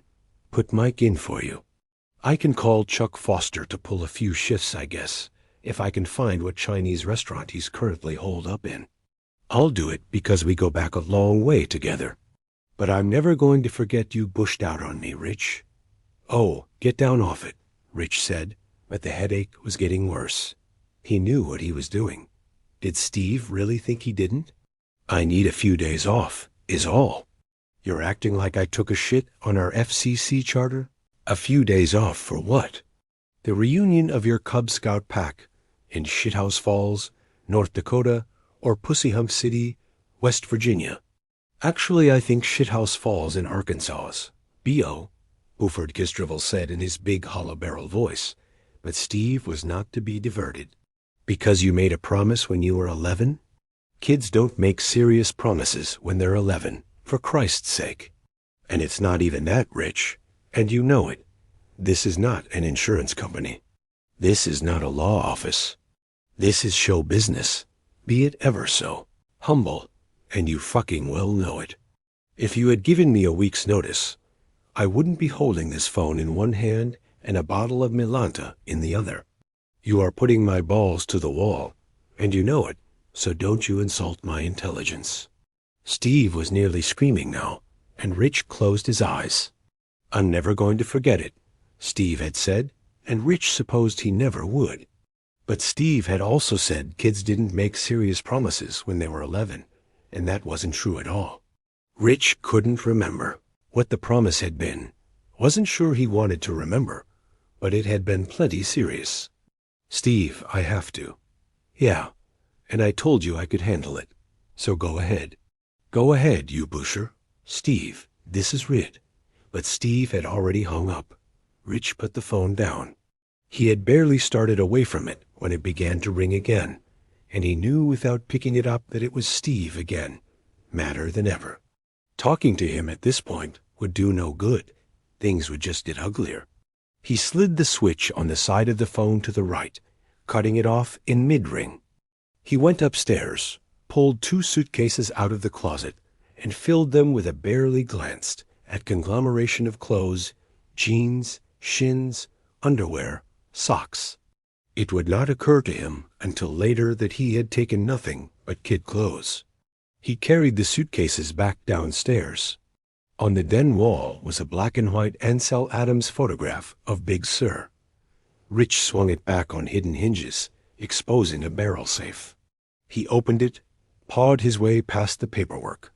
The house here, poised cozily between the fault line and the brush fire zone. 20 acres of timberland in Idaho, a bunch of stocks. He had bought the stocks seemingly at random. When his broker saw Rich coming, he immediately clutched his head, but the stocks had all risen steadily over the years. He was sometimes surprised by the thought that he was almost, not quite, but almost a rich man, all courtesy of rock and roll music. And the voices, of course. House, acres, stocks, insurance policy, even a copy of his last will and testament. The strings that bind you tight to the map of your life, he thought. There was a sudden wild impulse to whip out his Zippo and light it up, the whole whore's combine of wherefores and no dash the dash, all dash men dash by dash, these dash present single quotes S, and the dash bearer dash of dash the certificate dash is entitled. And he could do it too. The papers in his safe had suddenly ceased to signify anything. The first real terror struck him then, and there was nothing at all supernatural about it. It was only a realization of how easy it was to trash your life. That was what was so scary. You just dragged the fan up to everything you had spent the years raking together and turned the motherfucker on. Easy. Earn it up or blow it away. Then just take a powder. Behind the papers, which were only currency's second cousins, was the real stuff. The cash, $4,000 in 10s, 20s, and 50s. Taking it now, stuffing it into the pocket of his jeans. He wondered if he hadn't somehow known what he was doing when he put the money in here. $50 one month, $120 the next, maybe only 10 the month after that. Rat hole money. Taking a powder money. "Man, that's scary," he said, barely aware he had spoken. He was looking blankly out the big window at the beach. It was deserted now. The surfers gone, the honeymooners, if that was what they had been, gone too. Ah, yes, DOC. It all comes back to me now. Remember Stanley Uries, for instance? Bet your fur I do. Remember how we used to say that and think it was so cool? Stanley Urine, the big kids called him. "Hey, Urine. Hey, you fucking Christ killer. Where are you going? One of your fag friends gonna give you a BJ?" He slammed the safe door shut and swung the picture back into place. When had he last thought of Stan Uries? 5 years ago? 10? 20? Rich and his family had moved away from Derry in the spring of 1960, and how fast all of their faces faded. His gang, that pitiful bunch of losers with their little clubhouse in what had been known then as the Barrens, funny name for an area as lush with growth as that place had been. Kidding themselves that they were jungle explorers or Seabees carving out a landing strip on a Pacific atoll while they held off the Japs, kidding themselves that they were dam builders, cowboys, spacemen. On a jungle world, you name it. But whatever you name it, don't let's forget what it really was. It was hiding. Hiding from the big kids. Hiding from Henry Bowers and Victor Chris and Belch Huggins and the rest of them. What a bunch of losers they had been. Stan Uries, with his big Jew boy nose. Bill Denbrow, who could say nothing but "Hi-yo, Silver," without stuttering so badly that it drove you almost dog-shit. Beverly Marsh, with her bruises and her cigarettes rolled into the sleeve of her blouse. Ben Hanscom, who had been so big, he looked like a human version of Moby Dick, and Richie Tozier with his thick glasses and his averages and his wise mouth and his face, which just begged to be pounded into new and exciting shapes. Was there a word for what they had been? Oh yes, there always was. Lay-mo just. In this case, lay-mo just was wimps. How it came back. How all of it came back. And now he stood here in his den, shivering as helplessly as a homeless mutt caught in a thunderstorm. Shivering because the guys he had run with weren't all he remembered. There were other things he hadn't thought of in years, trembling just below the surface. Bloody things. A darkness. Some darkness. The house on Neibold Street. And Bill screaming, "You kidded my brother. You foo fucker." Did he remember? Just enough not to want to remember any more, and you could bet your fur on that. A smell of garbage, a smell of shit, and a smell of something else. Something worse than either. It was the stink of the beast, the stink of it, down there in the darkness under Derry, where the machines thundered on and on. He remembered George, but that was too much, and he ran for the bathroom, blundering into his Eames chair on his way, and almost falling. He made it, barely.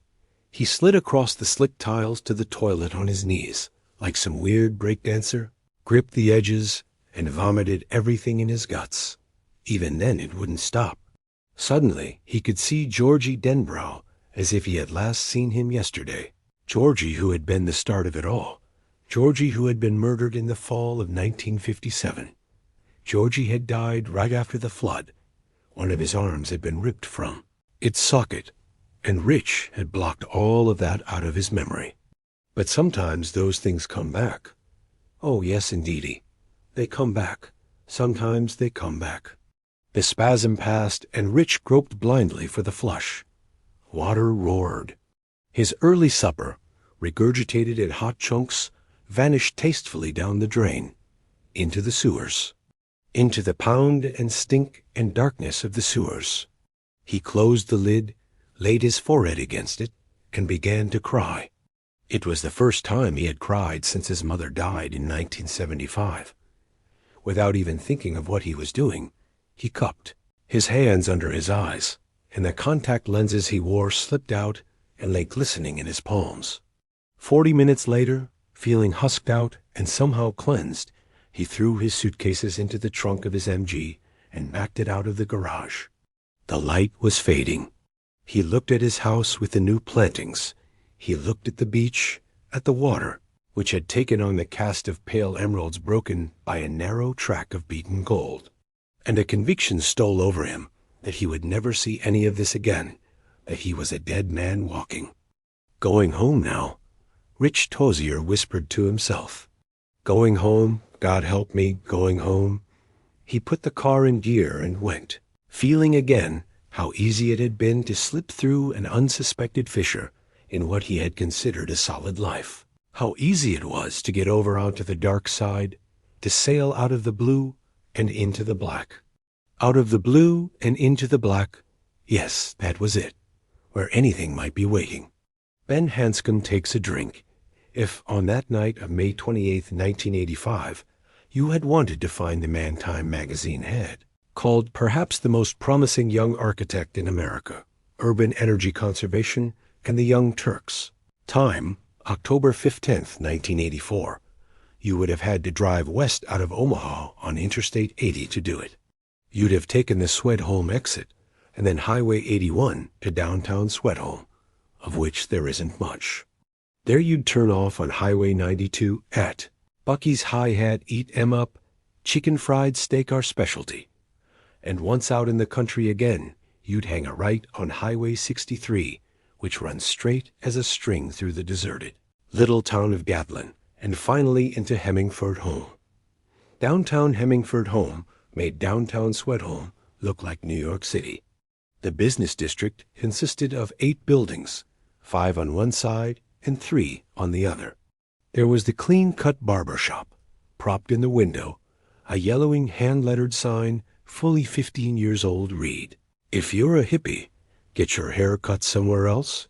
The second-run movie house, the 5 and dime." There was a branch of the Nebraska Homeowners Bank, a 76 gas station, a Rexall, drug, and the National Farmstead and Hardware Supply, which was the only business in town which looked halfway prosperous. And, near the end of the main drag, set off a little way from the other buildings like a pariah, and resting on the edge of the big empty, you had your basic roadhouse, the Red Wheel. If you had gotten that far, you would have seen in the potholed dirt parking lot an aging 1968 Cadillac convertible with double CB antennas on the back. The vanity plate on the front reads simply, "Ben Scatty," and inside, walking toward the bar, you would have found your man, lanky, sunburned, dressed in a chambray shirt, faded jeans, and a pair of scuffed engineer boots. There were faint squint lines around the corners of his eyes, but nowhere else. He looked perhaps 10 years younger than his actual age, which was 38. "Hello, Mr. Hanscom," Ricky Lee said, putting a paper napkin on the bar as Ben sat down. Ricky Lee sounded a trifle surprised, and he was. He had never seen Hanscom in the Wheel on a weeknight before. He came in regularly every Friday night for 2 beers, and every Saturday night for 4 or 5. He always asked after Ricky Lee's 3 boys. He always left the same $5 tip under his beer stein when he took off. In terms of both professional conversation and personal regard, he was far and away Ricky Lee's favorite customer. The $10 a week and the 50 left under the stem at each Christmas time over the last 5 years was fine enough, but the man's company was worth far more. Worthwhile company was always a rarity, but in a honky-tonk like this, where talk always came cheap, it was scarcer than hen's teeth. Although Hanscom's roots were in New England, and he had gone to college in California, there was more than a touch of the extravagant Texan about him. Ricky Lee counted on Ben Hanscom's Friday-Saturday night stops because he had learned over the years that he could count on them. Mr. Hanscom might be building a skyscraper in New York, where he already had 3 of the most talked-about buildings in the city, a new art gallery in Redondo Beach, or a business building in Salt Lake City. But come Friday night, the door leading to the parking lot would open sometime between 8 o'clock and 9:30, and in he would stroll, as if he lived no farther than the other side of town, and had decided to drop in because there was nothing good on TV. He had his own Learjet and a private landing strip on his farm in Jokins. 2 years ago, he had been in London, first designing and then overseeing the construction of the new BBC Communications Centre, a building that was still hotly debated pro and con in the British press, The Guardian. Perhaps the most beautiful building to be constructed in London over the last 20 years. The Mirror, other than the face of my mother-in-law after a pub crawl, the ugliest thing I have ever seen. When Mr. Hanscom took that job, Ricky Lee had thought, well, I'll see him again sometime. Or maybe he'll just forget all about us. And indeed, the Friday night after Ben Hanscom left for England had come and gone with no sign of him. Although Ricky Lee found himself looking up quickly, every tune the door opened between 8 and 9:30. Well, I'll see him again sometime. Maybe. Sometime turned out to be the next night. The door had opened at 9:15, and in he had ambled, wearing jeans and a Bama t-shirt and his old engineer boots, looking like he'd come from no farther away than cross town. And when Ricky Lee cried almost joyfully, "Hey, Mr. Hanscom. Christ, what are you doing here?" Mr. Hanscom had looked mildly surprised, as if there was nothing in the least unusual about his being here. Nor had that been a one-shot. He had showed up every Saturday during the 2-year course of his active involvement in the BBC job. He left London each Saturday morning at 11 a.m. on the Concorde. He told a fascinated Ricky Lee, and arrived at Kennedy in New York at 10:15 a.m., 45 minutes before he left London. At least by the clock. God, it's like time travel, ain't it?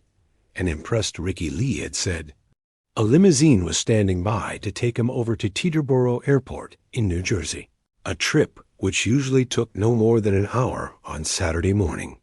He could be in the cockpit of his Lear before noon, with no trouble at all, and touching down in Junkins by 2:30.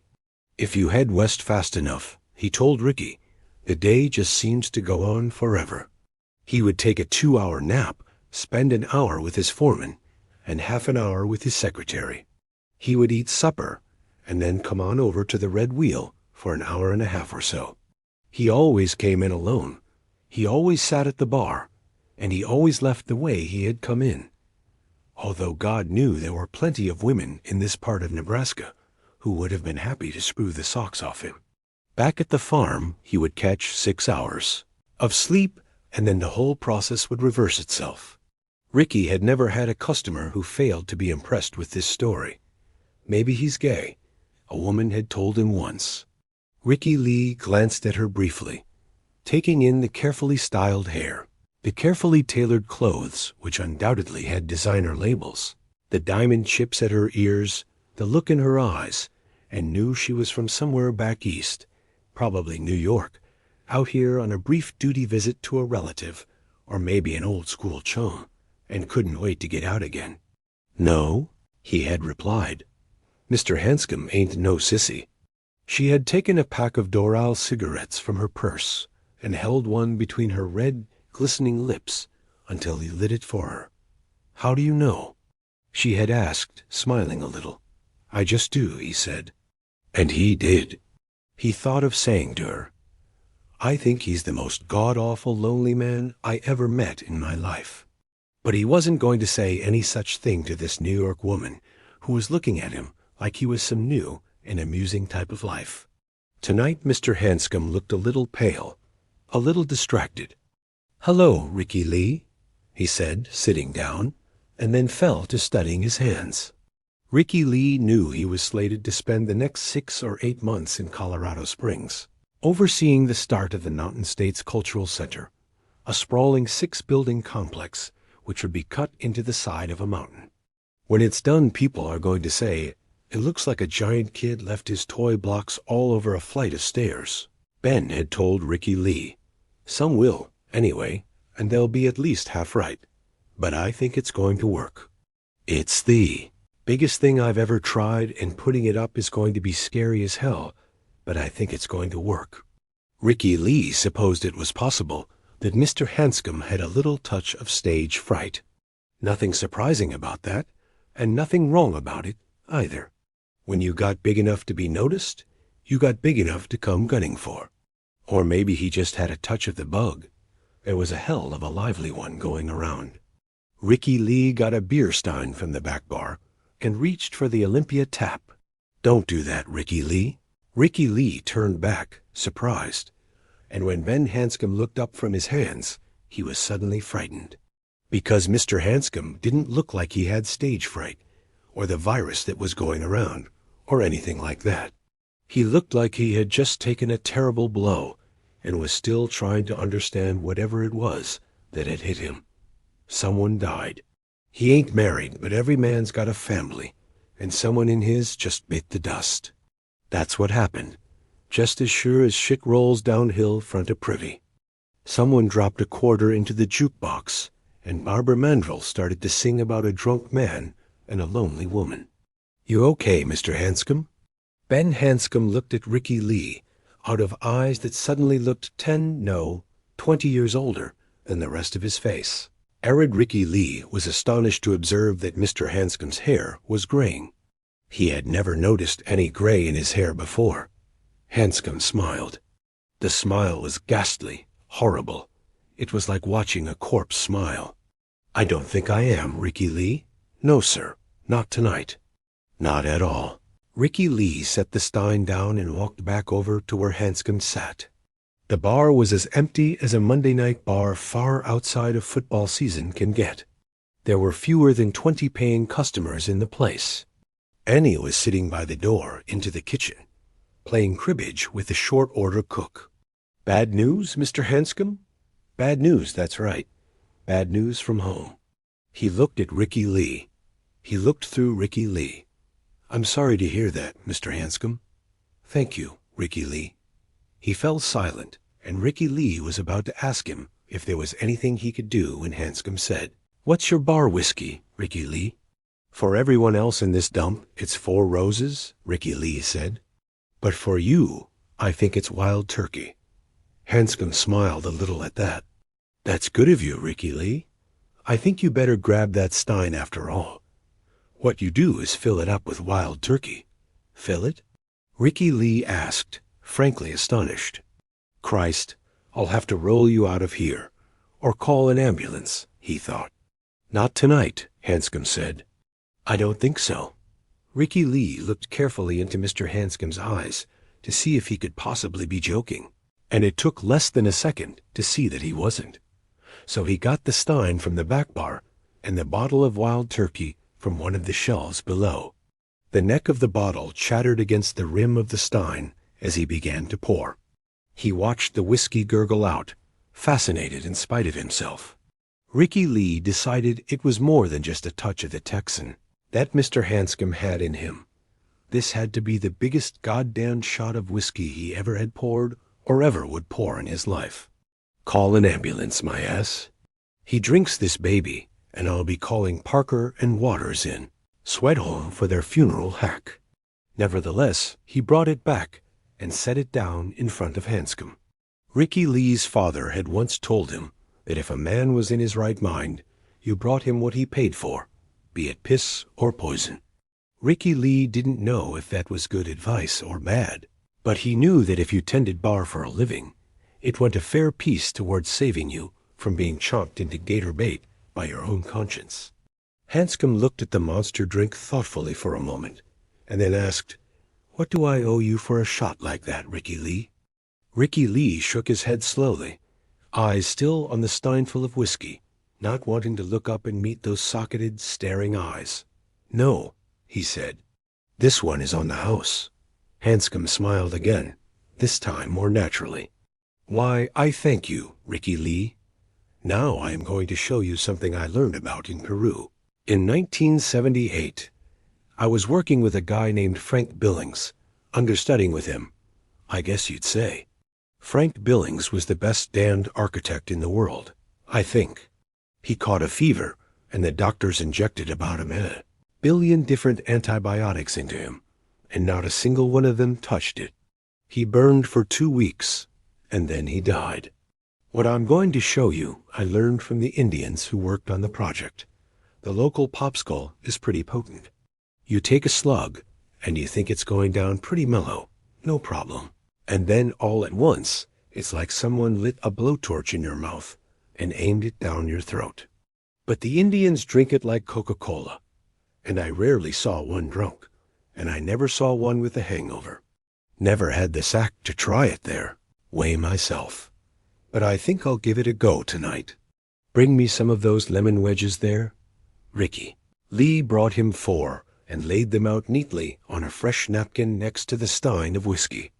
Hanscom picked one of them up, tilted his head back like a man about to administer eye drops to himself, and then began to squeeze raw lemon juice into his right nostril.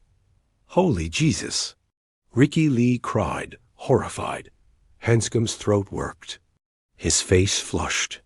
And then Ricky Lee saw tears running down the flat planes of his face toward his ears. Now the spinners were on the juke, singing about the rubber band man. Oh, Lord, I just don't know how much of this I can stand, the spinners sang. Hanscom groped blindly on the bar, found another slice of lemon, and squeezed the juice into his other nostril. You're going to fucking kill yourself, Ricky Lee whispered.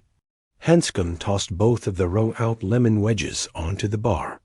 His eyes were fiery red, and he was breathing in hitching, wincing gasps. Clear lemon juice dripped from both of his nostrils and trickled down to the corners of his mouth. He groped for the stein, raised it, and drank a third of it. Frozen, Ricky Lee watched his Adam's apple go up and down. Hanscom set the stein aside, shuddered twice, then nodded. He looked at Ricky Lee and smiled a little. His eyes were no longer red. "Works about like they said it did. You are so fucking concerned about your nose that you never feel what's going down your throat at all." "You're crazy, Mr. Hanscom," Ricky Lee said. "You bet your fur," Mr. Hanscom said. "You remember that one, Ricky Lee? We used to say that when we were kids. You bet your fur. Did I ever tell you I used to be fat?" "No, sir, you never did," Ricky Lee whispered. He was now convinced that Mr. Hanscom had received some intelligence so dreadful that the man really had gone crazy, or at least taken temporary leave of his senses. "I was a regular butterball. Never played baseball or basketball. Always got caught first when we played tag. Couldn't keep out of my own way. I was fat, all right. And there were these fellows in my hometown who used to take after me pretty regularly. There was a fellow named Reginald Huggins, only everyone called him Belch. A kid named Victor Chris. A few other guys. But the real brains of the combination was a fellow named Henry Bowers. If there has ever been a genuinely evil kid strutting across the skin of the world, Ricky Lee, Henry Bowers was that kid. I wasn't the only kid he used to take after. My problem was, I couldn't run as fast as some of the others." Hanscom unbuttoned his shirt and opened it. Leaning forward, Ricky Lee saw a funny, twisted scar on M.R. Hanscom's stomach, just above his navel, puckered, white, and old. It was a letter, he saw. Someone had carved the letter H into the man's stomach, probably long, before Mr. Hanscom had been a man. "Henry Bowers did that to me, about 1,000 years ago. I'm lucky I'm not wearing his whole damned name down there. Mr. Hanscom." Hanscom took the other 2 lemon slices, one in each hand, tilted his head back, and took them like nose drops. He shuddered rackingly, put them aside, and took 2 big swallows from the stein. He shuddered again, took another gulp, and then groped for the padded edge of the bar with his eyes closed. For a moment he held on like a man on a sailboat clinging to the rail for support in a heavy sea. Then he opened his eyes again and smiled at Ricky Lee. "I could ride this bull all night," he said. "Mr. Hanscom, I wish you wouldn't do that anymore," Ricky Lee said nervously. Annie came over to the waitress's stand with her tray and called for a couple of Millers. Ricky Lee drew them and took them down to her. His legs felt rubbery. "Is Mr. Hanscom all right, Ricky Lee?" Annie asked. She was looking past Ricky Lee, and he turned to follow her gaze. Mr. Hanscom was leaning over the bar, carefully picking lemon slices out of the caddy where Ricky Lee kept the drink garnishes. "I don't know," he said. "I don't think so." "Well, get your thumb out of your ass and do something about it." Annie was, like most other women, partial to Ben Hanscom. "I don't know. My daddy always said that if a man's in his right mind, your daddy didn't have the brains God gave a gopher," Annie said. "Never mind your daddy. You got to put a stop to that, Ricky Lee. He's going to kill himself." Thus given his marching orders, Ricky Lee went back down to where Ben Hanscom sat. "Mr. Hanscom, I really think you've had N." Hanscom tilted his head back, squeezed, actually sniffed the lemon juice back this time, as if it were cocaine. He gulped whiskey as if it were water. He looked at Ricky Lee solemnly.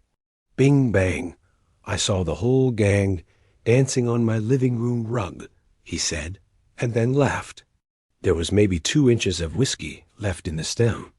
"That is enough," Ricky Lee said, and reached for the stein. Hanscom moved it gently out of his reach. "Damage has been done, Ricky Lee," he said. "The damage has been done, boy.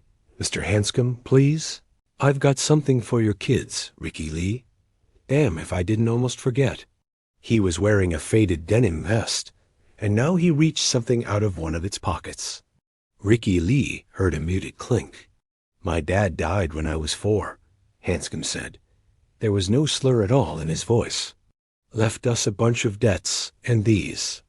I want your kiddos to have them, Ricky Lee." He put 3 cartwheel silver dollars on the bar, where they gleamed under the soft lights. Ricky Lee caught his breath. Mr. Hanscom, that's very kind, but I couldn't. There used to be 4, but I gave one of them to Stuttering Bill, and the others. Bill Denbrow, that was his real name. Stuttering Bill's just what we used to call him. Just a thing we used to say, like, you bet your fur. He was one of the best friends I ever had. I did have a few, even a fat kid like me had a few. Stuttering Bill's a writer now. Ricky Lee barely heard him.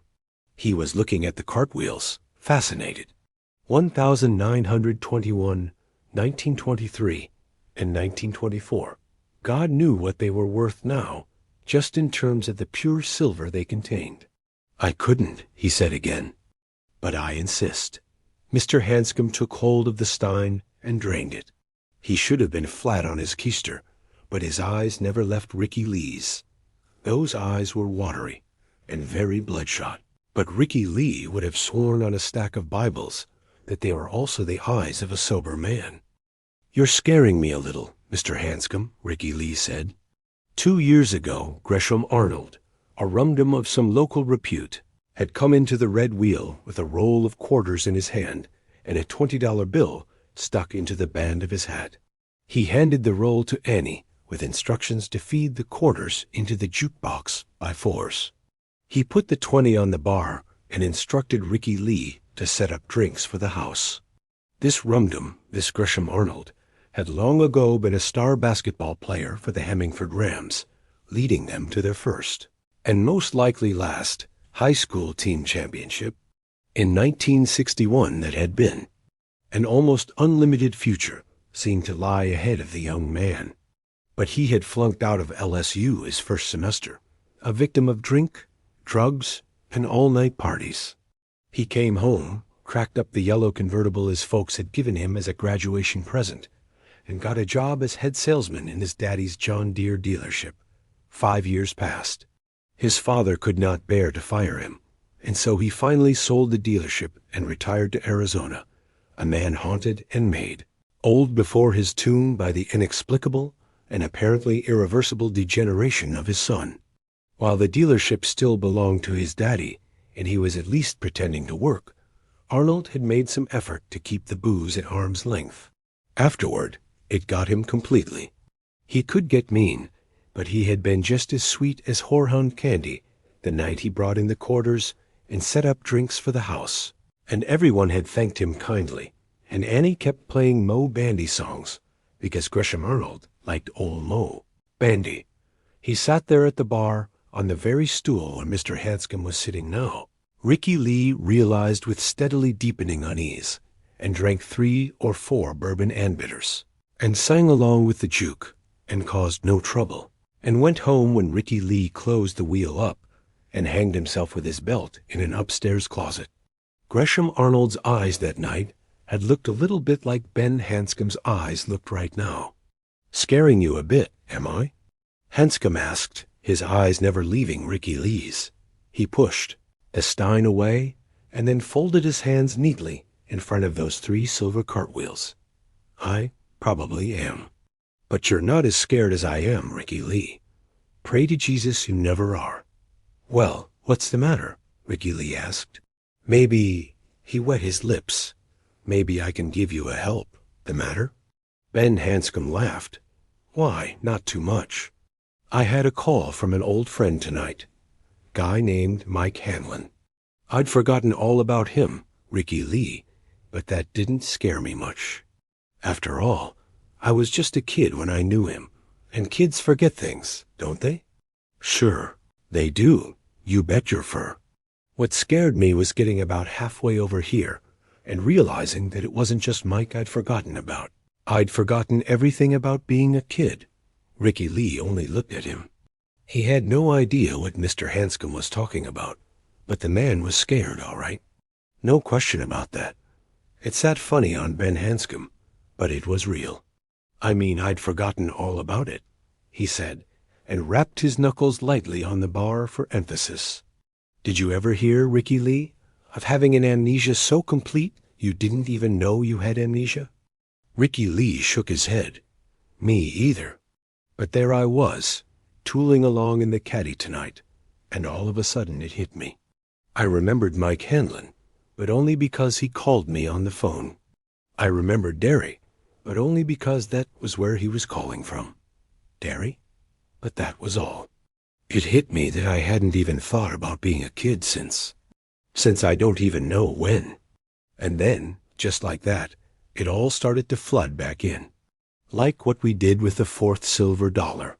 What did you do with it, Mr. Hanscom? Hanscom looked at his watch and suddenly slipped down from his stool. He staggered a bit, the slightest bit. That was all. Can't let the time get away from me, he said.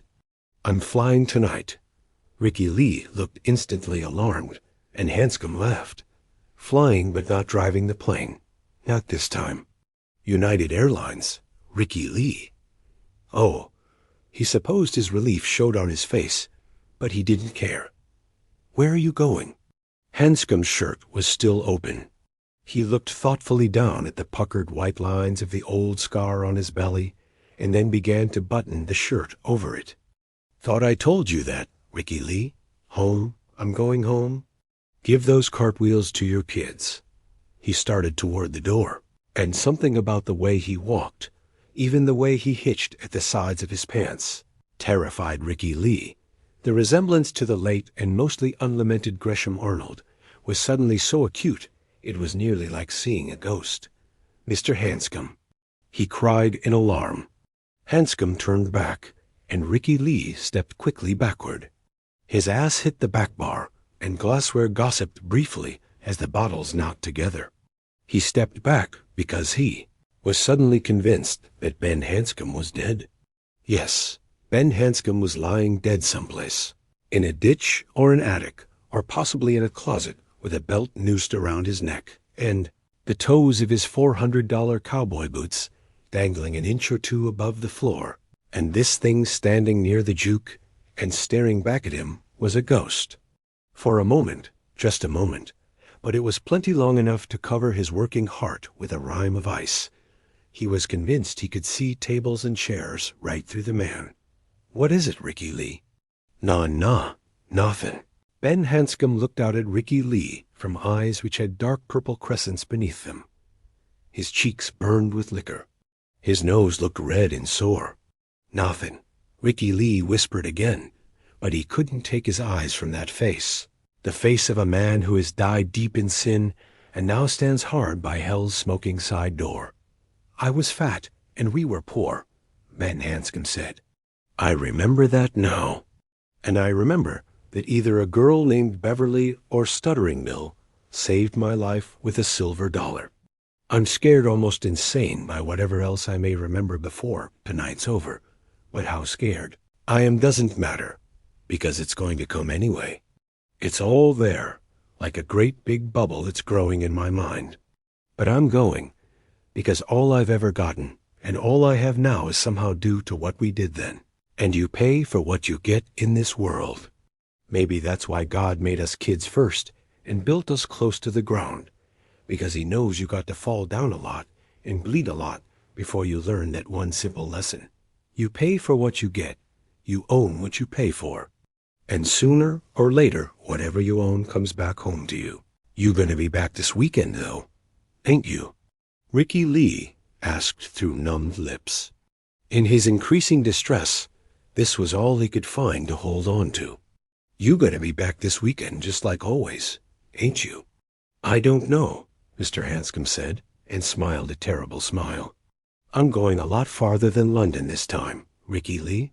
Mr. Hanscom, you give those cartwheels to your kids, he repeated and slipped out into the night. What the blue hell? Annie asked, but Ricky Lee ignored her.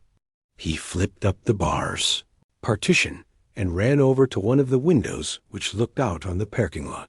He saw the headlights of Mr. Hanscom's caddy come on, heard the engine rev. It pulled out of the dirt lot, kicking up a rooster tail of dust behind it.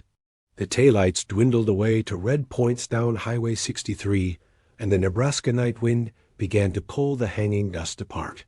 He took on a boxcar full of booze, and you let him get in that big car of his and drive away, Annie said. Way to go, Ricky Lee. Never mind. He's going to kill himself. And although this had been Ricky Lee's own thought less than 5 minutes ago, he turned to her when the taillights winked out of sight and shook his head. "I don't think so," he said. Although the way he looked tonight, it might be better for him if he did. "What did he say to you?" He shook his head. It was all confused in his mind, and the sum total of it seemed to mean nothing. "It doesn't matter. But I don't think we're ever going to see that old boy again. Eddie Kaspbrak takes his medicine. If you would know all there is to know about an American man or woman of the middle class. As the millennium nears its end, you would need only to look in his or her medicine cabinet, or so it has been said. But dear Lord, get a look into this one as Eddie Kaspbrak slides it open, mercifully sliding aside his white face and wide, staring eyes. On the top shelf there's Anacin, Excedrin, Excedrin PM, Contac, Gelusol, Tylenol, and a large blue jar of Vicks, looking like a bit of brooding deep twilight under glass. There is a bottle of Vivarin, a bottle of Seritin, that's Nature's spelled backwards, the ad's on.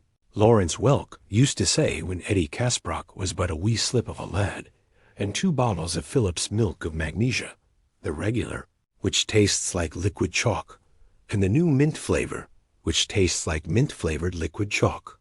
Here is a large bottle of Rolaids, standing chummily close to a large bottle of Terns. The Terns are standing next to a large bottle of orange-flavored D-gel tablets. The 3 of them look like a trio of strange piggy banks, stuffed with pills instead of dimes. Second shelf, and dig the Veets. You got your E, your C, with rose hips. You got Simple, and B-complex and B12. There's L-lysine, which is supposed to do something about those embarrassing skin problems, and lecithin, which is supposed to do something about that embarrassing cholesterol buildup in and around the big pump. There's iron, calcium, and cod liver oil. There's one-a-day multiples, Myodec multiples, Centrum multiples. And sitting up on top of the cabinet itself is a gigantic bottle of Geritol, just for good measure. Moving right along to Eddie's 3rd shelf, we find the utility infielders of the patent medicine, World, X-Lax, Carter's Little Pills. Those 2 keep Eddie Kaspbrak moving the mail. Here nearby is Kaopectate, Pepto-Bismol, and Preparation H, in case the mail moves too fast or too painfully. Also some tucks in a screw-top jar just to keep everything tidy after the mail has gone through, be it just an advertising circular or 2 addressed to occupant or a big old special delivery package. Here is Formula 44 for coughs, NyQuil and Dristan for colds, and a big bottle of castor oil. There's a tin of Sucrets in case Eddie's throat gets sore. And there's a quartet of mouthwashes, Chloraseptic, Cepacol, Cepestide in the spray bottle, and of course, good old Listerine, often imitated but never duplicated. Visin and Murine for the eyes. Corded and Neosporin ointment for the skin, the second line of defense if the L-lysine doesn't live up to expectations. A tube of Oxy 5 and a plastic bottle of Oxywash, because Eddie would definitely rather have a few less cents than a few more zits, and some tetracycline pills. And off to one side, clustered like bitter conspirators, are 3 bottles of coal tar shampoo. The bottom shelf is almost deserted, but the stuff which is here means serious business. You could cruise on this stuff, okay. On this stuff, you could fly higher than Ben Hanscom's jet and crash harder than Thurman Munson's. There's Valium, Procodin, Galavol, and Darwin Complex. There is also another Sucrets box on this low shelf, but there are no Sucrets in it. If you opened that one, you would find 6 Quaaludes. Eddie Kaspbrak believed in the Boy Scout motto. He was swinging a blue tote bag as he came into the bathroom. He set it on the sink, unzipped it, and then, with trembling hands, he began to spill bottles and jars and tubes and squeeze bottles and spray bottles into it. Under other circumstances, he would have taken them out handful by careful handful, but there was no time for such niceties now. The choice, as Eddie saw it, was as simple as it was brutal. Get moving and keep moving, or stand in one place long enough to start thinking about what all of this meant and simply die of fright. Myra called up from downstairs. "Eddie, what are you doing?"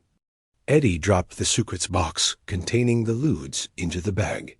The medicine cabinet was now entirely empty except for Myra's middle and a small, almost used-up tube of Blistex. He paused for a moment and then grabbed the Blistex. He started to zip the bag closed, debated, and then threw in the middle as well. She could always buy more. "Eddie?" From halfway up the stairs now. Eddie zipped the bag the rest of the way closed and then left the bathroom, swinging it by his side. He was a short man with a timid, rabbity sort of face. Much of his hair was gone. What was left grew in listless, piebald patches. The weight of the bag pulled him noticeably to one side. An extremely large woman was climbing slowly to the second floor. Eddie could hear the stairs creak protestingly under her. "What are you doing?" Eddie did not need a shrink to tell him that he had, in a sense, married his mother. Myra Kasbrock was huge. She had only been big when Eddie married her 5 years ago, but he sometimes thought his subconscious had seen the potential for hugeness in her. God knew his own mother had been a whopper. And she looked somehow more huge than ever as she reached the second-floor landing. She was wearing a white nightgown which swelled, comber-like, at bosom and hip. Her face, devoid of makeup, was white and shiny. She looked badly frightened. "I have to go away for a while," Eddie said. "What do you mean? You have to go away? What was that telephone call?" "Nothing," he said, fleeing abruptly down the hallway to their walk-in closet. He put the tote bag down, opened the closet's fold-back door, and raked aside the half-dozen identical black suits which hung there, as conspicuous as a thundercloud among the other, more brightly colored clothes. He always wore one of the black suits when he was working. He bent into the closet, smelling mothballs and wool, and pulled out one of the suitcases from the back. He opened it and began throwing clothes in. Her shadow fell over him. "What's this about, Eddie? Where are you going? You tell me." "I can't tell you." She stood there, watching him, trying to decide what to say next or what to do. The thought of simply bundling him into the closet and then standing with her back against the door until this madness had passed crossed her mind, but she was unable to bring herself to do it, although she certainly could have. She was 3 inches taller than Eddie and outweighed him by 100 pounds. She couldn't think of what to do or say, because this was so utterly unlike him. She could not have been any more dismayed and frightened if she had walked into the television room and found their new big screen TV floating in the air. "You can't go," she heard herself saying. "You promised you'd get me Al Pacino's autograph."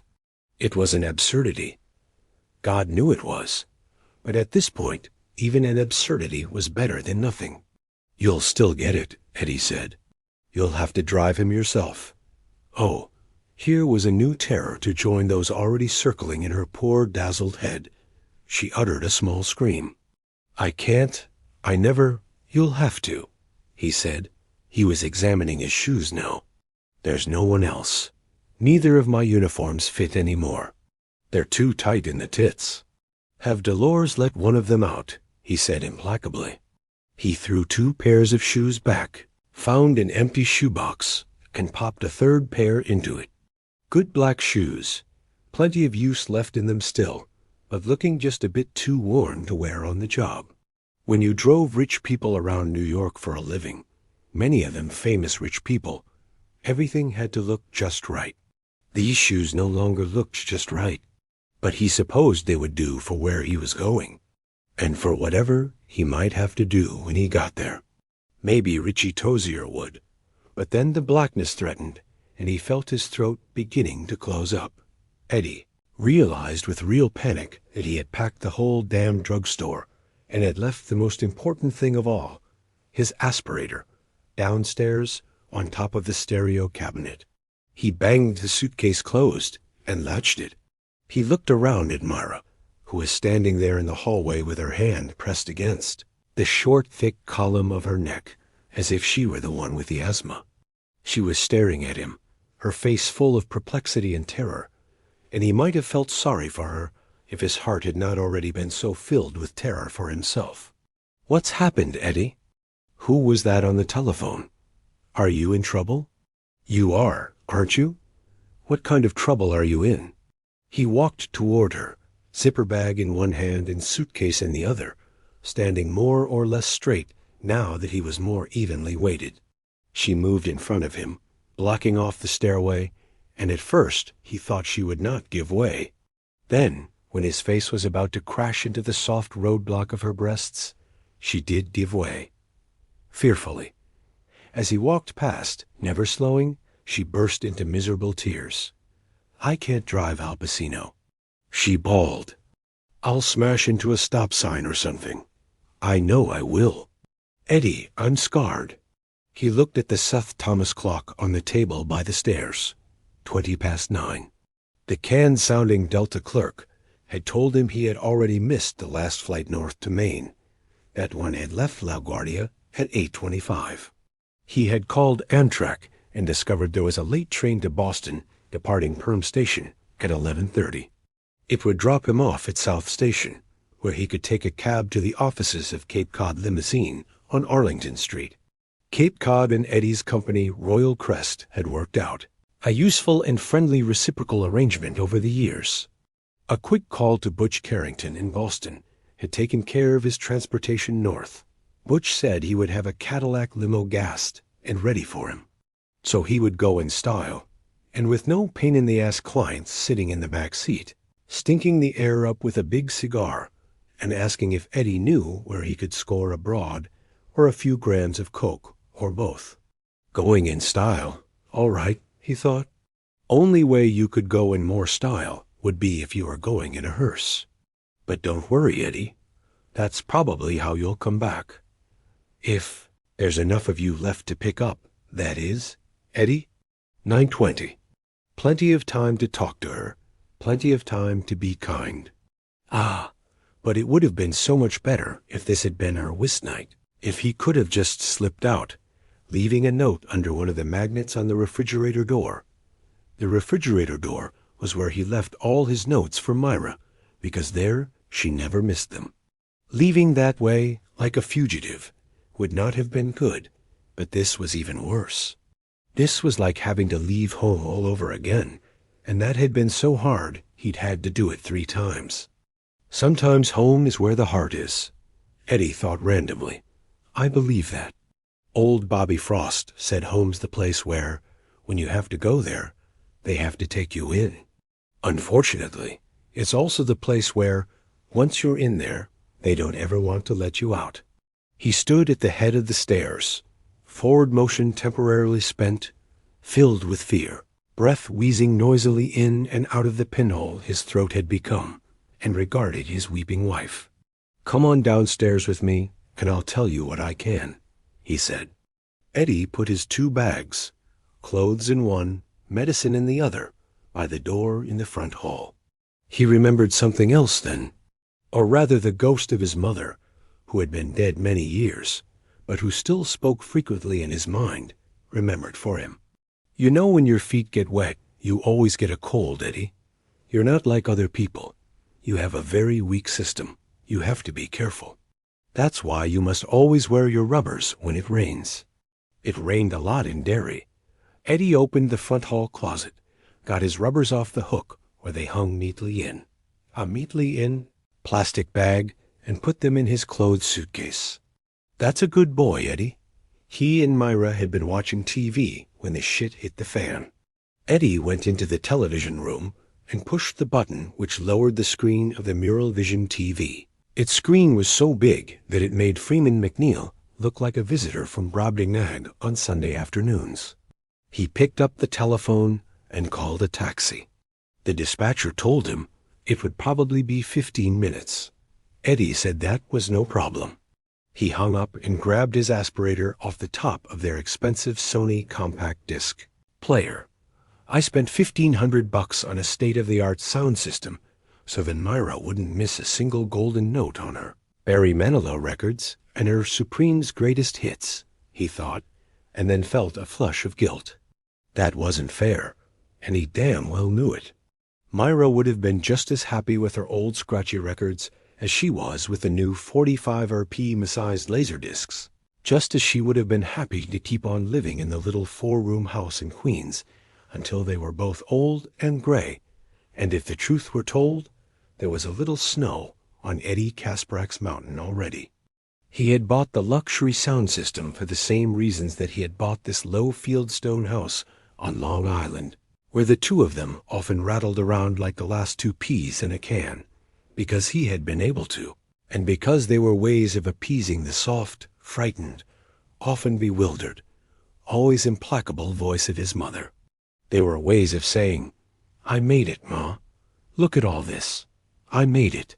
Now will you please for Christ's sake shut up a while?" Eddie stuffed the aspirator into his mouth, and like a man miming suicide, pulled the trigger. A cloud of awful licorice taste roiled and boiled its way down his throat, and Eddie breathed deeply. He could feel breathing passages, which had almost closed, start to open up again. The tightness in his chest started to ease, and suddenly he heard voices in his mind, ghost voices. "Didn't you get the note I sent you?" "I got it, Mrs. Kasprak, but, well, in case you can't ride, Coach Black, let me tell you in person. Are you ready?" "Mrs. Kasprak, good. Here it comes, from my lips to your ears. Ready? My Eddie cannot take physical education. I repeat, he cannot take phys ed. Eddie is very delicate, and if he runs or jumps. Mrs. Kasprak, I have the results of Eddie's last physical on file in my office. That's a state requirement. It says that Eddie is a little small for his age, but otherwise he's absolutely normal. So I called your family physician, just to be sure, and he confirmed. Are you saying I'm a liar, Coach Black? Is that it? Well, here he is. Here's Eddie, standing right beside me. Can you hear the way he's breathing? Can you, Mom? Please, I'm all right, ... Eddie, you know better than that. I taught you better than that. Don't interrupt your elders. I hear him, Mrs. Kasprak, but do you? Good. I thought maybe you were deaf. He sounds like a truck going uphill in low gear, doesn't he? And if that isn't asthma, Mom, I'll be quiet, Eddie. Don't interrupt me again. If that isn't asthma, Coach Black, then I'm Queen Elizabeth. Mrs. Kasprak, Eddie often seems very well and happy in his physical education classes. He loves to play games, and he runs quite fast. In my conversation with Dr. Baines, the word psychosomatic came up. I wonder if you've considered the possibility that my son is crazy? Is that what you're trying to say? Are you trying to say that my son is crazy? No, but he's delicate. Mrs. Kasprak, my son is very delicate? Mrs. Kasprak, Dr. Baines confirmed that he could find nothing at all physically wrong, Eddie finished. The memory of that humiliating encounter, his mother screaming at Coach Black in the Derry elementary school gymnasium, while he gasped and cringed at her side, and the other kids huddled around one of the baskets and watched, had recurred to him tonight for the first time in years. Nor was that the only memory which Mike Hanlon's call was going to bring back. He knew.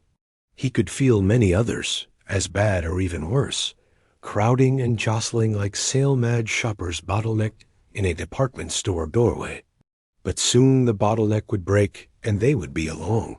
He was quite sure of that. And what would they find on sale? His sanity?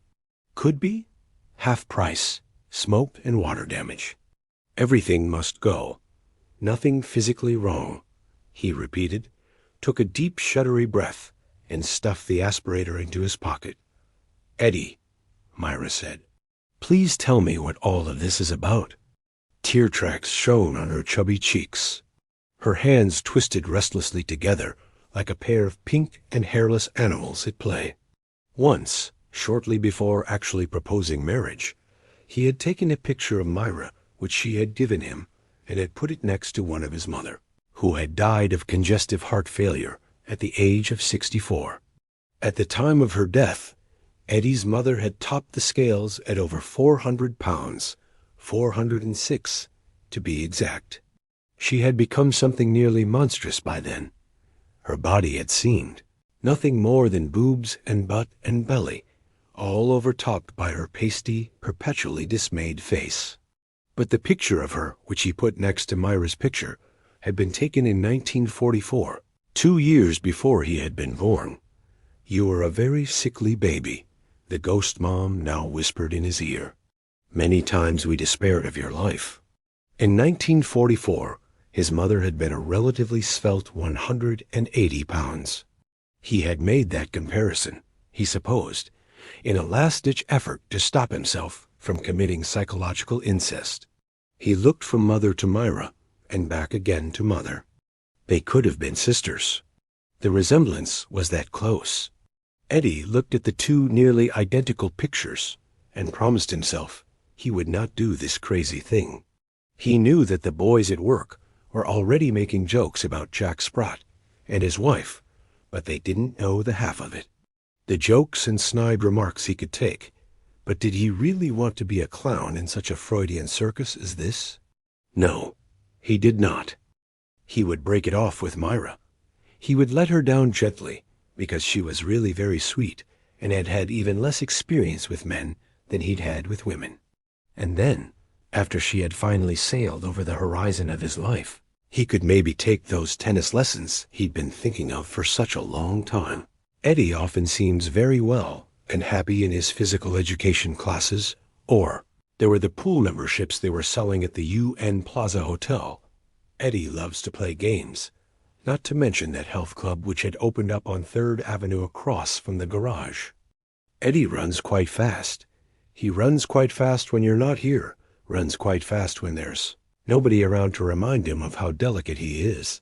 And I see in his face Mrs. Casbrock that he knows even now at the age of 9.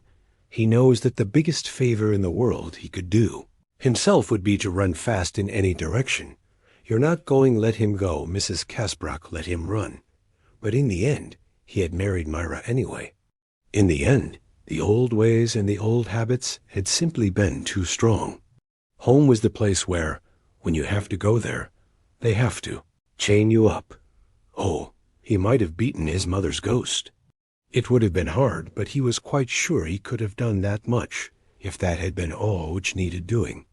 It was Myra herself who had ended up tipping the scales away from independence. Myra had condemned him with solicitude, had nailed him with concern, had chained him with sweetness. Myra, like his mother, had reached the final fatal insight into his character. Eddie was all the more delicate because he sometimes suspected he was not delicate at all. Eddie needed to be protected from his own dim intimations of possible bravery. On rainy days, Myra always took his rubbers out of the plastic bag in the closet and put them by the coat rack next to the door. Beside his plate of unbuttered wheat toast each morning was a dish of what might have been taken at a casual glance for a multicolored presweetened children's cereal, but which a closer look would have revealed to be a whole spectrum of vitamins, most of which Eddie had in his medicine bag right now. Myra, like mother, understood, and there had really been no chance for him. As a young unmarried man, he had left his mother 3 times and returned home to her 3 times. Then, 4 years after his mother had died in the front hall of her Queens apartment, blocking the front door so completely with her bulk that the med-Q guys, called by the people downstairs when they heard the monstrous thud of Mrs. Casbrock going down for the final count, had to break in through the locked door between the apartment's kitchen and the service stairwell. He had returned home for a 4th and final time. At least he had believed then it was for the final time. Home again, jiggity-jog. Home again, with Myra the hog. A hog she was, but she was a sweet hog, and he loved her, and there had really been no chance for him at all. She had drawn him to her with the fatal, hypnotizing snake's eye of understanding. Home again forever, he had thought then. But maybe I was wrong, he thought. Maybe this isn't home. nor ever was. Maybe home is where I have to go tonight.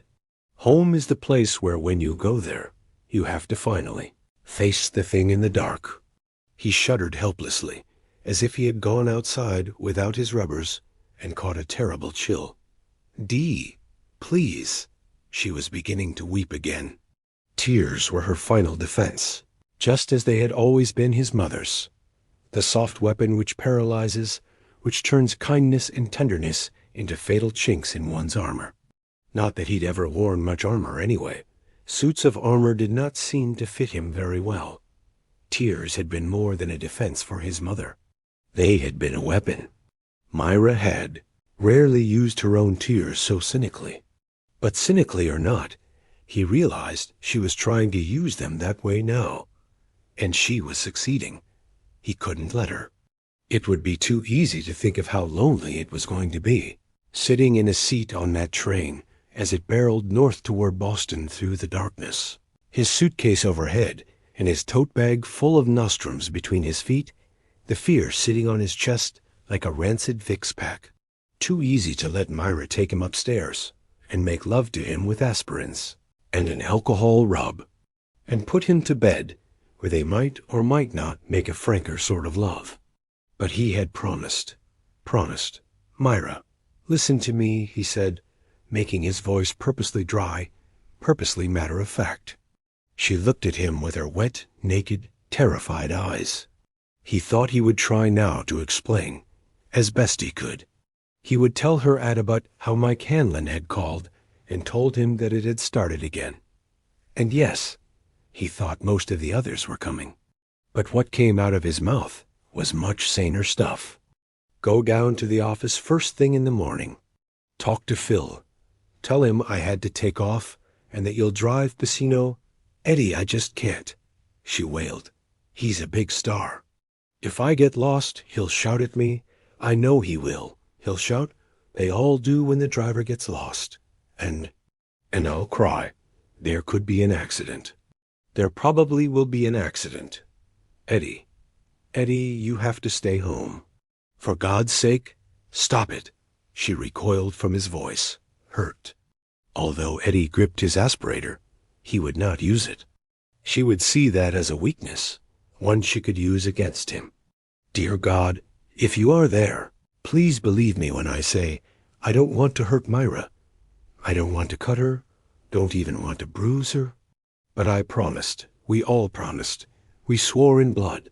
Please help me, God, because I have to do this. I hate it when you shout at me, Eddie, she whispered. Myra, I hate it when I have to, he said, and she winced. There you go, Eddie.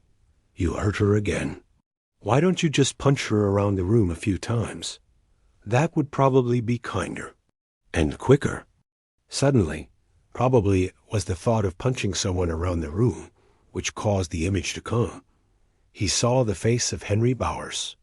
It was the first time he had thought of Bowers in years, and it did nothing for his peace of mind. Nothing at all. He closed his eyes briefly, then opened them and said, You won't get lost, and he won't shout at you. Mr. Pacino is very nice, very understanding.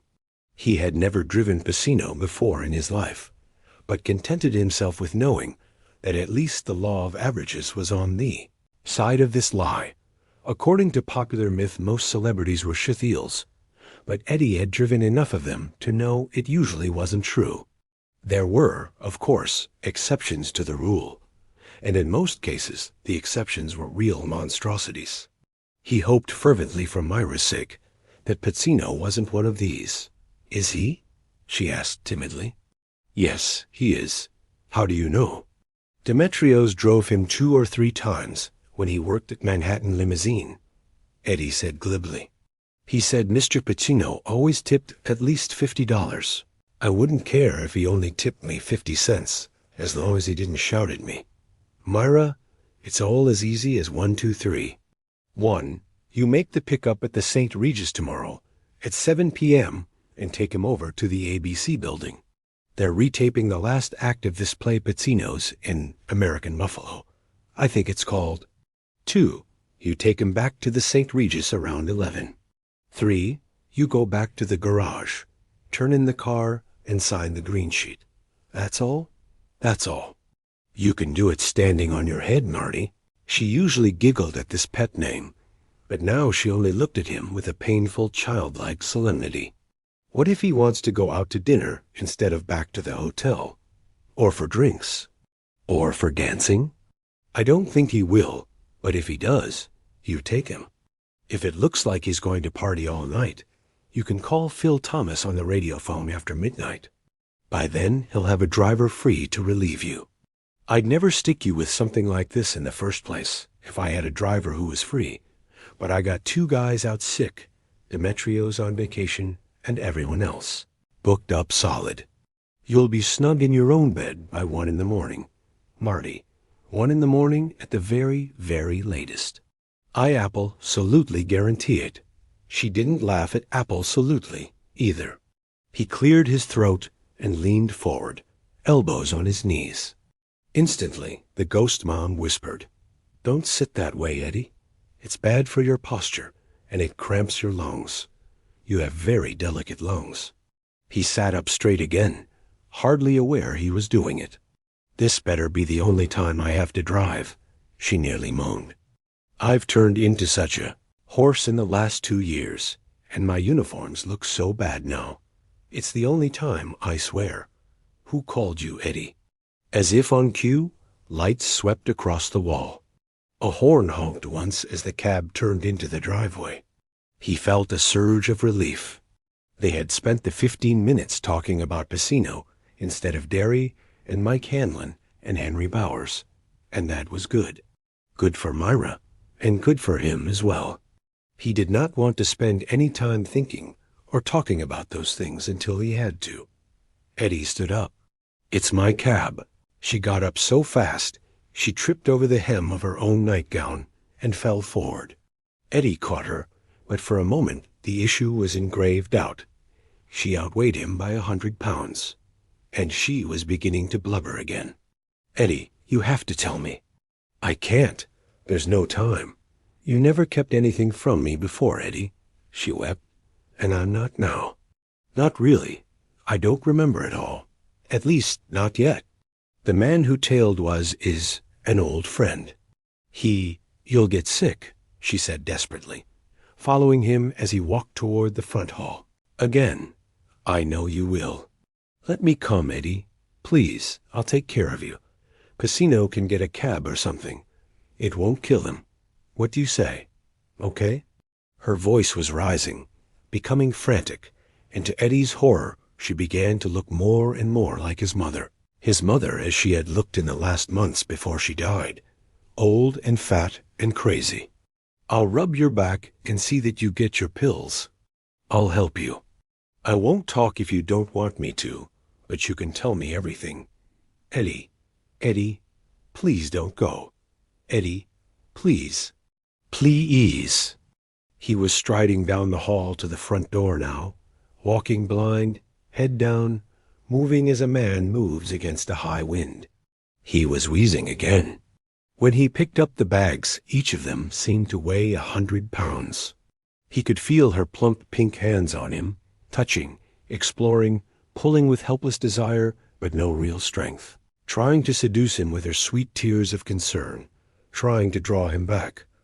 "I'm not going to make it," he thought desperately.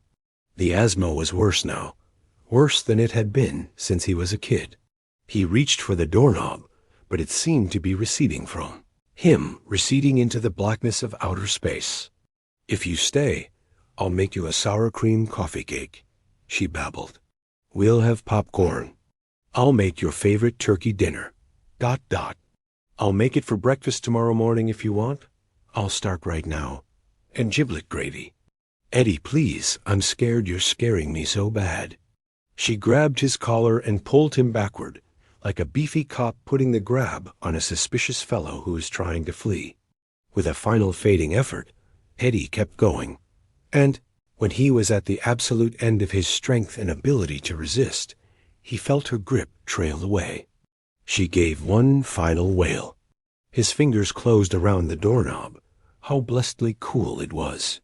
He pulled the door open and saw a checker cab sitting out there, an ambassador from the land of sanity.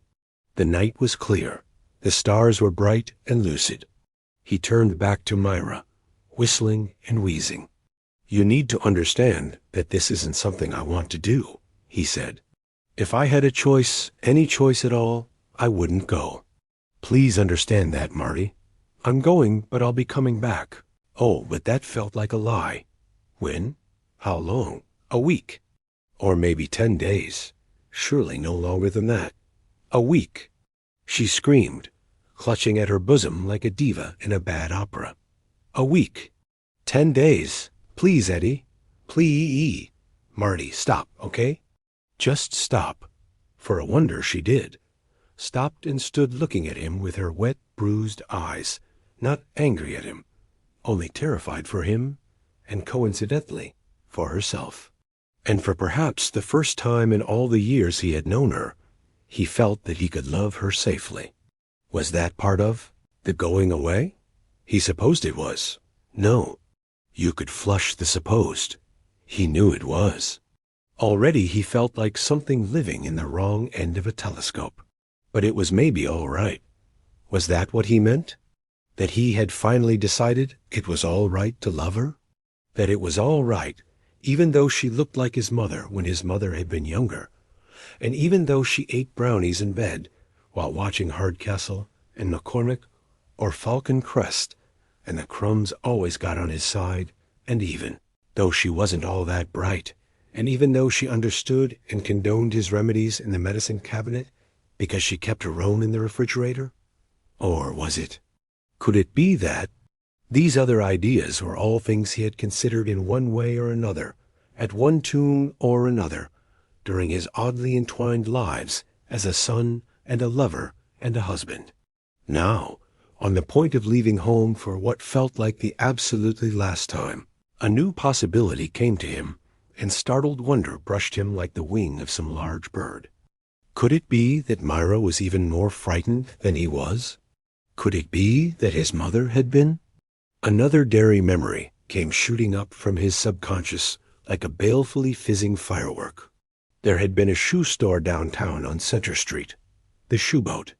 His mother had taken him there one day. He thought he could have been no more than 5 or 6, and told him to sit still and be good while she got a pair of white pumps for a wedding. So he sat still and was good while his mother talked with Mr. Gardner, who was one of the shoe clerks, but he was only 5 or maybe 6. And after his mother had rejected the 3rd pair of white pumps Mr. Gardner showed her, Eddie got bored and walked over to the far corner to look at something he had spotted there. At first he thought it was just a big crate standing on end. When he got closer, he decided it was some kind of desk. But it sure was the kookiest desk he had ever seen. It was so narrow. It was made of bright polished wood, with lots of curvy inlaid lines and carved do-jiggers in it.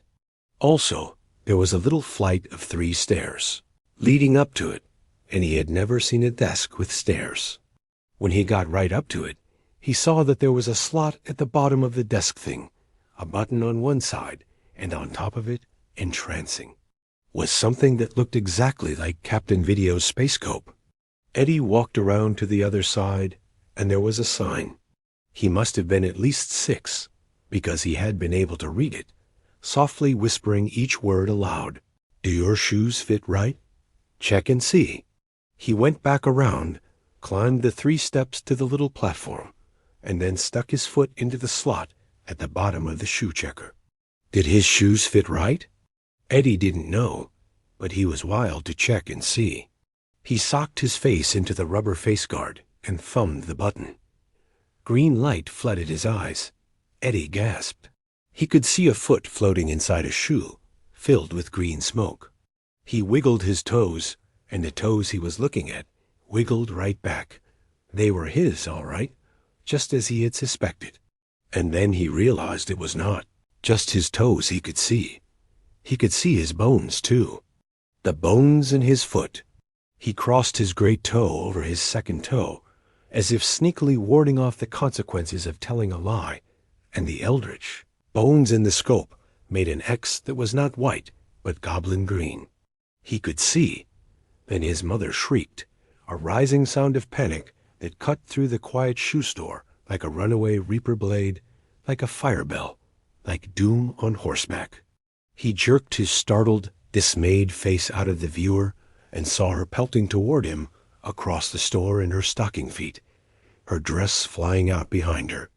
She knocked a chair over, and one of those shoe-measuring things that always tickled his feet went flying. Her bosom heaved. Her mouth was a scarlet O of horror. Faces turned to follow her progress. "Eddie, get off there!" she screamed. "Get off there! Those machines give you cancer. Get off there! Eddie! Eddie!" He backed away as if the machine had suddenly grown red-hot. In his startled panic, he forgot the little flight of stairs behind him. His heels dropped over the top one, and he stood there, slowly falling backward, his arms pinwheeling wildly in a losing battle to retain his departing balance. And hadn't he thought with a kind of mad joy, "I'm going to fall. I'm going to find out what it feels like to fall and bump my head. Goody for me." Hadn't he thought that? Or was it only the man imposing his own self-serving adult ideas over whatever his child's mind, always roaring with confused surmises and half-perceived images, images which lost their sense in their very brightness, had thought ... or tried to think? Either way, it was a moot question. He had not fallen. His mother had gotten there in time. His mother had caught him. He had burst into tears, but he had not fallen. Everyone had been looking at them. He remembered that. He remembered Mr. Gardner picking up the shoe-measuring thing and checking the little sliding gadgets on it to make sure they were still okay while another clerk righted the fallen chair and then flapped his arms once, in amused disgust, before putting on his pleasantly neutral salesman's face again. Mostly he remembered his mother's wet cheek and her hot, sour breath. He remembered her whispering over and over in his ear, "Don't you ever do that again? Don't you ever do that again? Don't you ever?" It was what his mother chanted to ward off trouble. She had chanted the same thing a year earlier when she discovered the babysitter had taken Eddie to the public pool in Derry Park one stiflingly hot summer day. This had been when the polio scare of the early 50s was just beginning to wind down. She had dragged him out of the pool, telling him he must never do that, never, never. And all the kids had looked as all the clerks and customers were looking now, and her breath had had that same sour tang.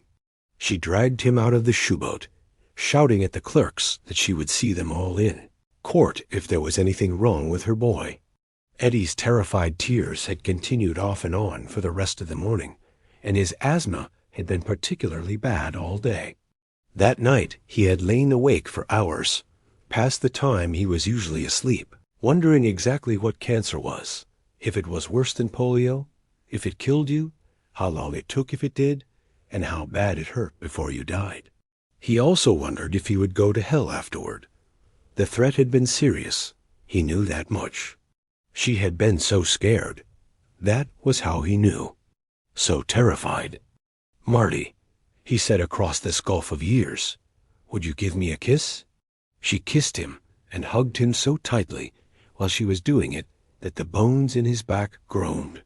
If we were in water, he thought, she'd drown us both. "Don't be afraid," he whispered in her ear. "I can't help it," she wailed. "I know," he said, and realized that even though she was hugging him with rib-breaking tightness, his asthma had eased. That whistling note in his breathing was gone. "I know, Marty." The taxi driver honked again. "Will you call?" she asked him tremulously. "If I can. Eddie, can't you please tell me what it is?" And suppose he did? How far would it go toward setting her mind at rest? "Minnie, I got a call from Mike Hanlon tonight, and we talked for a while, but everything we said boiled down to two things." "It started again," Mike said. "Will you come?" Mike said. "And now I've got a fever, Marty, only it's a fever you can't damp down with aspirin, and I've got a shortness of breath the goddamned aspirator won't touch, because that shortness of breath isn't in my throat or my lungs. It is around my heart." I'll come back to you if I can, Marty. But I feel like a man standing at the mouth of an old mine shaft that is full of cave-ins waiting to happen, standing there and saying goodbye to the daylight. Yes, yes. That would surely set her mind at rest. No, he said. I guess I can't tell you what it is. And before she could say more, before she could begin again. Eddie, get out of that taxi. They give you cancer. He was striding away from her, faster and faster. By the time he got to the cab, he was almost running. She was still standing in the doorway when the cab backed into the street, still standing. There when they started for the city, a big black woman shadow cut out of the light spilling from their house. He waved and thought she raised her hand in return. Where are we headed tonight, my friend? The cabbie asked. Penn Station, Eddie said, and his hand relaxed on the aspirator. His asthma had gone to wherever it went to brood between its assaults on his bronchial tubes. He felt almost well. But he needed the aspirator worse than ever 4 hours later, coming out of a light doze, all in a single spasmodic jerk that caused the fellow in the business suit across the way to lower his paper and look at him with faintly apprehensive curiosity. I'm back, Eddie, the asthma yelled gleefully. I'm back and I don't know, this time I just might kill you. Why not? Gotta do it sometime, you know. Can't fuck around with you forever. Eddie's chest surged and pulled. He groped for the aspirator, found it, pointed it down his throat, and pulled the trigger. Then he sat back in the tall Amtrak seat, shivering, waiting for relief, thinking of the dream from which he had just awakened. Dream? Christ, if that was all. He was afraid it was more memory than dream. In it, there had been a green light, like the light inside a shoe store X-ray machine, and a rotting leper had pursued a screaming boy named Eddie Kasbrock through tunnels under the earth. He ran and ran. He runs quite fast, Coach Black had told his mother, and he ran plenty, fast with that rotting thing after him. Oh, yes, you better believe it. You bet your fur. In this dream, where he was 11 years old, and then he had smelled something like the death of time, and someone lit a match, and he had looked down and seen the decomposing face of a boy named Patrick Hochstetter, a boy who had disappeared in July of 1958, and there were worms crawling in and out of Patrick Hochstetter's cheeks, and that gassy, awful smell was coming from inside of Patrick Hochstetter. And in that dream that was more memory than dream, he had looked to one side and had seen 2 school books that were fat with moisture and overgrown with green mold. Roads to Everywhere and Understanding Our America. They were in their current condition because it was a foul wetness down here. How I Spent My Summer Vacation, a theme by Patrick Hochstetter. I spent it dead in a tunnel. Moss grew on my books, and they swelled up to the size of Sears catalogs. Eddie opened his mouth to scream, and that was when the scabrous fingers of the leper clittered around his cheek and plunged themselves into his mouth, and that was when he woke up with that back-snapping jerk to find himself not in the sewers under Derry, Maine, but in an Amtrak Club car near the head of a train speeding across Rhode Island under a big white moon. The man across the aisle hesitated, almost thought better of speaking, and then did. Are you all right, sir? Oh, yes, Eddie said. I fell asleep and had a bad dream. It got my asthma going. I see. The paper went up again. Eddie saw it was the paper his mother had sometimes referred to as the New York Times. Eddie looked out the window at a sleeping landscape lit only by the fairy moon. Here and there were houses, or sometimes clusters of them, most dark, a few showing lights. But the lights seemed little and falsely mocking compared to the moon's ghost glow. He thought the moon talked to him. He thought suddenly, Henry Bowers. God, he was so crazy. He wondered where Henry Bowers was now. Dead? In prison? Drifting across empty plains, somewhere in the middle of the country, like an incurable virus, sticking up 7-Elevens in the deep slumberous hours between 1 and 4 in the morning, or maybe killing some of the people stupid enough to slow down for his cocked thumb in order to transfer the dollars in their wallets to his own. Possible, possible. In a state asylum somewhere? Looking up at this moon, which was approaching the full. Talking to it, listening to answers which only he could hear? Eddie considered this somehow even more possible. He shivered. I am remembering my boyhood at last, he thought. I am remembering how I spent my own summer vacation in that dim dead year of 1958. He sensed that now he could fix upon almost any scene from that summer he wanted to, but he did not want to. Oh God, if I could only forget it all again. He leaned his forehead against the dirty glass of the window, his aspirator clasped loosely in one hand like a religious artifact, watching as the night flew apart around the train. Going north, he thought, but that was wrong. Not going north, because it's not a train. It's a time machine, not north. Back in time. He thought he heard the moon mutter. Eddie Kaspbrak held his aspirator tightly and closed his eyes against sudden vertigo. Beverly Rogan takes a Wubbin Tom was nearly asleep when the phone rang. He struggled halfway up, leaning toward it, and then felt one of Beverly's breasts press against his shoulder as she reached over him to get it. He flopped back on his pillow, wondering dully who was calling on their unlisted home phone number at this hour of the night. He heard Beverly say hello, and then he drifted off again. He had put away nearly 3 six-packs during the baseball game, and he was shagged. Then Beverly's voice, sharp and curious, drilled into his ear like an ice pick, and he opened his eyes again. He tried to sit up, and the phone cord dug into his thick neck. Get that fucking thing off me, Beverly, he said, and she got up quickly and walked around the bed, holding the phone cord up with tended fingers. Her hair was a deep red, and it flowed over her nightgown in natural waves almost to her waist. Horsehair.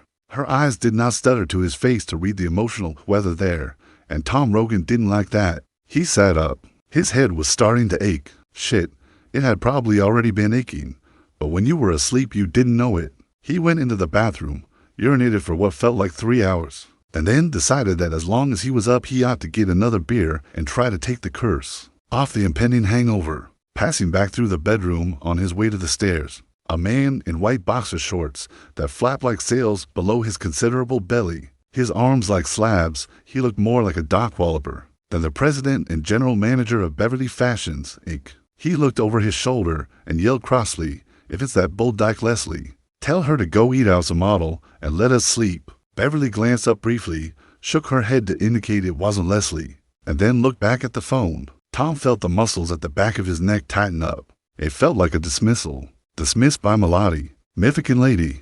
This was starting to look like it might turn into a situation. It might be that Beverly needed a short refresher course on who was in charge around here. It was possible. Sometimes she did. She was a slow learner. He went downstairs and padded along the hall to the kitchen, absently picking the seat of his shorts out of the crack of his ass, and opened the refrigerator. His reaching hand closed on nothing more alcoholic than a blue Tupperware dish of leftover noodles Romanoff. All the beer was gone. Even the can he kept way in the back, much as he kept a $20 bill folded up behind his driver's license for emergencies, was gone. The game had gone 14 innings, and all for nothing. The White Sox had lost. Bunch of candy asses this year. His eyes drifted to the bottles of hard stuff on the glassed-in shelf over the kitchen bar, and for a moment he saw himself pouring a splash of beam over a single ice cube. Then he walked back toward the stairs, knowing that was asking for even more trouble than his head was currently in. He glanced at the face of the antique pendulum clock at the foot of the stairs and saw it was past midnight. This intelligence did nothing to improve his temper, which was never very good even at the best of times. He climbed the stairs with slow deliberation, aware of how hard his heart was working. Kaboom, ka-thud, kaboom, ka-thud, kaboom, ka-thud. It made him nervous when he could feel his heart beating in his ears and wrists as well as in his chest. Sometimes when that happened, he would imagine it not as a squeezing and loosening organ, but as a big dial on the left side of his chest with the needle edging ominously into the red zone. He did not like that shit. He did not need that shit. What he needed was a good night's sleep. But the numb cunt he was married to was still on the phone. "I understand that, Mike. Yes, I know, but..." A longer pause. "Bill Denbrow?" she exclaimed, and the ice pick drilled into his ear again. He stood outside the bedroom door until he got his breath back. Now it was ka-thud, ka-thud, ka-thud again. The booming had stopped. He briefly imagined the needle edging out of the red and then willed the picture away. He was a man, for Christ's sake, and a damn good one, not a furnace with a bad thermostat. He was in great shape. He was iron, and if she needed to relearn that, he would be happy to teach her. He started in, then thought better of it and stood where he was a moment longer, listening to her, not particularly caring about who she was talking to or what she said, only listening to the rising falling tones of her voice. And what he felt was the old familiar dull rage. He had met her in a downtown Chicago singles bar 4 years ago. Conversation had been easy enough because they both worked in the Standard Brands building and knew a few of the same people. Tom worked for King & Landry Public Relations on 42. Beverly Marsh, so she had been then, was an assistant designer at Delia Fashions on 12. Delia, which would later enjoy a modest vogue in the Midwest, catered to young people. Delia skirts and blouses and shawls and slacks were sold largely to what Delia Castleman called youth stores and what Tom called head shops. Tom Rogan knew the things about Beverly Marsh almost at once. She was desirable, and she was vulnerable. In less than a month he knew a third as well. She was talented, very talented. In her drawings of casual dresses and blouses, he saw a money machine of almost scary potential. Not in the head shops, though, he thought, but did not say, at least not then. No more bad lighting, no more knockdown prices, no more shitty displays somewhere in the back of the store between the dope paraphernalia and the rock group-titions. Leave that shit for the small timers. He had known a great deal about her before she knew he had any real interest in her, and that was just the way Tom wanted it. He had been looking for someone like Beverly Marsh all his life, and he moved in with the speed of a lion making a run at a slow antelope. Not that her vulnerability showed on the surface. You looked and saw a gorgeous woman, slim but abundantly stacked. Hips weren't so great, maybe, but she had a great ass and the best set of tits he had ever seen. Tom Rogan was a tit man, always had been, and tall girls almost always had disappointing tits. They wore thin shirts and their nipples drove you crazy, but when you got those thin shirts off you discovered that nipples were really all they had. The tits themselves looked like the pull knobs on a bureau drawer. More than a handful's wasted, his college roommate had been fond of saying, but as far as Tom was concerned his college roommate had been so full of shit he squeaked going into a turn. Oh, she had been some kind of fine looking, all right, with that dynamite body and that gorgeous fall of red wavy hair. But she was weak somehow. It was as if she was sending out radio signals which only he could receive. You could point to certain things, how much she smoked, but he had almost cured her of that. The restless way her eyes moved, never quite meeting the eyes of whoever was talking to her, only touching them from time to time and then leaping nimbly away. Her habit of lightly rubbing her elbows when she was nervous, the look of her fingernails, which were kept neat but brutally short. Tom noticed this latter the first time he met her. She picked up her glass of white wine. He saw her nails and thought, she keeps them short like that because she bites them. Lions may not think, at least not the way people think, but they see that when antelopes start away from a waterhole, alerted by that dusty rug scent of approaching death, the cats can observe which one falls to the rear of the pack, maybe because it has a lame leg, maybe because it is just naturally slower, or maybe because its sense of danger is less developed. And it might even be possible that some antelopes and some women want to be brought down. Suddenly he heard a sound that jerked him rudely out of these memories, the snap of her cigarette lighter. The dull rage came again, his stomach filled with a heat which was not entirely unpleasant. Smoking. She was smoking. They had had a few of Tom Rogan's special seminars on the subject, and here she was, doing it again. She was a slow learner, all right, but a good teacher is at his best with slow learners. Yes, she said now, huh? All right. Yes. She listened, then uttered a strange, jagged laugh he had never heard before. To things, since you ask, reserve me a room and say me a prayer. Yes, okay. Me too. Good night. She was hanging up as he came in. He meant to come in hard, yelling at her to put it out. Put it out now, right now. But when he saw her, the words died in his throat. He had seen her like this before, but only 2 or 3 times. Once before their first big show, once before the first private preview showing for national buyers, and once when they had gone to New York for the International Design Awards. She was moving across the bedroom in long strides, the white lace nightgown molded to her body, the cigarette clamped between her front teeth. God, he hated the way she looked with the butt in her mouth, sending back a little white reband over her left shoulder like smoke from a locomotive's stack. But it was her face that really gave him pause, that caused the planned shout to die in his throat. His heart lurched, kabamp, and he winced, telling himself that what he felt was not fear, but only surprise at finding her this way. She was a woman who really came alive all the way only when the rhythm of her work spiked toward a climax. Each of those remembered occasions had of course been career-related. At those tunes, he had seen a different woman from the one he knew so well. A woman who fucked up his sensitive fear radar with wild bursts of static. The woman who came out in times of stress was strong but high-strung, fearless but unpredictable. There was lots of color in her cheeks now, a natural blush high on her cheekbones. Her eyes were wide and sparkly, not a trace of sleep left in them. Her hair flowed and streamed. And oh, looky here, friends and neighbors. Oh, you just looky right here. Is she taking a suitcase out of the closet? A suitcase? By God, she is. Reserve me a room. Say me a prayer. Well, she wasn't going to need a room in any hotel, not in the foreseeable future, because little Beverly Rogan was going to be staying right here at home. Thank you very much, and taking her meals standing up for the next 3 or 4 days. But she very well might need a prayer or two before he was through with her. She tossed the suitcase on the foot of the bed and then went to her bureau. She opened the top drawer and pulled out 2 pairs of jeans and a pair of cords. Tossed them into the suitcase. Back to the bureau, cigarettes streaming smoke over her shoulder. She grabbed a sweater, a couple of t-shirts, one of the old ship-end short blouses that she looked so stupid in but refused to give up. Whoever had called her sure hadn't been a jet-setter. This was dull stuff, strictly Jackie Kennedy high-end sport weekend stuff. Not that he cared about who had called her or where she thought she was going, since she wasn't going anywhere. Those were not the things which pecked steadily at his mind, dull and achy from too much beer and not enough sleep.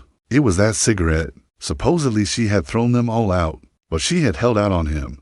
The proof was clamped between her teeth right now. And because she still had not noticed him standing in the doorway, he allowed himself the pleasure of remembering the 2 nights which had assured him of his complete control over her. I don't want you to smoke around me anymore, he told her as they headed home from a party in Lake Forest. October, that had been. I have to choke that shit down at parties and at the office, but I don't have to choke it down when I'm with you. You know what it's like. I'm going to tell you the truth. It's unpleasant, but it's the truth. It's like having to eat someone else's snot. He thought this would bring some faint spark of protest, but she had only looked at him in her shy, wanting to please way.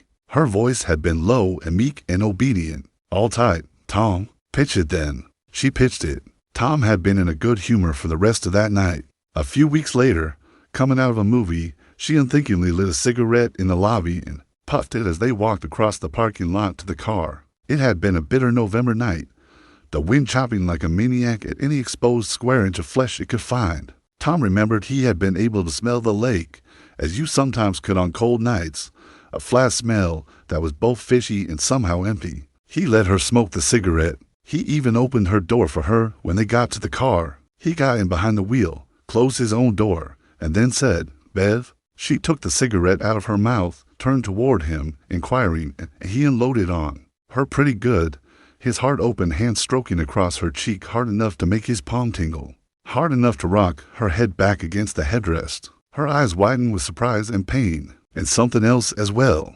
Her own hand flew to her cheek to investigate the warmth and tingling numbness there. She cried out, "Tom." He looked at her, eyes narrowed, mouth smiling casually, completely alive, ready to see what would come next, how she would react. His cock was stiffening in his pants, but he barely noticed. That was for later. For now, school was in session. He replayed what had just happened. Her face. What had that third expression been, there for a bare instant and then gone? First the surprise, then the pain, then the nostalgia look of a memory, of some memory. It had only been for a moment. He didn't think she even knew it had been there, on her face or in her mind.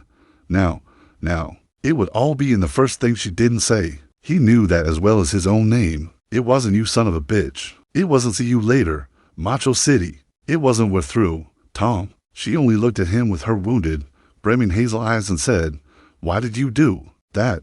Then she tried to say something else and burst into tears instead. "Throw it out, What? What, Tom?" Her makeup was running down her face in muddy tracks. He didn't mind that. He kinda liked seeing her that way. It was messy, but there was something sexy about it, to slutty, kind of exciting. The cigarette. Throw it out. Realization dawning, and with it, guilt. I just forgot. She cried. That's all. Throw it out, Bev, or you're going to get another shot. She rolled the window down and pitched the cigarette. Then she turned back to him, her face pale and scared and somehow serene. You aren't supposed to hit me. That's a bad basis for a lasting relationship. She was trying to find a tone, an adult rhythm of speech, and failing. He had regressed her. He was in this car with a child, voluptuous and sexy as hell, but a child. Can't and aren't are two different things keyed, he said. He kept his voice calm, but inside, he was jittering and jiving. And I'll be the one to decide what constitutes a lasting relationship and what doesn't. If you can live with that, fine. If you can't, you can take a walk. You can't, I won't stop you. I might kick you once in the ass as a going-away present, but I won't stop you.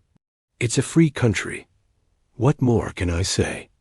Maybe you've already said enough, she whispered, and he hit her again, harder than the first time, because no broad was ever going to smart off to Tom Rogan. He would pop the Queen of England if she cracked smart to him. Her cheek banged the padded dashboard. Her hand groped for the door handle and then fell away. She only crouched in the corner like a rabbit, one hand over her mouth, her eyes large, and wet and frightened. Tom looked at her for a moment, and then he got out and walked around the back of the car. He opened her door. His breath was smoke in the black, windy November air, and the smell of the lake was very clear. You want to get out, Bev? I saw you reaching for the door handle, so I guess you must want to get out. Okay, that's all right. I asked you to do something, and you said you would. Then you didn't. So you want to get out? Come on, get out. What the fuck, right? Get out. You want to get out? No, she whispered. What? I can't hear you. No, I don't want to get out, she said a little louder. What, those cigarettes giving you emphysema?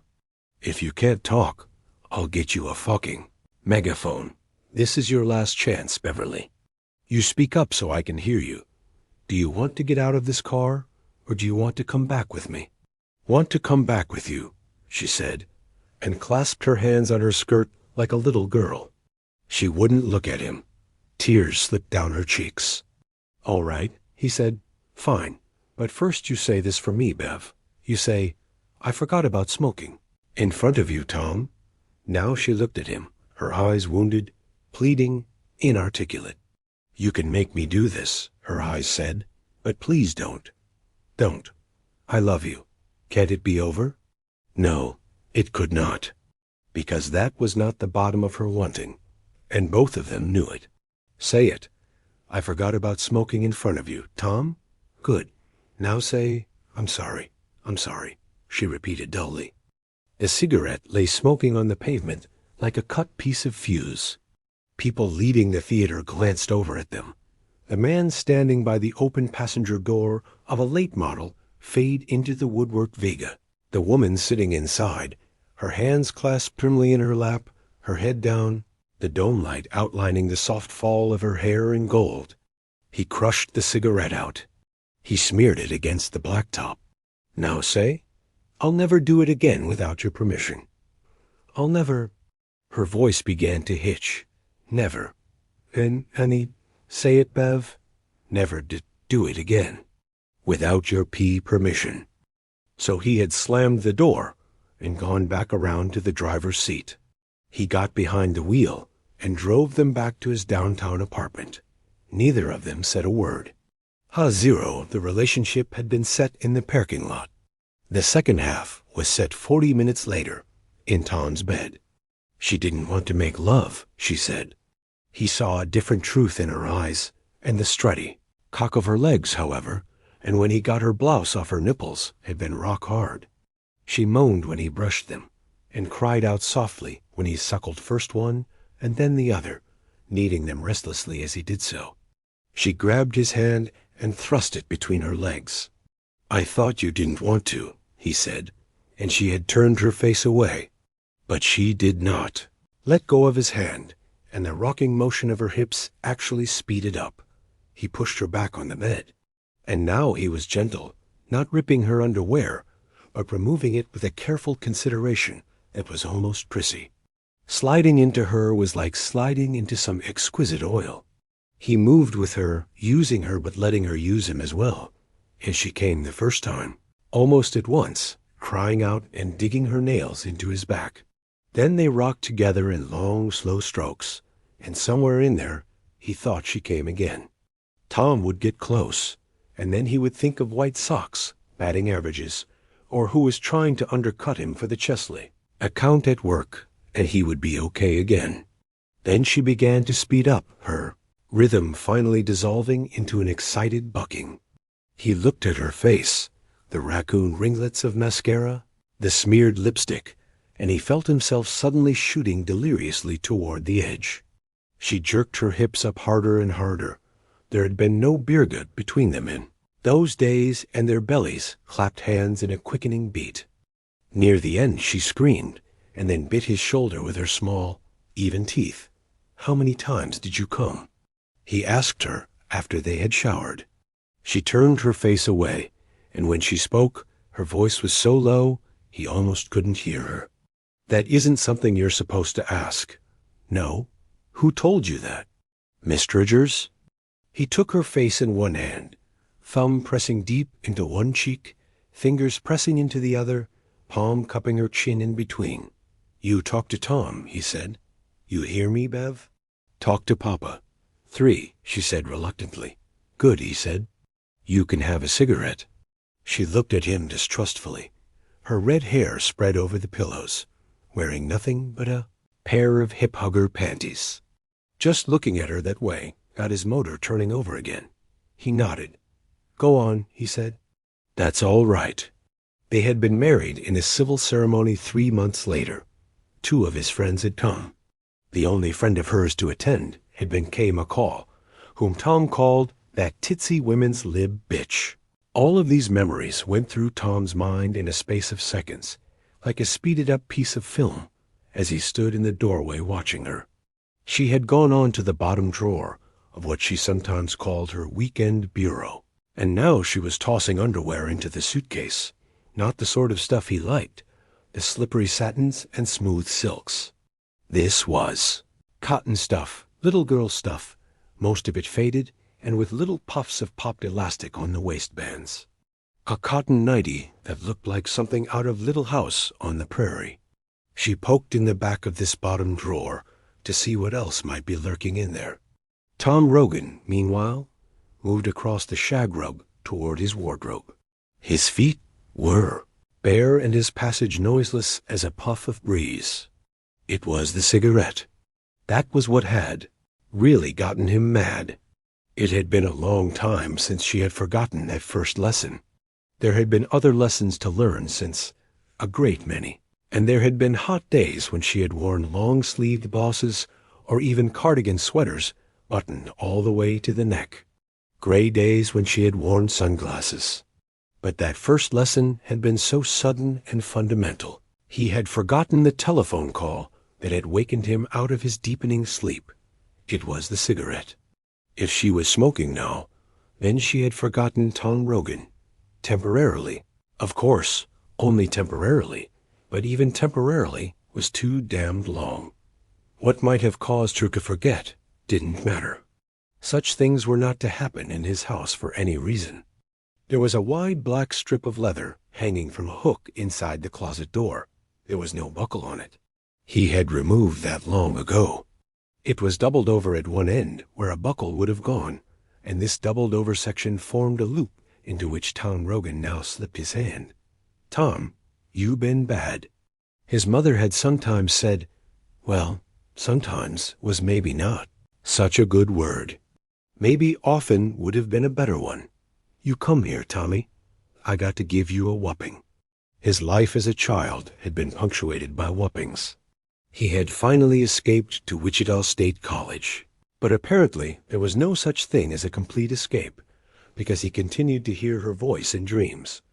"Come here, Tony. I got to give you a whopping. Whopping." He had been the eldest of 4. 3 months after the youngest had been born, Ralph Rogan had died. Well, died was maybe not such a good word. Maybe committed suicide would have been a better way to put it, since he had poured a generous quantity of lye into a tumbler of gin and quaffed this devil's brew while sitting on the bathroom hopper. Mrs. Rogan had found work at the Ford plant. Tom, although only 11, became the man of the family. And if he screwed up, if the baby shat her ditties after the sitter went home and the mess was still in them when Mom got home, if he forgot to cross Megan on the Broad Street corner after her nursery school got out and that nosy Mrs. Gant saw, if he happened to be watching American Bandstand while Joey made a mess in the kitchen, if any of those things or 1,000 others happened, then, after the smaller children were in bed, the spanking stick would come out and she would call the indication. "Come here, Tony. I got to give you a whopping." Better to be the whopper than the whopped. If he had learned nothing else on the great toll road of life, he had learned that. So he flipped the loose end of the belt over once and pulled the loop snug. Then he closed his fist over it. It felt good. It made him feel like a grown-up. The strip of leather hung from his clenched fist like a dead black snake. His headache was gone. She had found that one last thing in the back of the drawer, an old white cotton bra with gunchill cups. The thought that this early morning call might have been from a lover surfaced briefly in his mind and then sank again. That was ridiculous. A woman going away to meet her lover did not pack her faded ship and shore blouses and her cotton Kymar undies with the pops and snarls in the elastic. Also, she wouldn't dare. "Beverly," he said softly, and she turned at once, startled, her eyes wide, her long hair swinging. A belt hesitated, dropped a little. He stared at her, feeling that little bloom of uneasiness again. Yes, she had looked this way before the big shows, and then he hadn't. Gotten in her way, understanding that she was so filled with a mixture of fear and competitive aggressiveness that it was as if her head was full of illuminating gas. A single spark and she would explode. She had seen the shows not as a chance to split off from Delia fashions, to make a living or even a fortune on her own. If that had been all, she would have been fine. But if that were all, she also would not have been so ungodly talented. She had seen those shows as a kind of super exam on which she would be graded by fierce teachers. What she saw on those occasions was some creature without a face. It had no face, but it did have a name, authority. All of that wide-eyed nerviness was on her face now, but not just there. It was all around her, an aura that seemed almost visible, a high-tension charge which made her suddenly both more alluring and more dangerous than she had seemed to him in years. He was afraid because she was here, all here, the essential she as apart from the she Tom Rogan wanted her to be, the she he had made. Beverly looked shocked and frightened. She also looked almost madly exhilarated. Her cheeks glowed with hectic color, yet there were stark white patches below her lower lids, which looked almost like a second pair of eyes. Her forehead glowed with a creamy resonance, and the cigarette was still jutting out of her mouth, now at a slight-up angle, as if she thought she was goddamn Franklin Delano Roosevelt. The cigarette. Just looking at it caused dull fury to wash over him again in a green wave. Faintly, far back in his mind, he remembered her saying something to him one night out of the dark, speaking in a dull and listless voice. "Someday you're going to kill me, Tom. Do you know that? Someday you're just going to go too far, and that will be the end. You'll snap." He had answered, "You do it my way, Bev, and that day will never come." Now, before the rage blotted out everything, he wondered if that day hadn't come after all. The cigarette. Never mind the call, the packing, the weird look on her face. They would deal with the cigarette. Then he would fuck her. Then they could discuss the rest. By then it might even seem important. "Tom," she said. "Tom, I have to—" "You're smoking," he said. His voice seemed to come from a distance, as if over a pretty good radio. "Looks like you forgot, babe. Where you been hiding them?" "Look, I'll put it out," she said, and went to the bathroom door. She flipped the cigarette. Even from here he could see the teeth marks driven deep into the filter, into the bowl of the John. FSSS's. She came back out. "Tom, that was an old friend. An old friend. I have to—" "Shut up. That's what you have to do," he shouted at her. "Just shut up." But the fear he wanted to see, the fear of him, was not on her face. There was fear, but it had come out of the telephone, and fear was not supposed to come to Beverly from that direction. It was almost as if she didn't see the belt, didn't see him, and Tom felt a trickle of unease. Was he here? It was a stupid question, but was he? This question was so terrible and so elemental that for a moment he felt in danger of coming completely unwrapped from the root of himself and just floating off like a tumbleweed in a high breeze. Then he caught hold of himself. He was here, all right, and that was quite enough fucking psychobabble for one night. He was here. He was Tom Rogan, Tom by God Rogan. And if this dippy cunt didn't straighten up and fly right in the next 30 seconds or so, she was going to look like she got pushed out of a fast-moving boxcar by a mean railroad dick. "Got to give you a whopping," he said. "Sorry about that, babe?" He had seen that mixture of fear and aggressiveness before. Yes.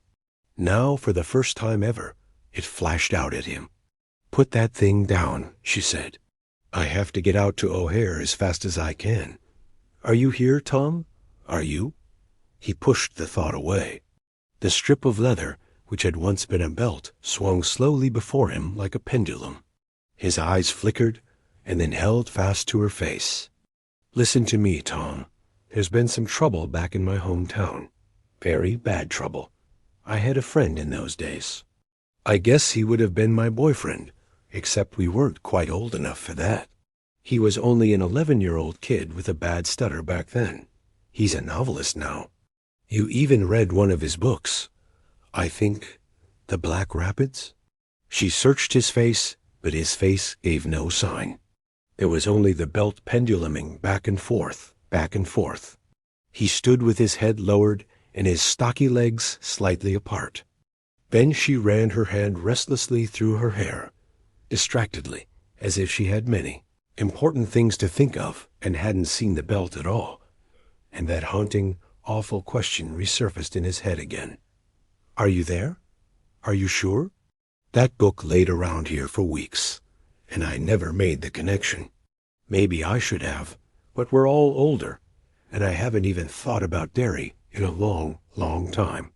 Anyway, Bill had a brother, George, and George was killed before I really knew Bill. He was murdered. And then, the next summer, but Tom had listened to enough craziness from within and from without. He moved in on her fast, cocking his right arm back over his shoulder like a man about to throw a javelin. The belt hissed a path through the air.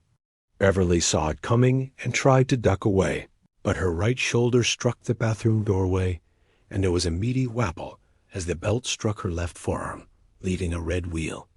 "Gonna whoop you," Tom repeated.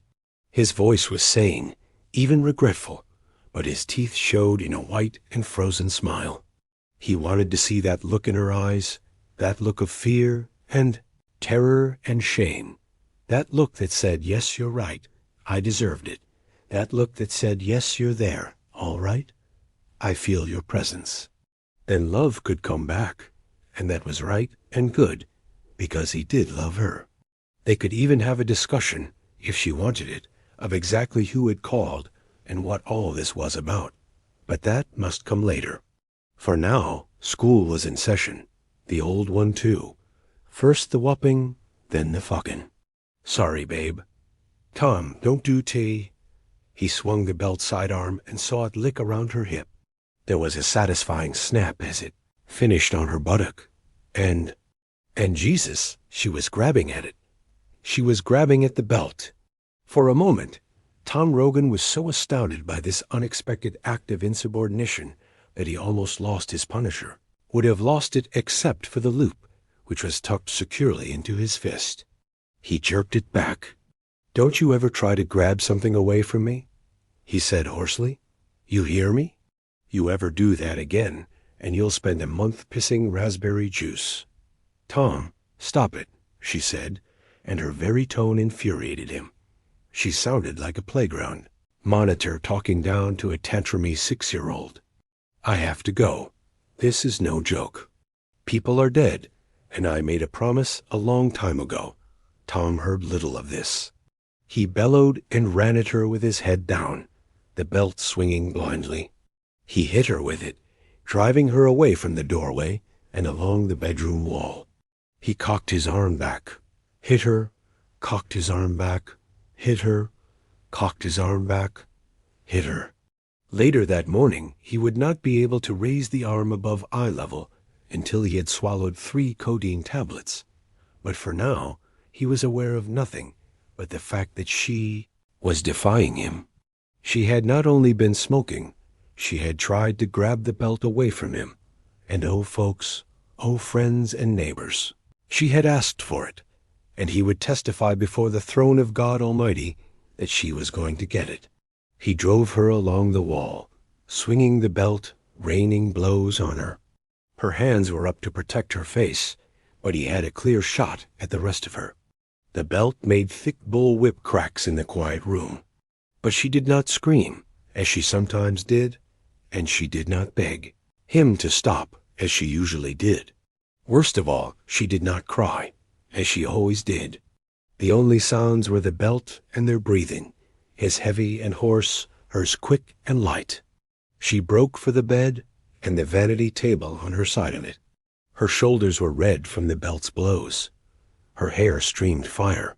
He lumbered after her, slower but big, very big.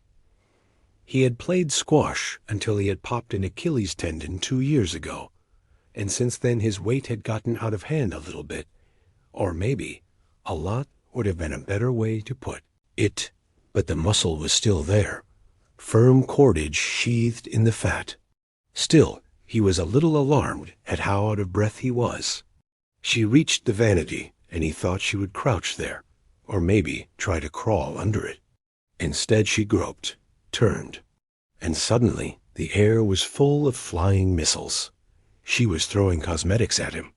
A bottle of Chantilly struck him squarely between the nipples, fell to his feet, shattered. He was suddenly enveloped in the gagging scent of flowers. "Quit it," he roared. "Quit it, you bitch." Instead of quitting it, her hands flew along the vanity's littered glass top, grabbing whatever they found, throwing it. He groped at his chest where the bottle of Chantilly had struck him, unable to believe she had hit him with something, even as other objects flew around him. The bottle's glass stopper had cut him. It was not much of a cut, little more than a triangular scratch, but was there a certain red-haired lady who was going to see the sun come up from a hospital bed? Oh, yes, there was. A certain lady who... A jar of cream struck him above the right eyebrow with sudden, cracking force.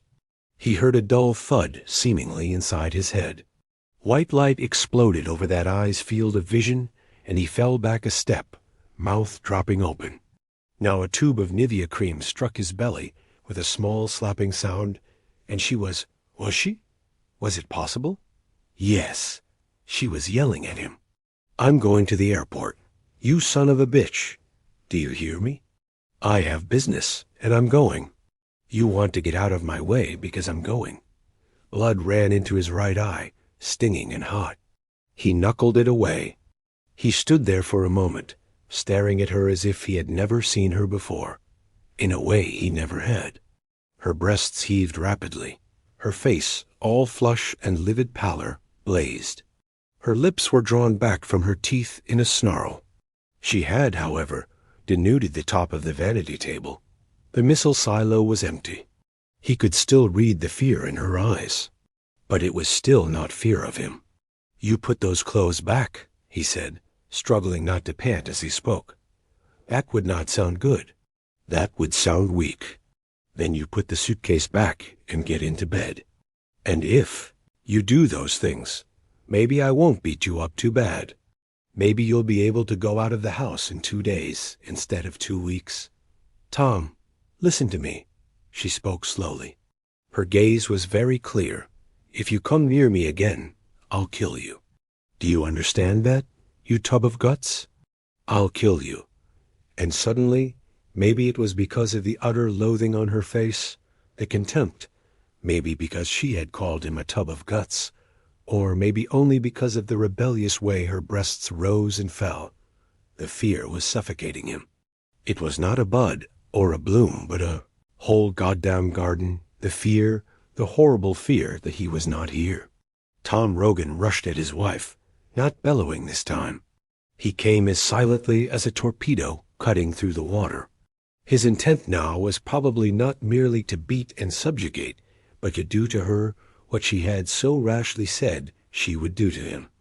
He thought she would run, probably for the bathroom, maybe for the stairs. Instead, she stood her ground. Her hip whacked the wall as she threw her weight against the vanity table, pushing it up and toward him, ripping 2 fingernails down to the quick when the sweat on. Her palms caused her hands to slip.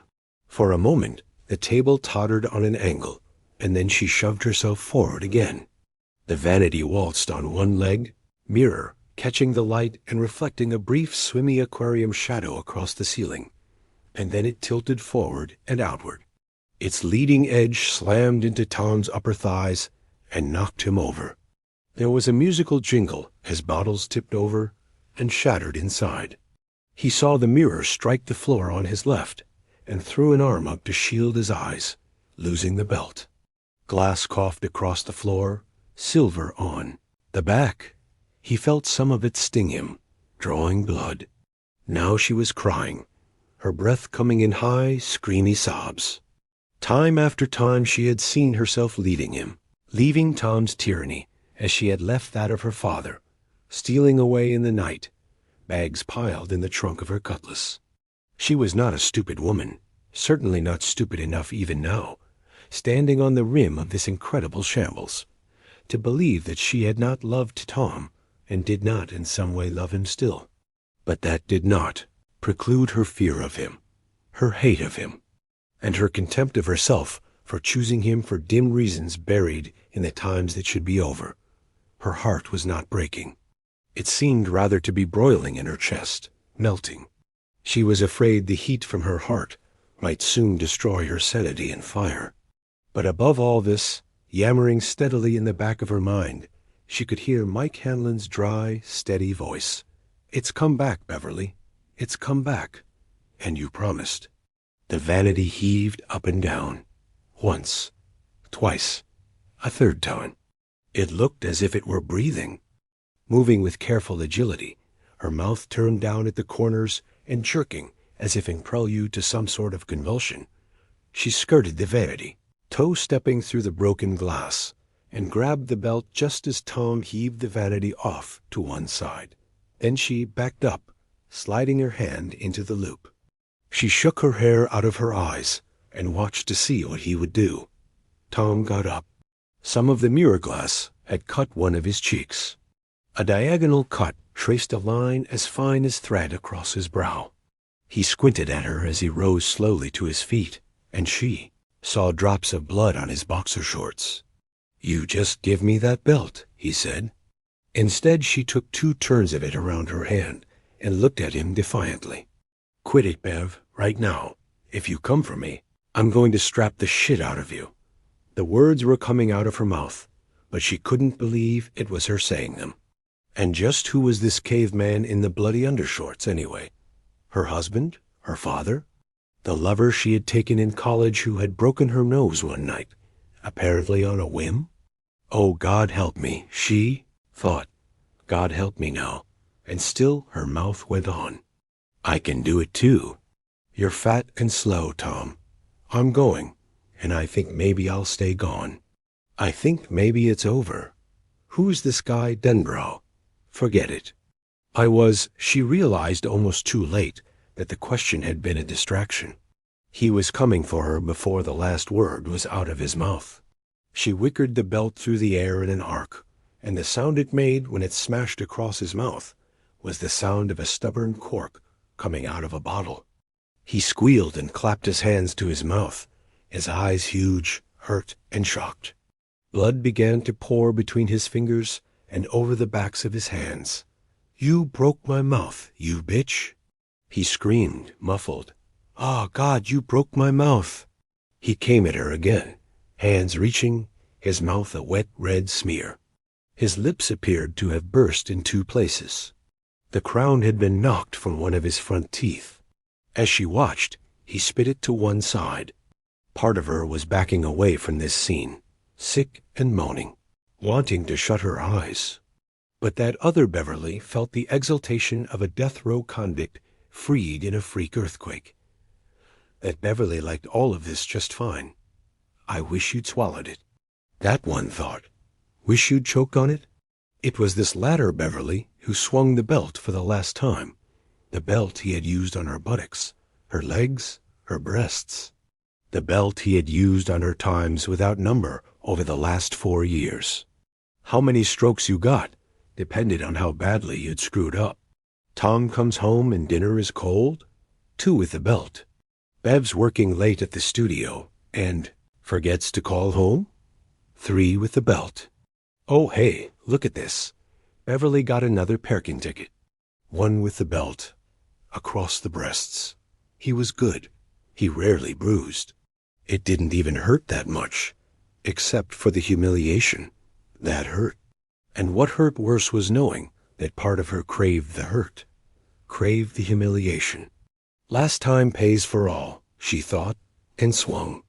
She brought the belt in low, brought it in sidearm, and it whacked across his balls with a brisk yet heavy sound, the sound of a woman striking a rug with a carpet beater. That was all it took. All the fight promptly went out of Tom Rogan. He uttered a thin, strengthless shriek and fell on his knees as if to pray. His hands were between his legs. His head was thrown back. Cords stood out on his neck. His mouth was a tragedy grimace of pain. His left knee came down squarely on a heavy, pointed hook of shattered perfume bottle, and he rolled silently over on one side like a whale. One hand left his balls to grab his squirting knee. The blood, she thought. Dear Lord, he's bleeding everywhere. He'll live. This new Beverly, the Beverly who seemed to have surfaced at Mike Hanlon's phone call, replied coldly. Guys like him always live. You just get the hell out of here before he decides he wants to tango some more. Or before he decides to go down cellar and get his Winchester.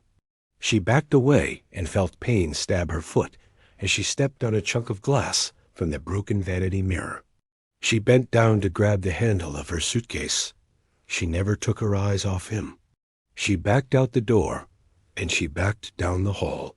She was holding the suitcase in front of her in both hands, and it banged her shins as she backed. Her cut foot printed bloody heel prints. When she reached the stairs, she turned around and went down quickly, not letting herself think.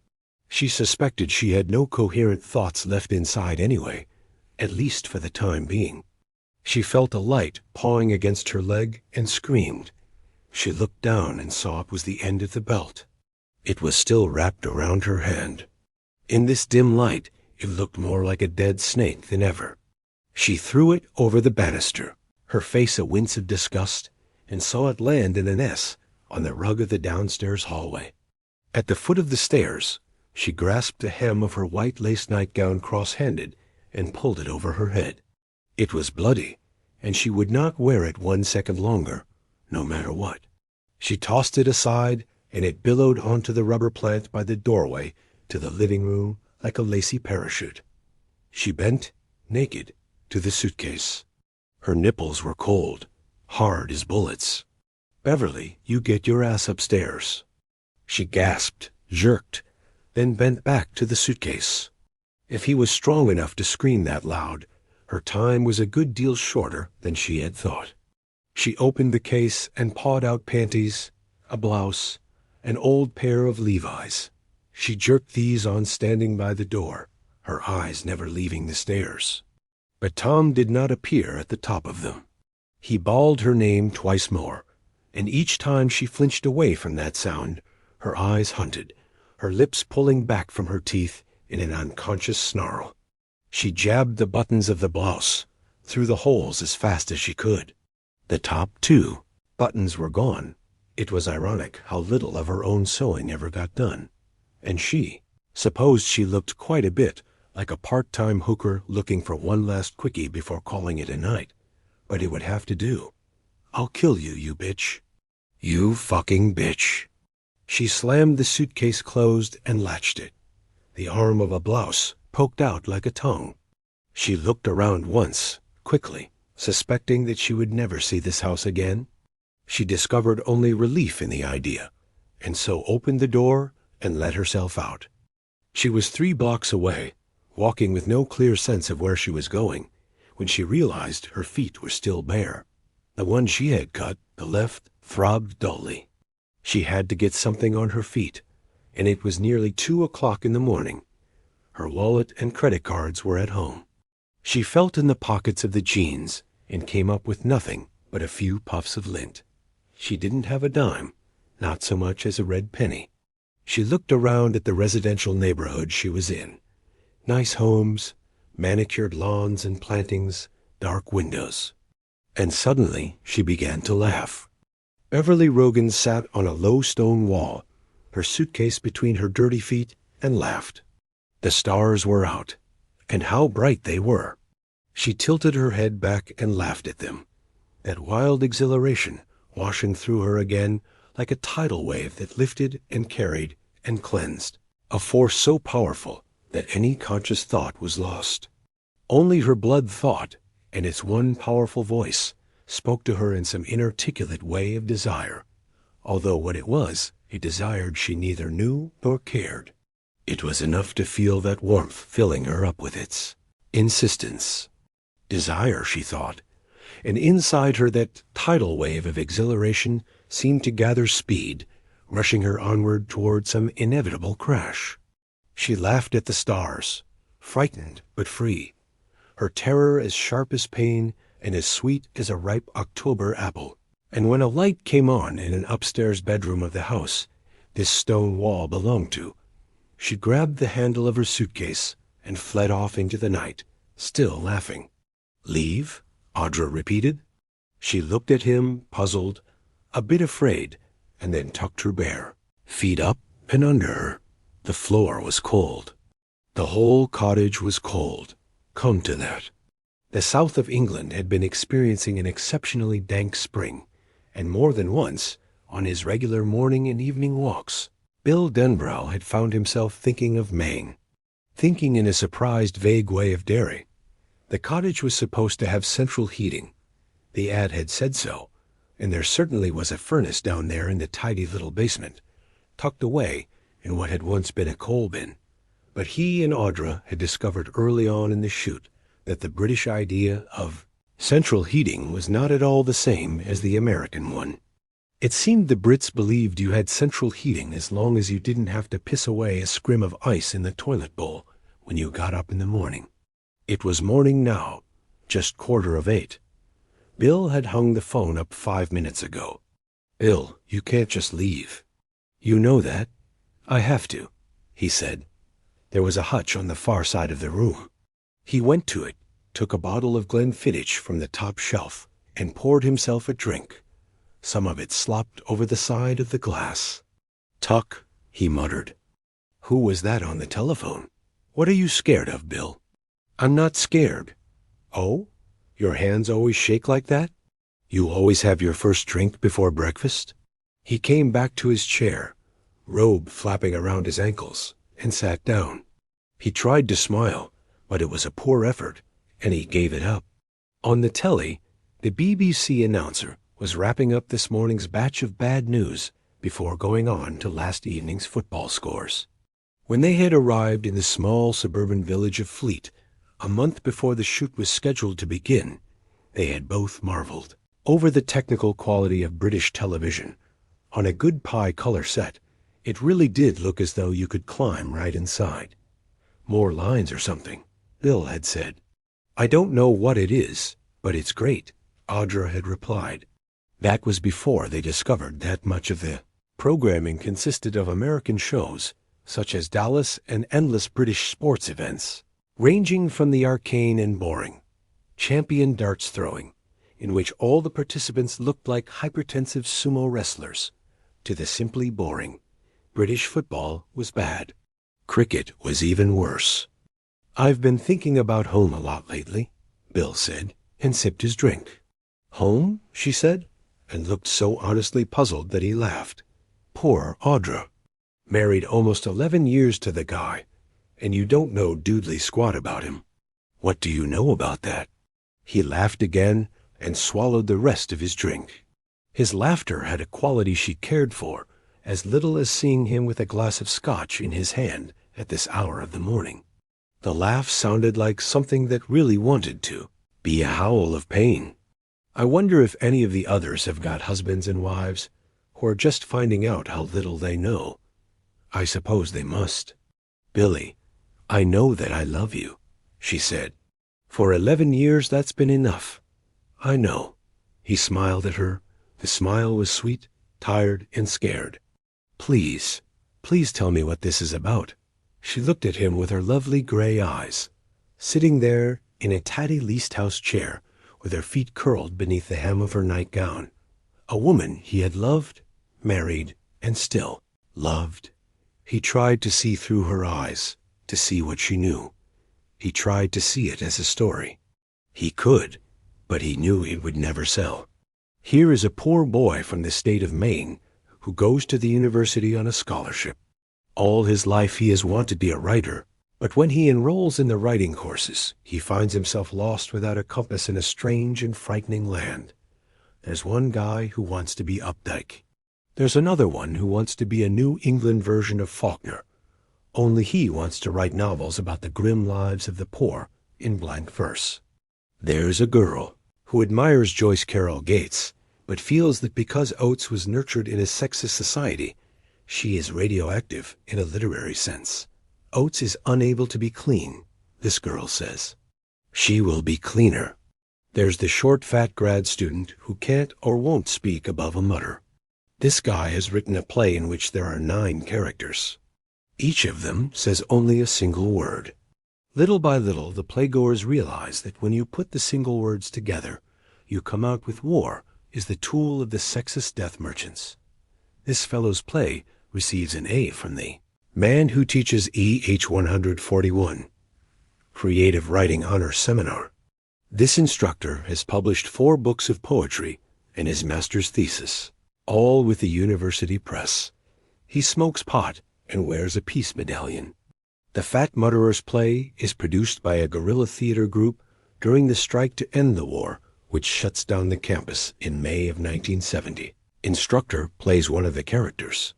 Bill Dendrow, meanwhile, has written 1 locked-room mystery tale, 3 science fiction stories, and several horror tales, which owe a great deal to Edgar Allan Poe, H.P., Lovecraft, and Richard Matheson. In later years, he will say those stories resembled a mid-1800s funeral hack equipped with a supercharger and painted day-glow red. One of the SF tailies earns him A.B. This is better, the instructor writes on the title page. In the Alien Counter-Strike, we see the vicious circle in which violence begets violence. I particularly liked the needle-nosed spacecraft as a symbol of sociosexual incursion. While this remains a slightly confused undertone throughout, it is interesting.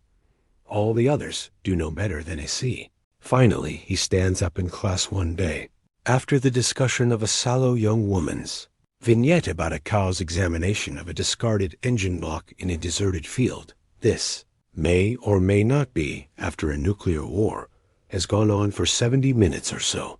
The sallow girl, who smokes one Winston after another, and picks occasionally at the pimples which nestle in the hollows of her temples, insists that the vignette is a socio-political statement in the manner of the early Orwell.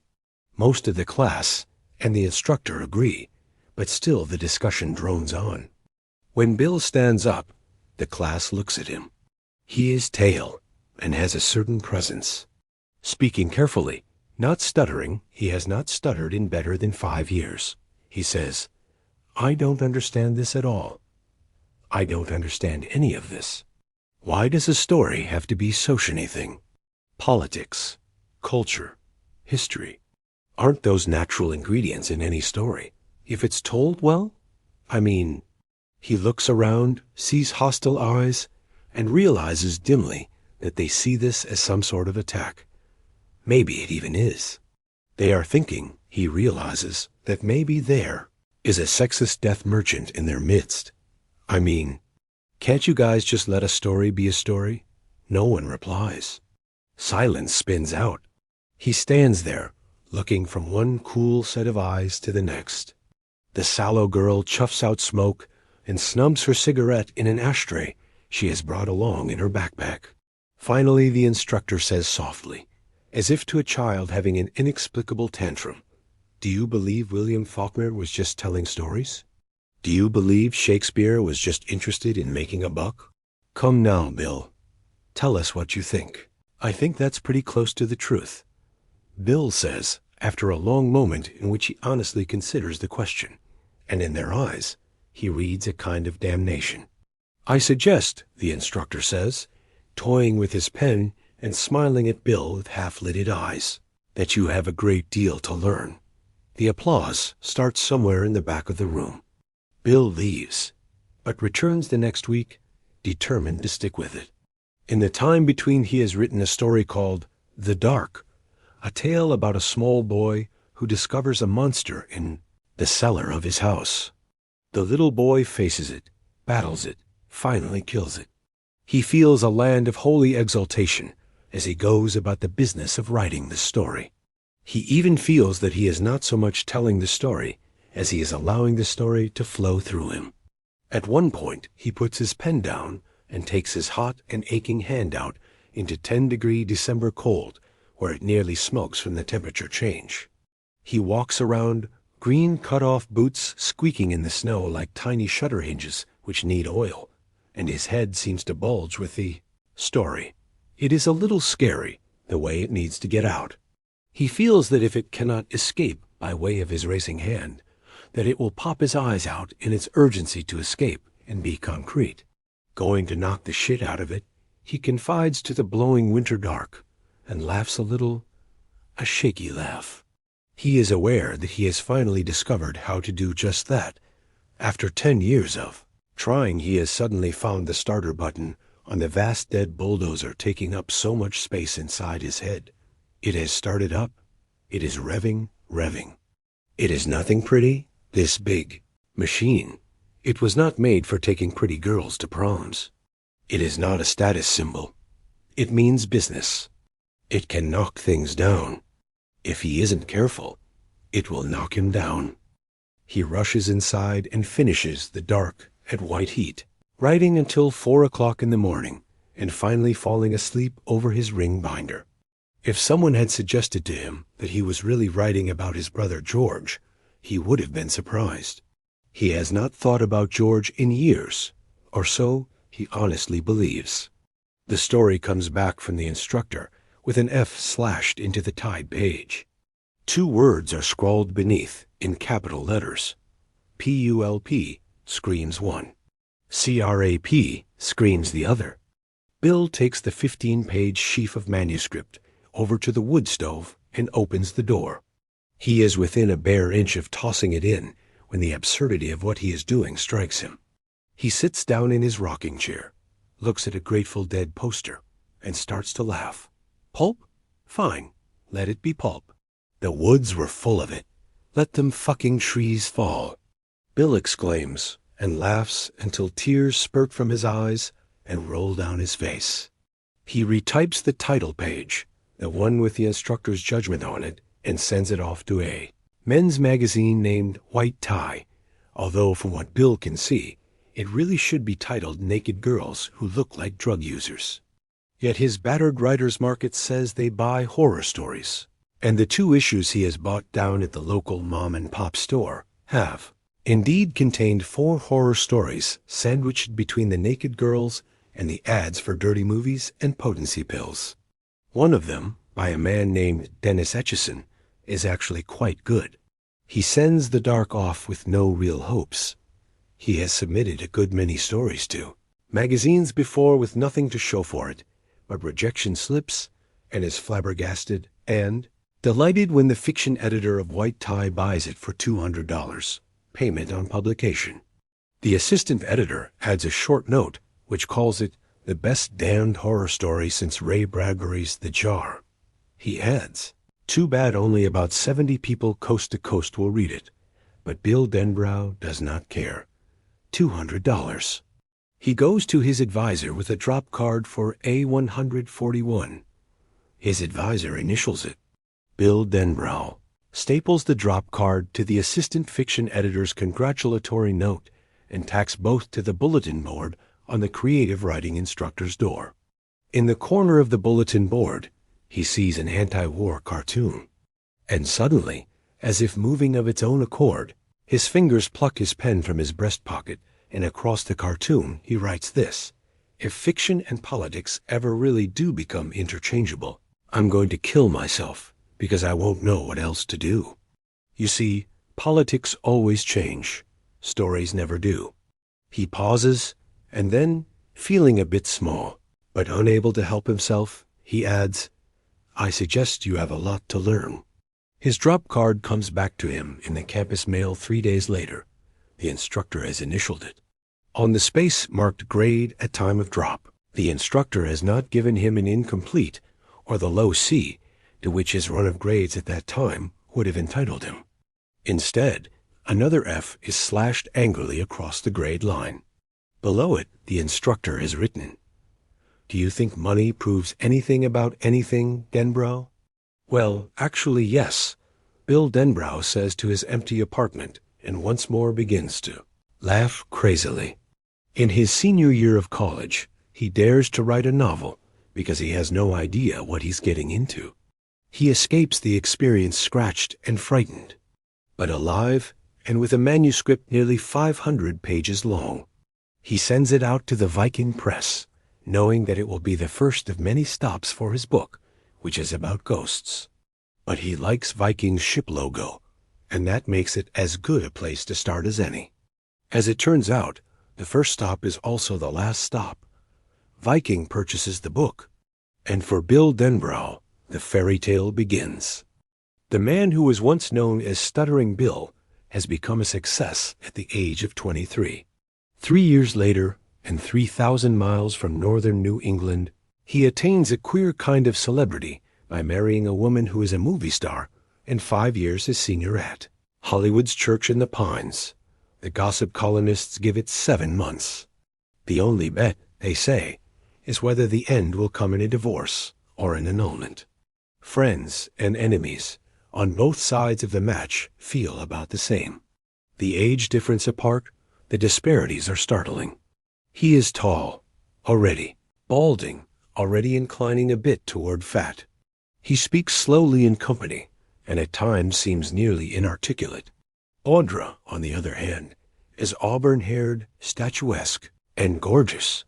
She is less like an earthly woman than a creature from some semi-divine Superis.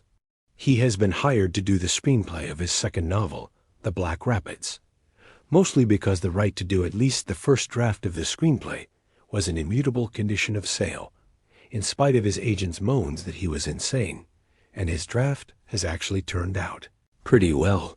He has been invited out to Universal City for further rewrites and production meetings. His agent is a small woman named Susan Brown. She is exactly 5 feet tall. She is violently energetic, and even more violently emphatic. Don't do it, Billy, she tells him. Kiss it off. They've got a lot of money tied up in it, and they'll get someone good to do the screenplay. Maybe even Goldman. Who? William Goldman. The only good writer who ever went out there and did both. What are you talking about, Suze? He stayed there, and he stayed good, she said. The odds on both are like the odds on beating lung cancer. It can be done, but who wants to try? you'll burn out on sex and booze. Or some of the nifty new drugs. Susan's crazily fascinating brown eyes sparkle vehemently up at him. And if it turns out to be some meatball who gets the assignment instead of someone like Goldman, so what? The book's on the shelf there. They can't change a word. Susan, listen to me, Billy. Take the money and run. You're young and strong. That's what they, like, you go out there and they will first separate you from your self-respect and then from your ability to write a straight line from point A to point B. Last but not least, they will take your testes. You write like a grown-up, but you're just a kid with a very high forehead. I have to go. Did someone just fart in here? She returns. Must have, because something sure stinks. But I do. I have to. Jesus. I have to get away from New England. He is afraid to say what comes next. It's like mouthing a curse, but he owes it to her. I have to get away from Maine. Why, for God's sake? I don't know. I just do. Are you telling me something real, Billy? Or just talking like a writer? It's real. They are in bed together during this conversation. Her breasts are small like peaches, sweet like peaches. He loves her a lot, although not the way they both know would be a really good way to love. She sits up with a pool of sheet in her lap and lights a cigarette. She's crying, but he doubts if she knows he knows. It's just the shine in her eyes. It would be tactful not to mention it, so he doesn't.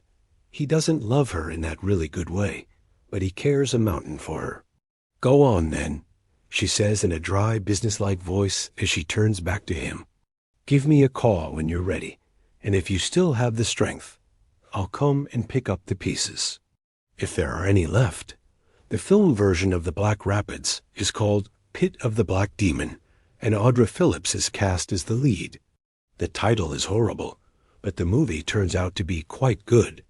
And the only part of him he loses in Hollywood is his heart. Bill, Audra said again, bringing him out of these memories. He saw she had snapped off the TV. He glanced out the window and saw fog nuzzling against the panes. I'll explain as much as I can, he said. You deserve that. But first do 2 things for me. All right. Fix yourself another cup of tea and tell me what you know about me. Or what you think you know. She looked at him, puzzled, and then went to the highboy. I know you're from Maine, she said, making herself tea from the breakfast pot. She was. Not British, but just a touch of clipped British had crept into her voice. A holdover from the part she played in Attic Room, the movie they had come over here to do. It was Bill's first original screenplay. He had been offered the directorial shot as well. Thank God he had declined that. His leaving now would have completed the job of pitching things up. He knew what they would all say, the whole crew. Billy Denbrough finally shows his true colors. Just another fucking writer. Crazier than a shithouse rat?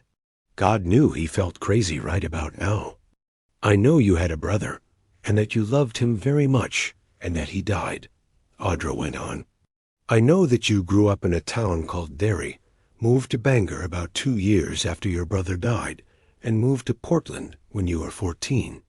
I know your dad died of lung cancer when you were 17. And you wrote a bestseller while you were still in college, paying your way with a scholarship and a part-time job at a textile mill. That must have seemed very strange to you. The change in income, in prospects.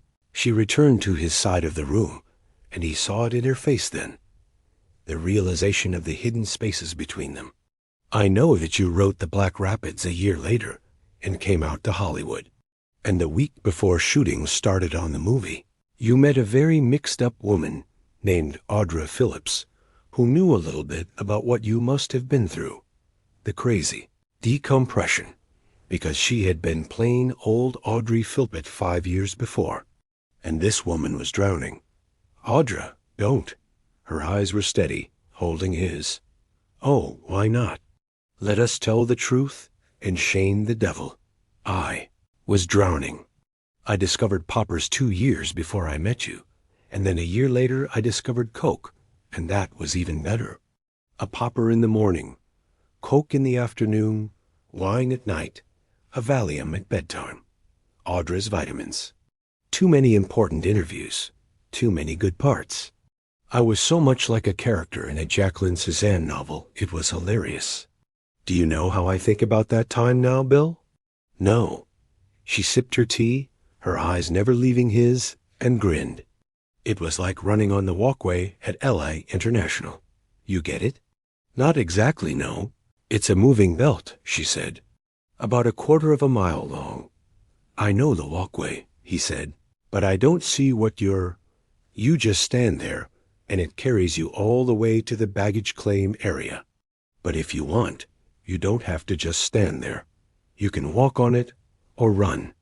And it seems like you're just doing your normal walk or your normal jog or your normal all-out sprint, whatever, because your body forgets that what you're really doing is topping the speed the walkway's already making. That's why they have those signs that say slow down, moving rampway near the end.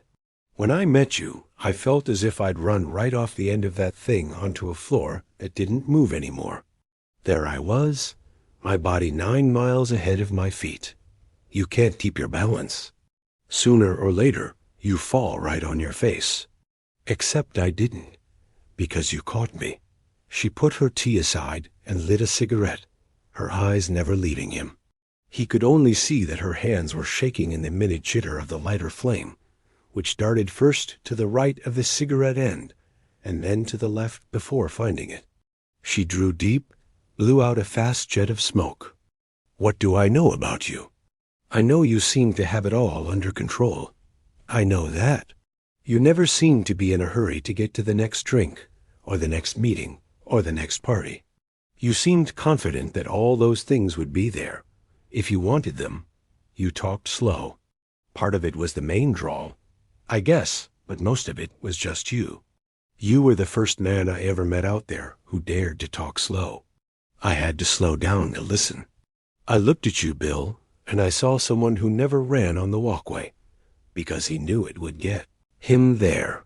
You seemed utterly untouched by the hype and hysteria.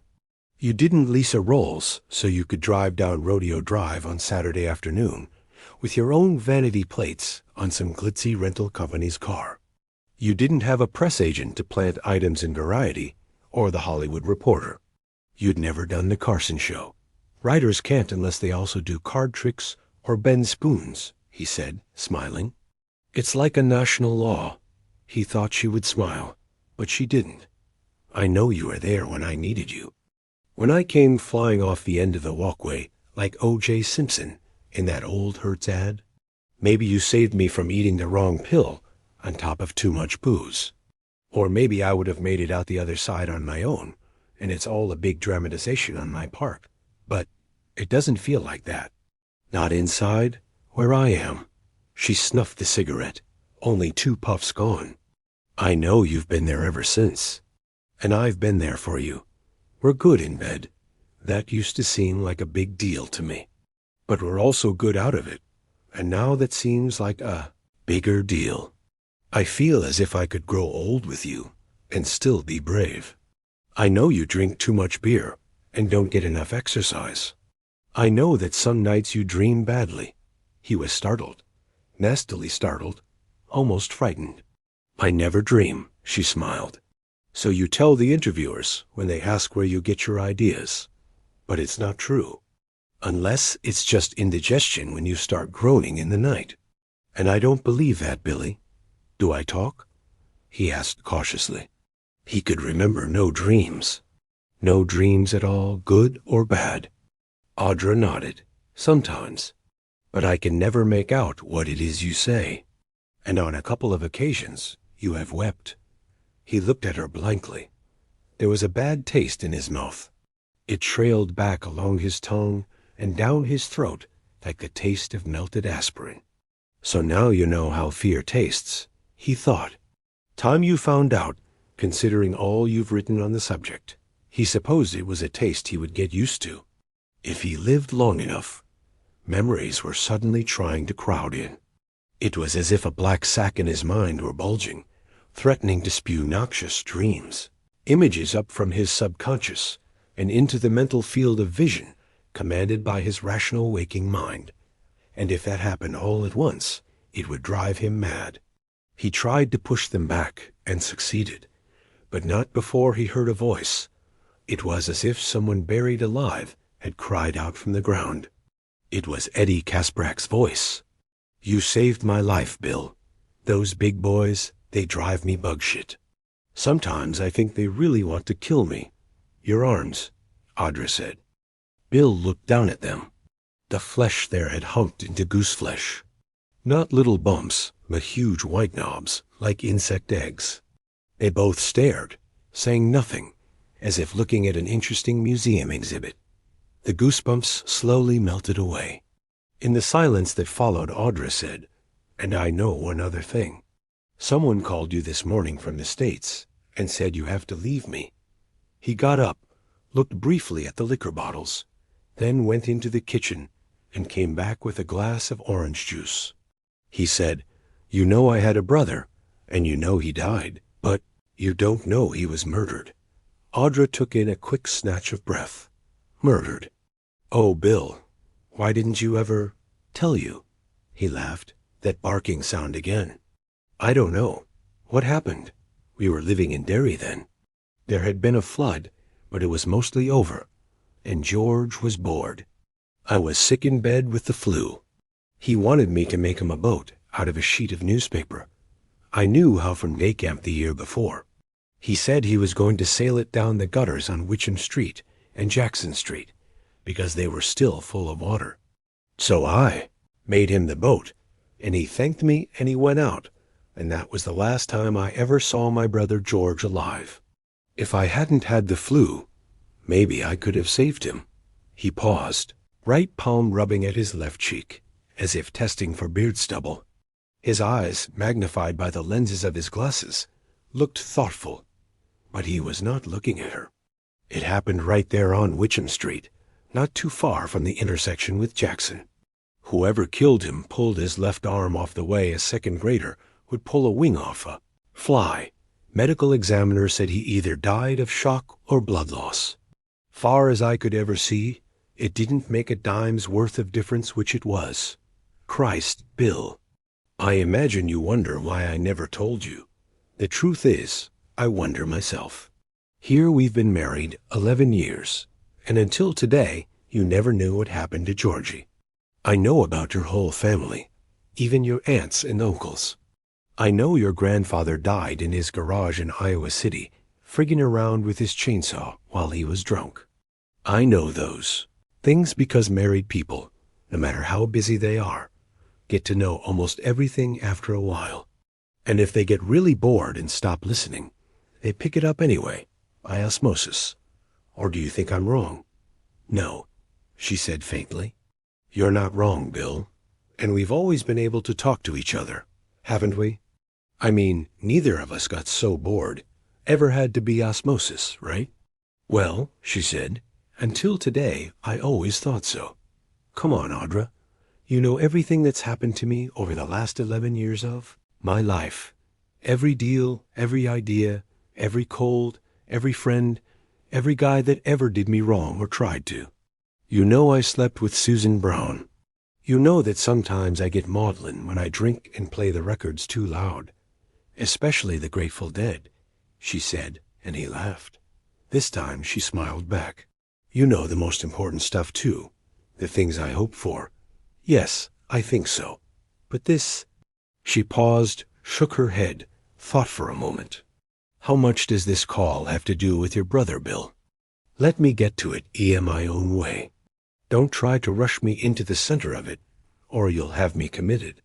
It's so big, and so quaintly awful, that I'm trying to sort of creep up on it. You see, it never occurred to me to tell you about Georgie." She looked at him, frowned, shook her head faintly. "I don't understand. What I'm trying to tell you, Audra, is that I haven't even thought of George in 20 years or more. But you told me you had a brother named—" "I repeated a fact," he said. "That was all. His name was a word. It cast no shadow at all in my mind. But I think maybe it cast a shadow over your dreams, Audra said. Her voice was very quiet. The groaning? The crying? She nodded. I suppose you could be right, he said. In fact, you're almost surely right. But dreams you don't remember don't really count, do they?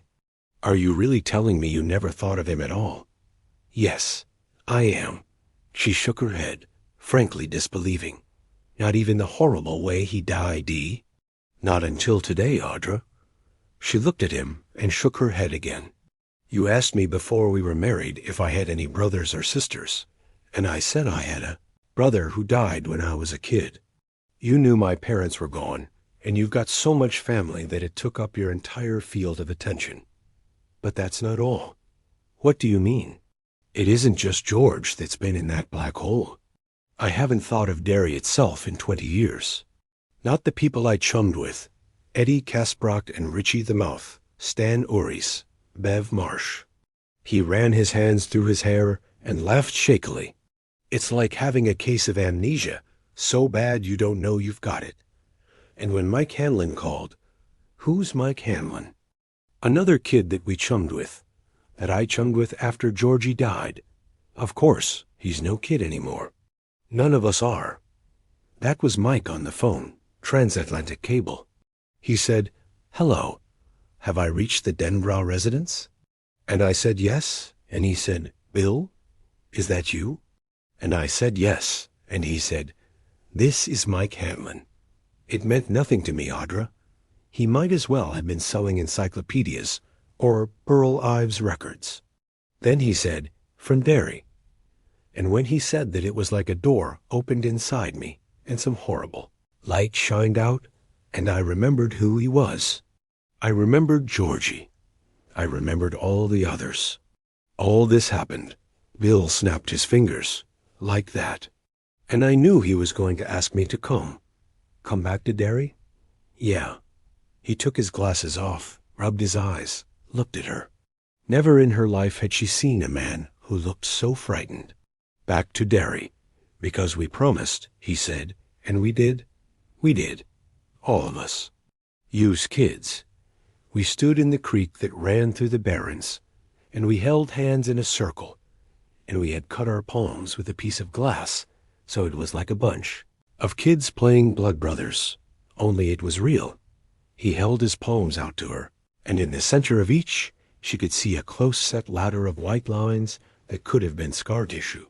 She had held his hand, both his hands, countless times, but she had never noticed these scars across his palms before. They were faint, yes, but she would have believed, and the party. That party. Not the one where they had met, although this second one formed a perfect bookend to that first one, because it had been the rap party at the end of the Pit of the Black Demon. Shoot, it had been loud and drunk, every inch the Topanga Canyon do. Perhaps a little less bitchy than some of the other L.A. parties she had been to, because the shoot had gone better than they had any right to expect, and they all knew it. For Audra Phillips it had gone even better, because she had fallen in love with William Denbrow. What was the name of the self-proclaimed palmist?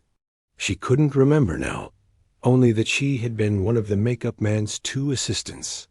She remembered the girl whipping off, her blouse at some point in the party, revealing a very filmy bra beneath, and tying it over her head like a gypsy's scarf. High on pot and wine, she had red palms for the rest of the evening, or at least until she had passed out. Audra could not remember now if the girl's readings had been good or bad, witty or stupid. She had been pretty high herself that night. What she did remember was that at one point the girl had grabbed Bill's palm and her own and had declared them perfectly matched. They were life twins, she said. She could remember watching, more than a little jealous, as the girl traced the lines on his palm with her exquisitely lacquered fingernail. How stupid that was. In the weird L.A. film subculture, where men patted women's fannies as routinely as New York men pecked their cheeks. But there had been something intimate and lingering about that tracery. There had been no little white scars on Bill's palms then. She had been watching the charade with a jealous lover's eye, and she was sure of the memory, sure of the fact. She said so to Bill now. He nodded. You're right. They weren't there then. And although I can't absolutely swear to it, I don't think they were there last night, down at the Plough and Barrow. Ralph and I were hand-wrestling for beers again, and I think I would have noticed. He grinned at her. The grin was dry, humorless, and scared. I think they came back when Mike Hanlon called. That's what I think. Bill, that isn't possible. But she reached for her cigarettes. Bill was looking at his hands. Stan did it, he said. Cut our palms with a sliver of coke. Bottle. I can remember it so clearly now. He looked up at Audra, and behind his glasses, his eyes were hurt and puzzled. I remember how that piece of glass flashed in the sun. It was one of the new clear ones. Before that, Coke bottles used to be green. You remember that? She shook her head, but he didn't see her. He was still studying his palms. I can remember Stan doing his own hands last, pretending he was going to slash his wrists instead of just cut his palms a little. I guess it was just some goof, but I almost made a move on him. To stop him, because for a second or two there he looked serious. Bill, don't, she said in a low voice. This time she had to steady the lighter in her right hand by grasping its wrist in her left, like a policeman holding a gun on a shooting range. Scars can't come back. They either are or aren't. You saw them before, huh? Is that what you're telling me? They're very faint, Audra said, more sharply than she had intended. We were all bleeding, he said. We were standing in the water not far from where Eddie Kasbruck and Ben Hanscom and I built the dam that time. You don't mean the architect, do you? Is there one by that name? God, Bill, he built the new BBC Communications Center. They're still arguing whether it's a dream or an abortion. Well, I don't know if it's the same guy or not. It doesn't seem likely, but I guess it could be. The Ben I knew was great at building stuff. We all stood there, and I was holding Bev Marsh's left hand in my right and Richie Tozier's right hand in my left. We stood out there in the water like something out of a Southern baptism after a tent meeting, and I remember I could see the Derry standpipe on the horizon. It looked as white as you imagine. The robes of the archangels must be, and we promised. We swore that if it wasn't over, that if it ever started to happen again, we'd go back, and we'd do it again, and stop it, forever. Stop what? She cried, suddenly furious with him. Stop what? What the fuck are you talking about? I wish you wouldn't ask, Bill began, and then stopped. She saw an expression of bemused horror spread over his face like a stain. Give me a cigarette. She passed him the pack. He lit one. She had never seen him smoke a cigarette. I used to stutter too.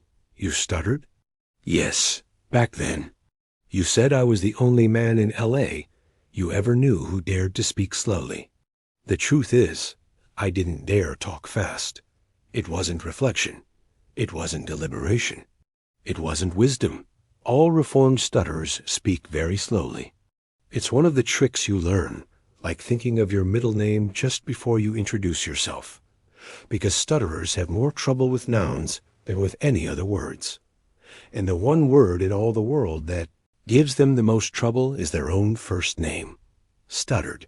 She smiled a small smile, as if he had told a joke, and she had missed the point. Until Georgie died, I stuttered moderately. Bill said, and already he had begun to hear words double in his mind, as if they were infinitesimally separated in time. The words came out smoothly, in his ordinary slow and cadenced way, but in his mind he heard words like Georgie and moderately overlap, becoming Joji and moderately. I mean, I had some really bad moments, usually when I was called on in class, and especially if I really knew the answer and wanted to give it, but mostly I got by. After George died, it got a lot worse. Then, around the age of 14 or 15, things started to get better again. I went to Cheverus High in Portland, and there was a speech therapist there, Mrs. Thomas, who was really great. She taught me some good tricks, Like thinking of my middle name just before I said, "Hi, I'm Bill Denbrow," out loud. I was taking French 1, and she taught me to switch to French if I got badly stuck on a word. So if you're standing there, feeling like the world's grandest asshole, saying to this over and over like a broken record, you switched over to French and "see lever" would come flowing off your tongue. Worked every time. And as soon as you said it in French, you could come back to English and say "this book" with no problem at all. If you got stuck on an S word like ship or skate or slum, you could lisp it. Thip, thgate, thlum. No stutter. All of that helped, but mostly it was just forgetting Derry and everything that happened there, because that's when the forgetting happened. When we were living in Portland and I was going to Chevreuse. I didn't forget everything at once, but looking back now, I'd have to say it happened over a remarkably short period of time. Maybe no more than 4 months. My stutter and my memories faded out together. Someone washed the blackboard, and all the old equations went away. He drank what was left of his juice. When I stuttered on "ask" a few seconds ago, that was the first time in maybe 21 years. He looked at her.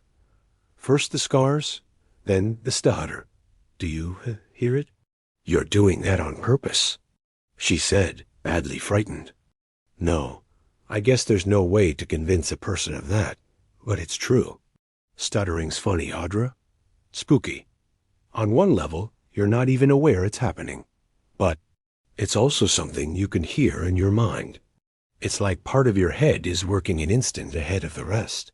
Or one of those reverb systems kids used to put in their jalopies back in the 50s, when the sound in the rear speaker would come just a split second after the sound in the front speaker.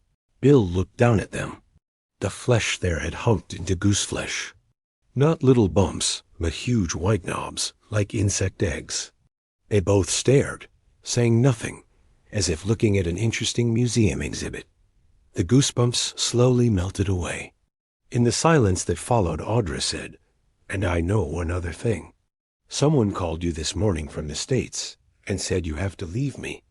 He got up, looked briefly at the liquor bottles, then went into the kitchen and came back with a glass of orange juice. He said, "You know I had a brother, and you know he died, but you don't know he was murdered." Audra took in a quick snatch of breath. "Murdered? Oh, Bill, why didn't you ever tell you?" He laughed, that barking sound again. "I don't know. What happened? We were living in Derry then. There had been a flood, but it was mostly over, and George was bored. I was sick in bed with the flu. He wanted me to make him a boat out of a sheet of newspaper. I knew how from day camp the year before. He said he was going to sail it down the gutters on Witcham Street and Jackson Street, because they were still full of water. So I made him the boat, and he thanked me and he went out, and that was the last time I ever saw my brother George alive. If I hadn't had the flu, maybe I could have saved him." He paused, right palm rubbing at his left cheek, as if testing for beard stubble. His eyes, magnified by the lenses of his glasses, looked thoughtful, but he was not looking at her. "It happened right there on Witcham Street, not too far from the intersection with Jackson. Whoever killed him pulled his left arm off the way a second grader would pull a wing off a fly. Medical examiner said he either died of shock or blood loss. Far as I could ever see, it didn't make a dime's worth of difference which it was. Christ, Bill. I imagine you wonder why I never told you. The truth is, I wonder myself. Here we've been married 11 years, and until today, you never knew what happened to Georgie. I know about your whole family, even your aunts and uncles. I know your grandfather died in his garage in Iowa City, frigging around with his chainsaw while he was drunk. I know those things because married people, no matter how busy they are, get to know almost everything after a while. And if they get really bored and stop listening, they pick it up anyway, by osmosis. Or do you think I'm wrong?" "No," she said faintly. "You're not wrong, Bill. And we've always been able to talk to each other, haven't we?" I mean, neither of us got so bored. Ever had to be osmosis, right? Well, she said, until today, I always thought so. Come on, Audra. You know everything that's happened to me over the last 11 years of my life. Every deal, every idea, every cold, every friend, every guy that ever did me wrong or tried to. You know I slept with Susan Brown. You know that sometimes I get maudlin when I drink and play the records too loud. Especially the Grateful Dead, she said, and he laughed. This time she smiled back. You know the most important stuff too, the things I hope for. Yes, I think so. But this... She paused, shook her head, thought for a moment. How much does this call have to do with your brother, Bill? Let me get to it my own way. Don't try to rush me into the center of it, or you'll have me committed. It's so big, and so quaintly awful, that I'm trying to sort of creep up on it. You see, it never occurred to me to tell you about Georgie. She looked at him, frowned, shook her head faintly. I don't understand. What I'm trying to tell you, Audra, is that I haven't even thought of George in 20 years or more. But you told me you had a brother named... I repeated a fact, he said. That was all. His name was a word. It cast no shadow at all in my mind. But I think maybe it cast a shadow over your dreams, Audra said. Her voice was very quiet. The groaning? The crying? She nodded. I suppose you could be right, he said. In fact, you're almost surely right. But dreams you don't remember don't really count, do they? Are you really telling me you never thought of him at all? Yes, I am. She shook her head, frankly disbelieving.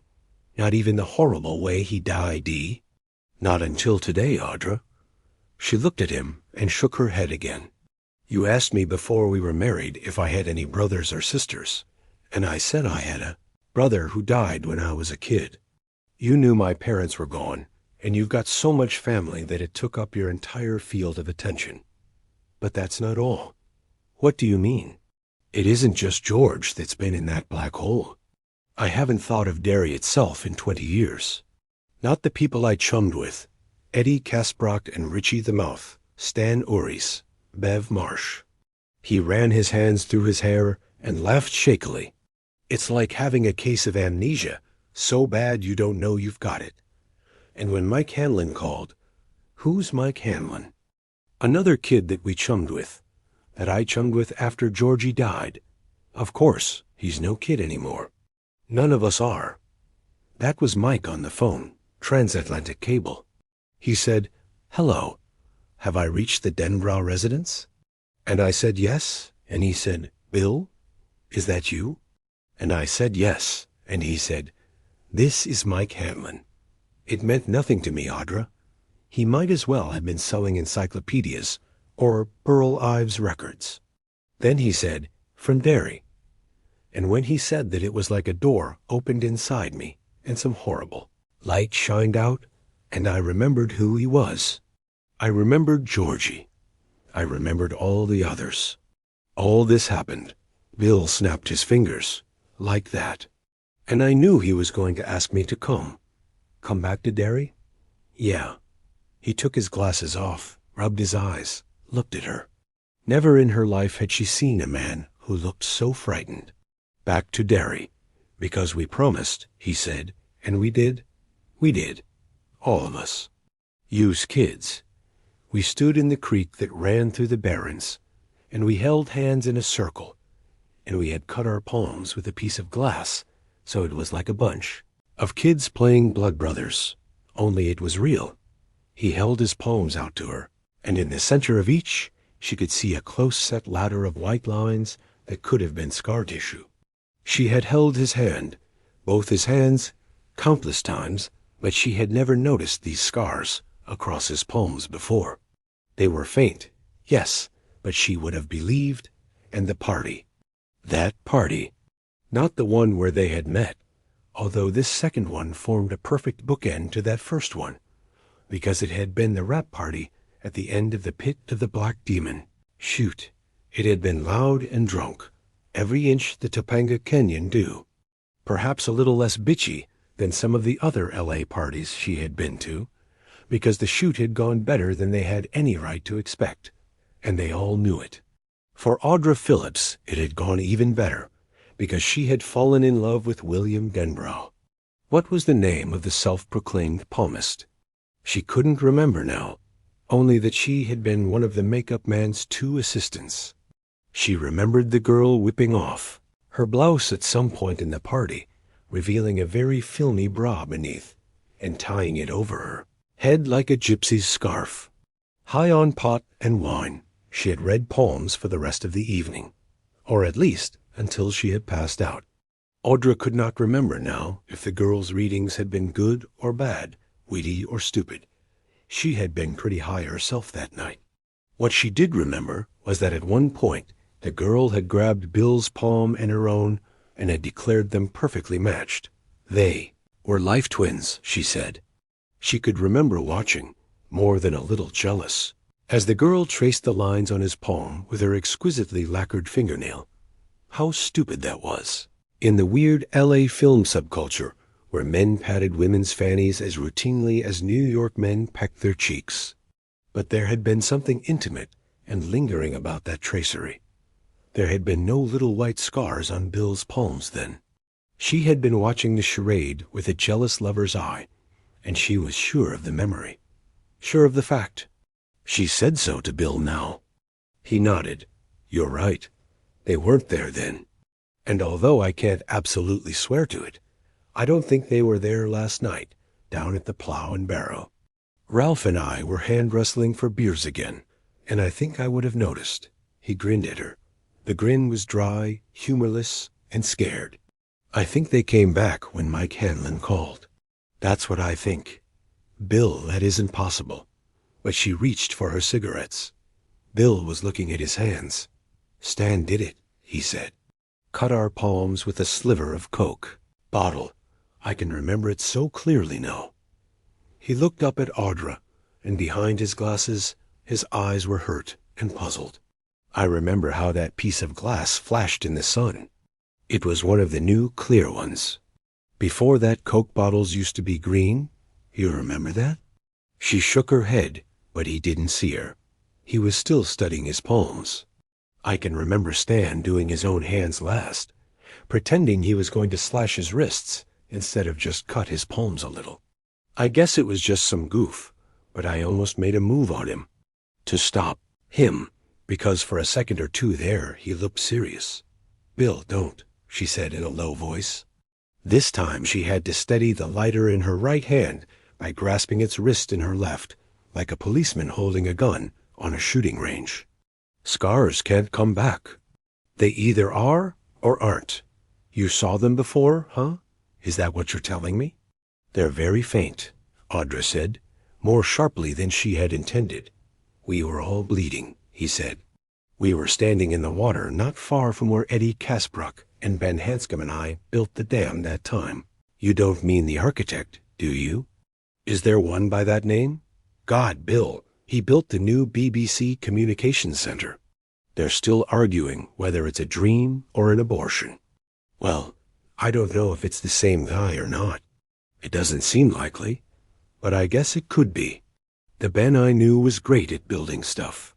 We all stood there, and I was holding Bev Marsh's left hand in my right and Richie Tozier's right hand in my left. We stood out there in the water like something out of a Southern baptism after a tent meeting, and I remember I could see the Derry standpipe on the horizon. It looked as white as you imagine. The robes of the archangels must be, and we promised. We swore that if it wasn't over, that if it ever started to happen again, we'd go back, and we'd do it again, and stop it. Forever? Stop what? She cried, suddenly furious with him. Stop what? What the fuck are you talking about? I wish you wouldn't ask. Bill began, and then stopped. She saw an expression of bemused horror spread over his face like a stain. Give me a cigarette. She passed him the pack. He lit one. She had never seen him smoke a cigarette. I used to stutter too. You stuttered? Yes, back then. You said I was the only man in L.A., you ever knew who dared to speak slowly. The truth is, I didn't dare talk fast. It wasn't reflection. It wasn't deliberation. It wasn't wisdom. All reformed stutterers speak very slowly. It's one of the tricks you learn, like thinking of your middle name just before you introduce yourself, because stutterers have more trouble with nouns than with any other words. And the one word in all the world that gives them the most trouble is their own first name. Stuttered. She smiled a small smile, as if he had told a joke, and she had missed the point. Until Georgie died, I stuttered moderately. Bill said, and already he had begun to hear words double in his mind, as if they were infinitesimally separated in time. The words came out smoothly, in his ordinary slow and cadenced way, but in his mind he heard words like Georgie and moderately overlap, becoming Jojoji and moderately. I mean, I had some really bad moments, usually when I was called on in class, and especially if I really knew the answer and wanted to give it, but mostly I got by. After George died, it got a lot worse. Then, around the age of 14 or 15, things started to get better again. I went to Cheverus High in Portland, and there was a speech therapist there, Mrs. Thomas, who was really great. She taught me some good tricks, like thinking of my middle name just before I said, "Hi, I'm Bill Denbrow," out loud. I was taking French 1, and she taught me to switch to French if I got badly stuck on a word.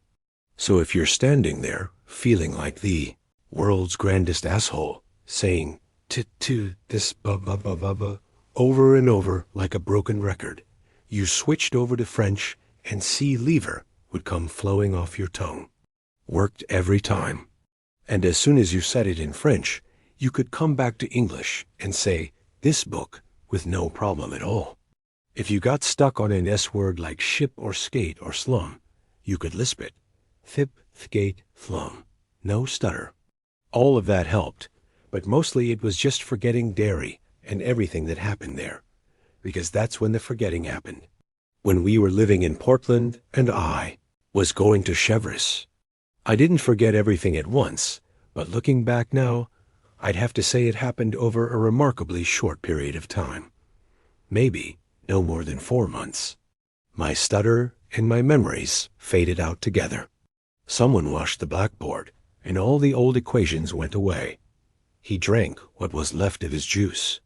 When I stuttered on "ask" a few seconds ago, that was the first time in maybe 21 years. He looked at her. First the scars, then the stutter. "Do you hear it? You're doing that on purpose," she said, badly frightened. No, I guess there's no way to convince a person of that, but it's true. Stuttering's funny, Audra. Spooky. On one level, you're not even aware it's happening, but it's also something you can hear in your mind. It's like part of your head is working an instant ahead of the rest. Or one of those reverb systems kids used to put in their jalopies back in the 50s, when the sound in the rear speaker would come just a split second after the sound in the front speaker. Derry, the first interlude, how many human eyes had snatched glimpses of their secret anatomies down the passage of years? Clive Barker, Books of Blood. The segment below and all other interlude segments are drawn from Derry, an unauthorized town history by Michael Hanlon. This is an unpublished set of notes and accompanying fragments of manuscript, which read almost like diary entries, found in the Derry Public Library vault. The title given is the one written on the cover of the loose-leaf binder in which these notes were kept prior to their appearance here. The author, however, refers to the work several times within his own notes as Derry, a look through hell's back door. One supposes the thought of popular publication had done more than cross Mr. Hanlon's mind. January 2nd, 1985? Can an entire city be haunted? Haunted as some houses are supposed to be haunted? Not just a single building in that city, or the corner of a single street, or a single basketball court in a single pocket park. The netless basket jutting out at sunset like some obscure and bloody instrument of torture. Not just one area, but everything. The whole works. Can that be? Listen. Haunted, often visited by ghosts or spirits. Funk and Wagnalls. Haunting, persistently recurring to the mind. Difficult to forget. Ditto Funk and Friend.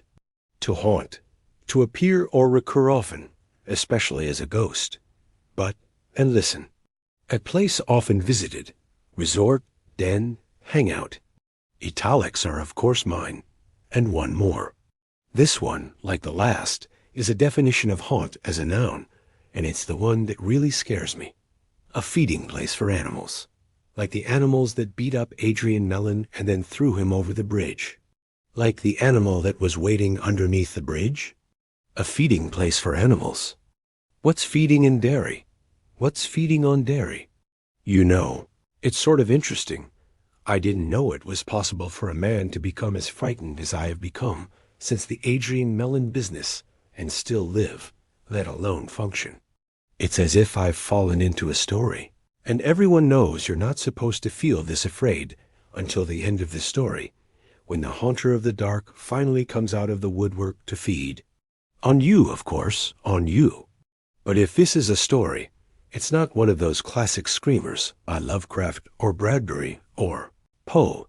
I know, you see, not everything, but a lot. I didn't just start when I opened the Derry News one day last September, read the transcript of the Onwin boys' preliminary hearing, and realized that the clown who killed George Denbrough might well be back again. I actually started around 1980. I think that is when some part of me which had been asleep woke up, knowing that its time might be coming round again. What part? The Watchman part, I suppose. Or maybe it was the voice of the turtle. Yes, I rather think it was that. I know it's what Bill Denbrough would believe. I discovered news of old horrors in old books.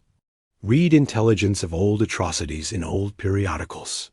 Always in the back of my mind, every day a bit louder, I heard the seashell drone of some growing, coalescing force. I seemed to smell the bitter ozone aroma of lightnings to come. I began making notes for a book I will almost certainly not live to write. And at the same time, I went on with my life. On one level of my mind, I was and am living with the most grotesque, capering horrors. On another, I have continued to live the mundane life of a smousity. Librarian, I shelve books. I make out library cards for new patrons. I turn off the microfilm readers careless users sometimes leave on. I joke with Carol Danner about how much I would like to go to bed with her, and she jokes back about how much she'd like to go to bed with me. And both of us know that she's really joking, and I'm really not. Just as both of us know that she won't stay in a little place like Derry for long, and I will be here until I die, taping torn pages in Business Week, sitting down at monthly acquisition meetings with my pipe in one hand and a stack of library journals in the other, and waking in the middle of the night with my fists jammed against my mouth to keep in the screams. The Gothic conventions are all wrong. My hair has not turned white. I do not sleepwalk. I have not begun to make cryptic comments or to carry a planchette around in my sport coat pocket. I think I laugh a little more. That's all. And sometimes it must seem a little shrill and strange, because sometimes people look at me oddly when I laugh. Part of me, the part Bill would call the voice of the turtle, says I should call them all. Tonight. But am I, even now, completely sure? Do I want to be completely sure? No, of course not. But God, what happened to Adrian Mellon is so much like what happened to Stuttering Bill's brother George in the fail of 1957. If it has started again, I will call them.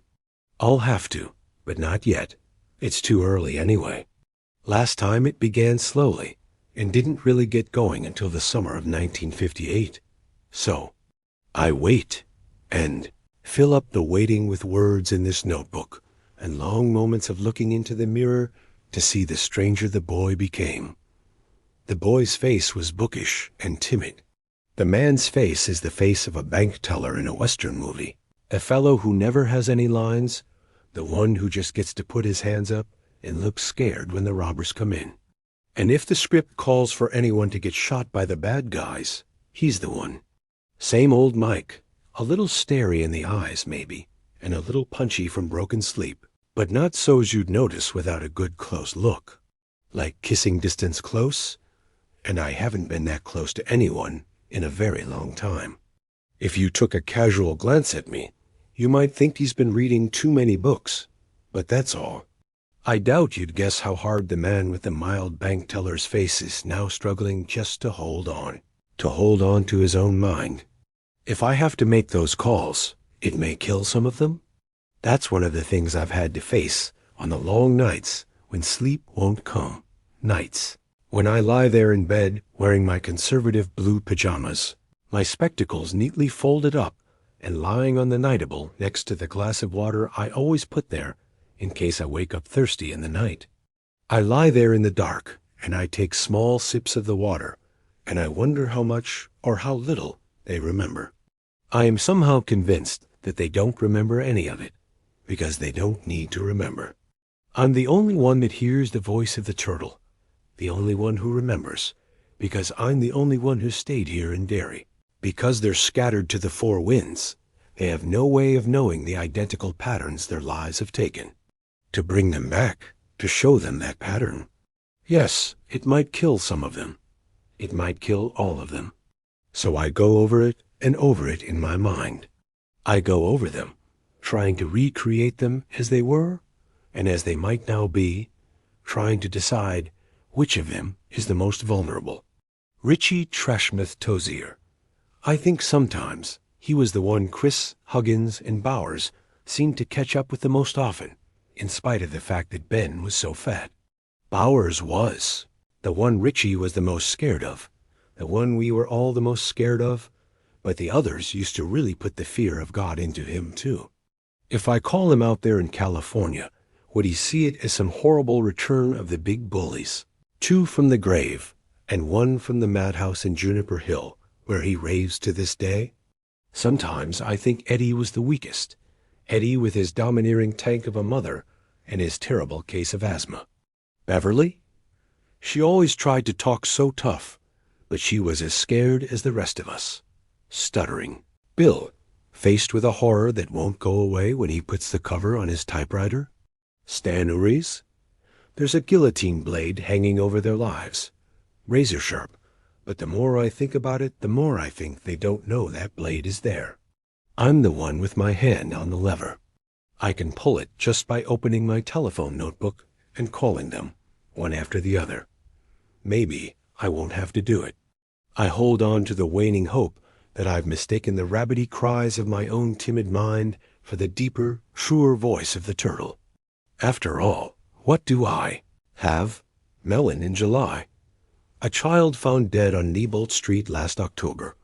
Another found in Memorial Park in early December, just before the first snowfall. Maybe it was a tramp, as the papers say, or a crazy who's since left Derry, or killed himself out of remorse and self-disgust, as some of the books say the real Jack the Ripper may have done. Maybe. But the Albrecht girl was found directly across the street from that damned old house on Neibolt Street, and she was killed on the same day as George Denbrow was 27 years before. And then the Johnson boy, found in Memorial Park with one of his legs missing below the knee. Memorial Park is, of course, the home of the Derry standpipe, and the boy was found almost at its foot. The standpipe is within a shout of the Barrens. The standpipe is also where Stan Uries saw those boys, those dead boys. Still, it could all be nothing but smoke and mirages. Could be, or coincidence. Or perhaps something between the two, a kind of malefic echo. Could that be? I sense that it could be. Here in Derry, anything could be. I think what was here before is still here. The thing that was here in 1957 and 1958. The thing that was here in 1929 and in 1930 when the black spot was burned down by the main legion of white decency. The thing that was here, 1904 and 1905 and early 1906, at least until the Kitchener Ironworks exploded. The thing that was here in 1876 and 1877, the thing that has shown up every 27 years or so. Sometimes it comes a little sooner, sometimes a little later, but it always comes. As one goes back, the wrong notes are harder, and harder to find because the records grow poorer, and the moth holes in the narrative history of the area grow bigger. But knowing where to look and when to look goes a long way toward solving the problem. It always comes back, you see. So yes, I think I'll have to make those calls. I think it was meant to be us. Somehow, for some reason, we're the ones who have been elected to stop it forever. Blind fate? Blind luck? Or is it that damned turtle again? Does it perhaps command as well as speak? I don't know, and I doubt if it matters. All those years ago, Bill said the turtle can't help us, and if it was true, then it must be true now. I think of us standing in the water, hands clasped, making that promise to come back if it ever started again. Standing there almost like druids in a ring, our hands bleeding their own promise, palm to palm. A ritual that is perhaps as old as mankind itself, an unknowing tap driven into the tree of all power, the one that grows on the borderline between the land of all we know and that of all we suspect. Because the similarities. But I'm doing my own Bill Denbrough here, stuttering over the same ground again and again, reciting a few facts and a lot of unpleasant and rather gaseous suppositions, growing more and more obsessive with every paragraph. No good, useless, dangerous even, but it is so very hard to wait on events. This notebook is supposed to be an effort to get beyond that obsession by widening the focus of my attention. After all, there is more to this story than 6 boys and 1 girl, none of them happy, none of them accepted by their peers, who stumbled into a nightmare during one hot summer when Eisenhower was still president. It is an attempt to pull the camera back a little, if you will, to see the whole city, a place where nearly 35,000 people work and eat and sleep and copulate and shop and drive around and walk and go to school and go to jail and sometimes disappear into the dark. To know what a place is, I really do believe one has to know what it was. And if I had to name a day when all of this really started again for me, it would be the day in the early spring of 1980 when I went to see Albert Carson, who died last summer. At 91, he was full of years as well as honors. He was head librarian here from 1914 to 1960. An incredible span, but he was an incredible man, and I felt that if anyone would know which history of this area was the best one to start with, Albert Carson would. I asked him my question as we sat on his porch, and he gave me my answer, speaking in a croak. He was already fighting the throat cancer, which would eventually kill him. Not one of them is worth a shit, as you damn well know. Then where should I start? Start what, for Christ's sake? Researching the history of the area, of Derry Township. Oh, well, start with the Frick and the Michaud. They're supposed to be the best. And after I read those, read them? Christ, no. Throw him in the wastebasket. That's your first step. Then read Budinger. Branson Budinger was a damned sloppy researcher and afflicted with a terminal boner. If half of what I heard when I was a kid was true, but when it came to Derry, his heart was in the right place. He got most of the facts wrong, but he got them wrong with feeling, Hanlon. I laughed a little, and Carson grinned with his leathery lips, an expression of good humor that was actually a little frightening. In that instant, he looked like a vulture, happily guarding a freshly killed animal, waiting for it to reach exactly the right stage of tasty decomposition before beginning to dine. When you finish with Budinger, read Ives. Make notes on all the people he talked to. Sandy Ives is still at the University of Maine. Folklorist. After you read him, go see him. Buy him a dinner. I'd take him to the Orinoco, because dinner at the Orinoco seems to never end. Pump him. Fill up a notebook with names and addresses. Talk to the old-timers he's talked to, those that are still left. There are a few of us. And get some more names from them. By then you'll have all the place to stand you'll need, if you're half as bright as I think you are. If you chase down enough people, you'll find out a few things that aren't in the histories. And you may find they disturb your sleep. Derry. What about it? Derry's not right, is it? Right? He asked in that whispery croak. What's right? What does that word mean? Is. Right, pretty pictures of the Kenduskeag at sunset, Kodachrome by so-and-so, f-stop Sukin and such? If so, then Derry is right, because there are pretty pictures of it by the score. Is right a damned committee of dry-boxed old virgins to save the governor's mansion, or to put a commemorative plaque in front of the standpipe? If that's right, then Derry's right as rain, because we've got more than our share of old kitty cats minding everybody's business. Is right that ugly plastic statue of Paul Bunyan in front of City Center? Oh, if I had a truck full of napalm and my old Zippo lighter, I'd take care of that fucking thing, I assure you. But if one's aesthetic is broad enough to include plastic statues, then Derry is right. The question is, what does right mean to you, Hanlon? More to the point, what does right not mean? I could only shake my head. He either knew, or he didn't. He would either tell, or he wouldn't. Do you mean the unpleasant stories you may hear, or the ones you already know? There are always unpleasant stories. A town's history is like a rambling old mansion filled with rooms and cubbyholes and laundry chutes and garrets and all sorts of eccentric little hiding places, not to mention an occasional secret passage or two. If you go exploring Mansion Derry, you'll find all sorts of things. Yes, you may be sorry later, but you'll find them. And once a thing is found, it can't be unfound, can it? Some of the rooms are locked, but there are keys. There are keys. His eyes glinted at me with an old man's shrewdness.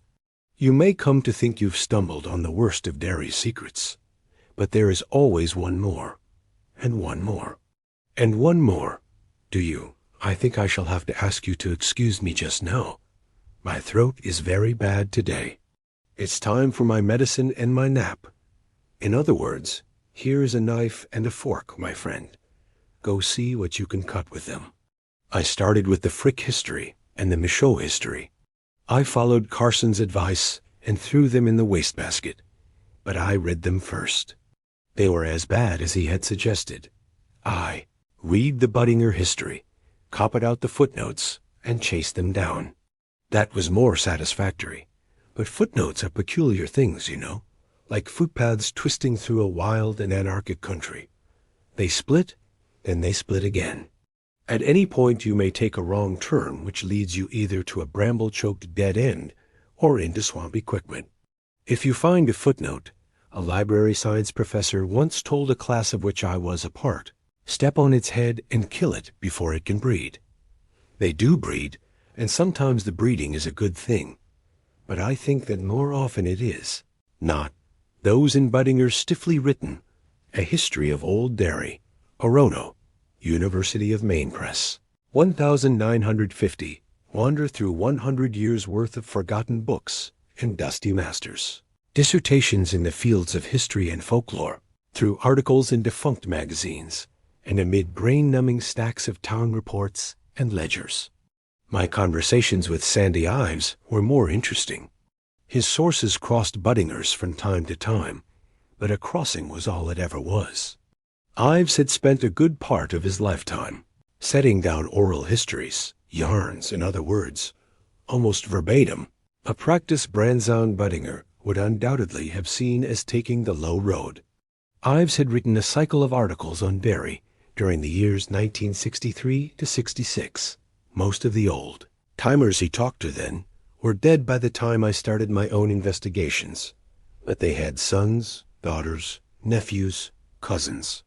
And of course, one of the great true facts of the world is this. For every old-timer who dies, there's a new old-timer coming along. And a good story never dies. It is always passed down. I sat on a lot of porches and back stoops, drank a lot of tea, Black Label beer, homemade homemade root beer, tap water, spring water. I did a lot of listening, and the wheels of my tape player turned. Both Buttinger and Ives agreed completely on one point.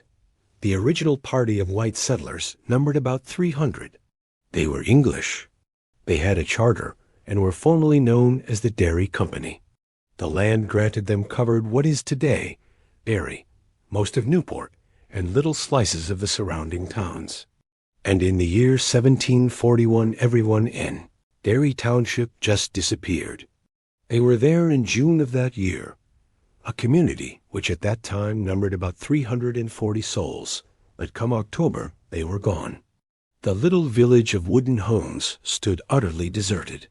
One of them, which once stood roughly at the place where Witcham and Jackson Streets intersect today, was burned to the ground.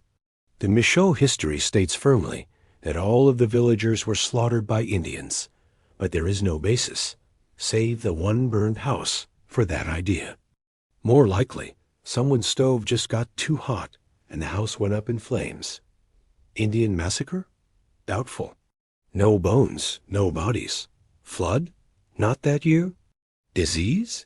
No word of it in the surrounding towns. They just disappeared. All of them. All 340 of them. Without a trace. So far as I know, the only case remotely like it in American history is the disappearance of the colonists on Roanoke Island, Virginia. Every school child in the country knows about that one, but who knows about the Derry disappearance? Not even the people who live here, apparently. I quizzed several junior high students who are taking the required main history course, and none of them knew a thing about it. Then I checked the text, Maine, then, and now. There are better than 40 index entries for Derry, most of them concerning the boom years of the lumber industry. Nothing about the disappearance of the original colonists. And yet, what shall I call it? That quiet fits the pattern, too. There is a kind of curtain of quiet which cloaks much of what has happened here. And yet people do talk. I guess nothing can stop people from talking, but you have to listen hard, and that is a rare skill. I flatter myself that I've developed it over the last 4 years. If I haven't, then my aptitude for the job must be poor indeed, because I've had enough practice. An old man told me about how his wife had heard voices speaking to her from the drain of her kitchen sink in the 3 weeks before their daughter died. That was in the early winter of 1957-58.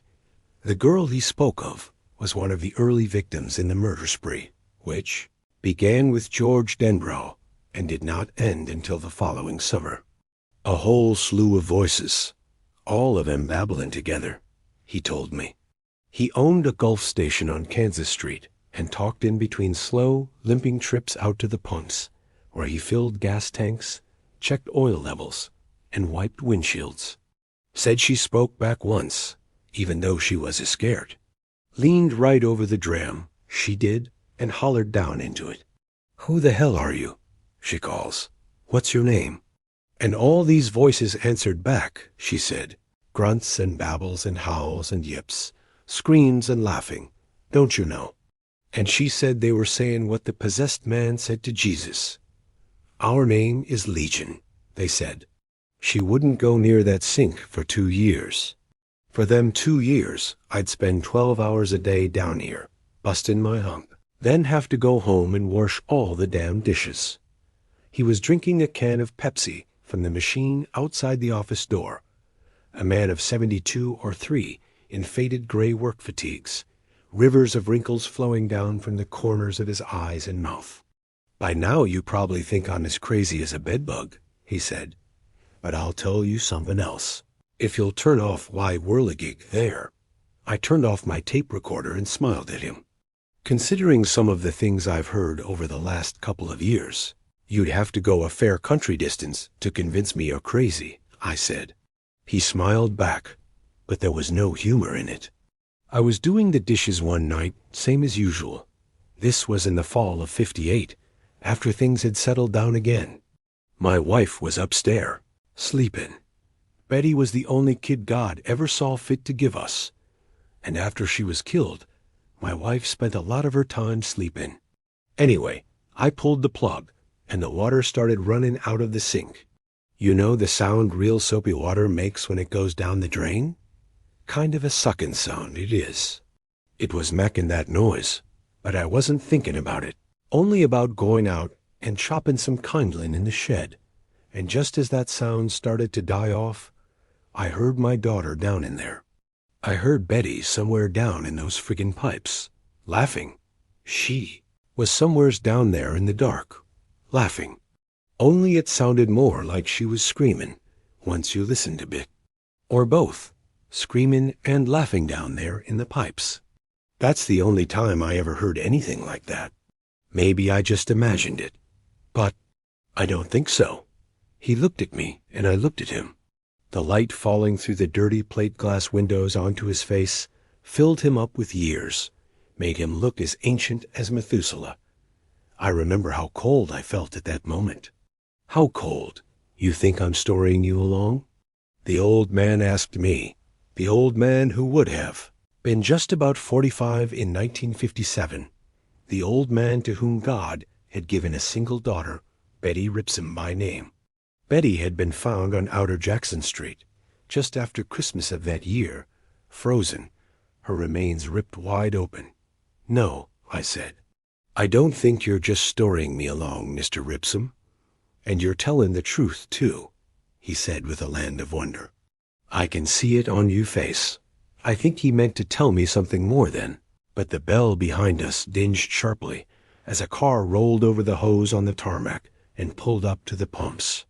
When the bell rang, both of us jumped, and I uttered a thin little cry.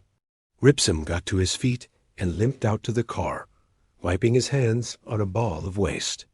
When he came back in, he looked at me as though I were a rather unsavory stranger who had just happened to wander in off the street. I made my goodbyes and left. Buddinger and Ives agree on some tiling else. Things really are not right here in Derry. Things in Derry have never been right. I saw Albert Carson for the last time a scant month before he died. His throat had gotten much worse. All he could manage was a hissing little whisper. Still thinking about writing a history of Derry, Hamlin? Still toying with the idea, I said, but I had, of course, never planned to write a history of the township. Not exactly, and I think he knew it. It would take you 20 years, he whispered, and no one would read it. No one would want to read it. Let it go, Hanlon. He paused a moment and then added, Buddinger committed suicide, you know. Of course I had known that, but only because people always talk, and I had learned to. Listen, the article in the news had called it a falling accident, and it was true that Branson Buddinger had taken a fall. What the news neglected to mention was that he fell from a stool in his closet, and he had a noose around his neck at the time. You know about the cycle? I looked at him, startled. Oh, yes, Carson whispered. I know. Every 26 or 27 years.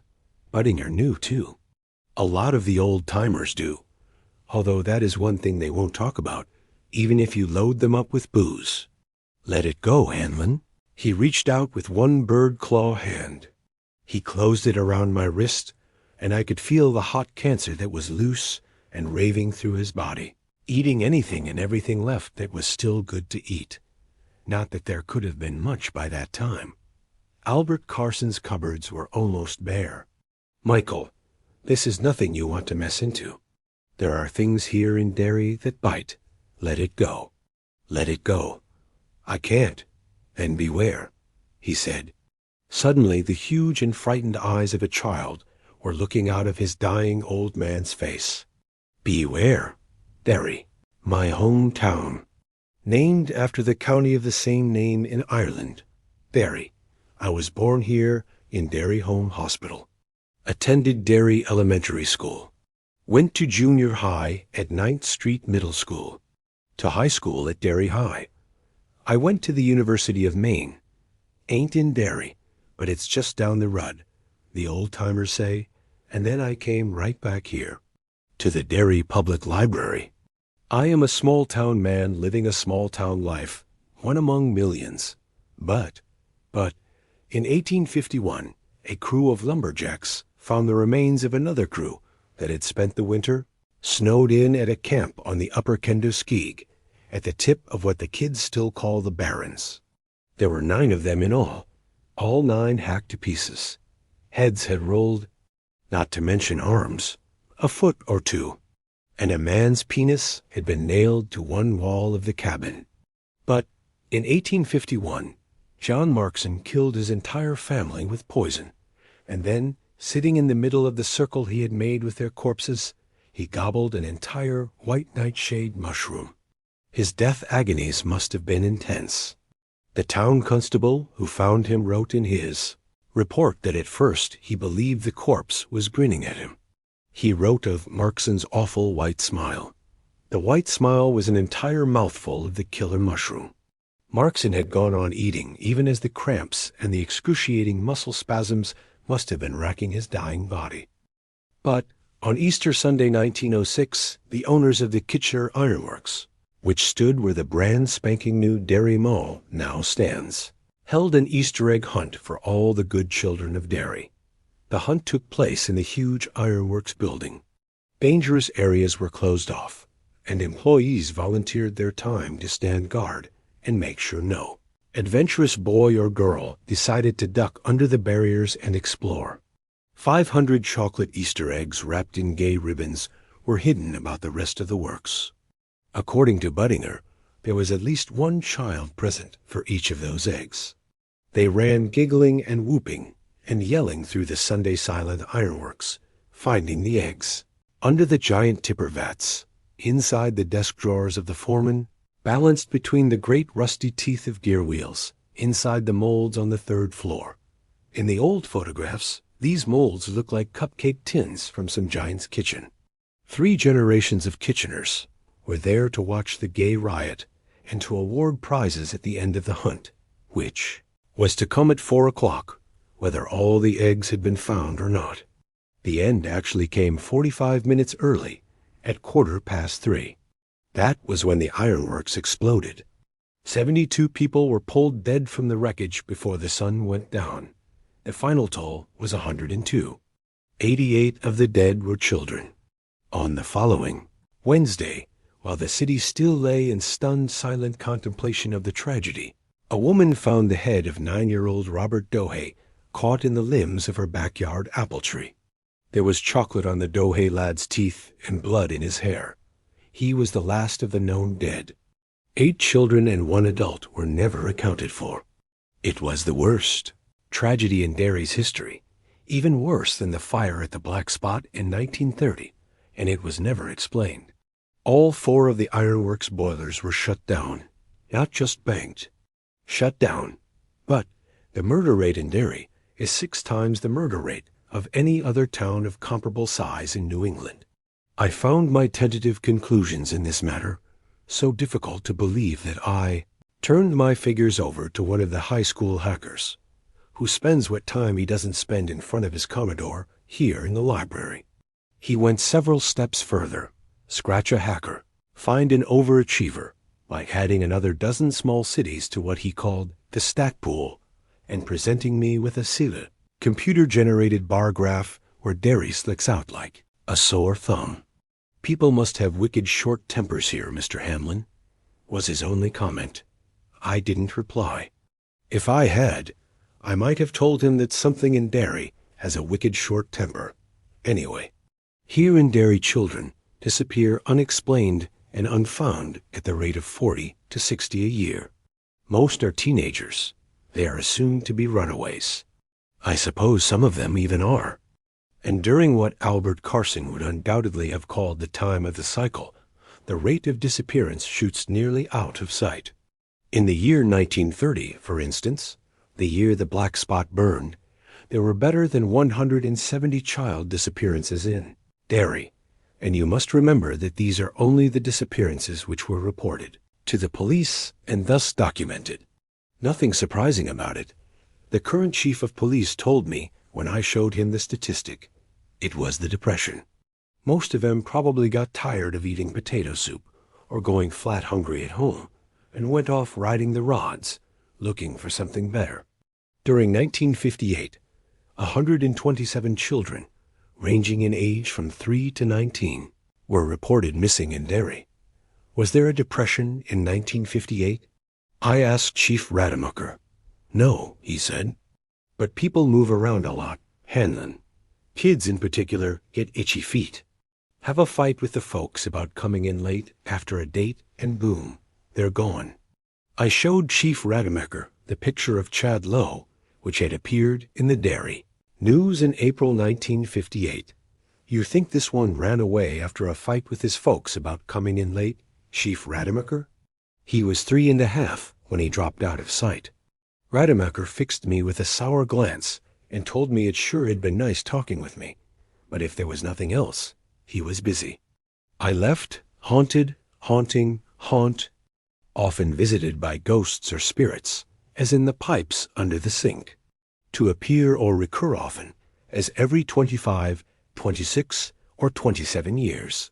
A feeding place for animals, as in the cases of George Denbrough, Adrian Mellon, Betty Ripson, the Albrecht girl, the Johnson boy. A feeding place for animals. Yes, that's the one that haunts me. If anything else happens, anything at all, I'll make the calls. I'll have to. In the meantime, I have my suppositions, my broken rest, and my memories, my damned memories. Oh, and one other thing, I have this notebook, don't I? A wall I wail to. And here I sit, my hand shaking so badly I can hardly write in it. Here I sit in the deserted library. After closing, listening to faint sounds in the dark stacks, watching the shadows thrown by the dim yellow globes to make sure they don't move. Don't change. Here I sit next to the telephone. I put my free hand on it. Let it slide down. Touch the holes in the dial that could put me in touch with all of them. My old pals. We went deep together. We went into the black together. Would we come out of the black if we went in a second time? I don't think so. Please God, I don't have to call them. Please God.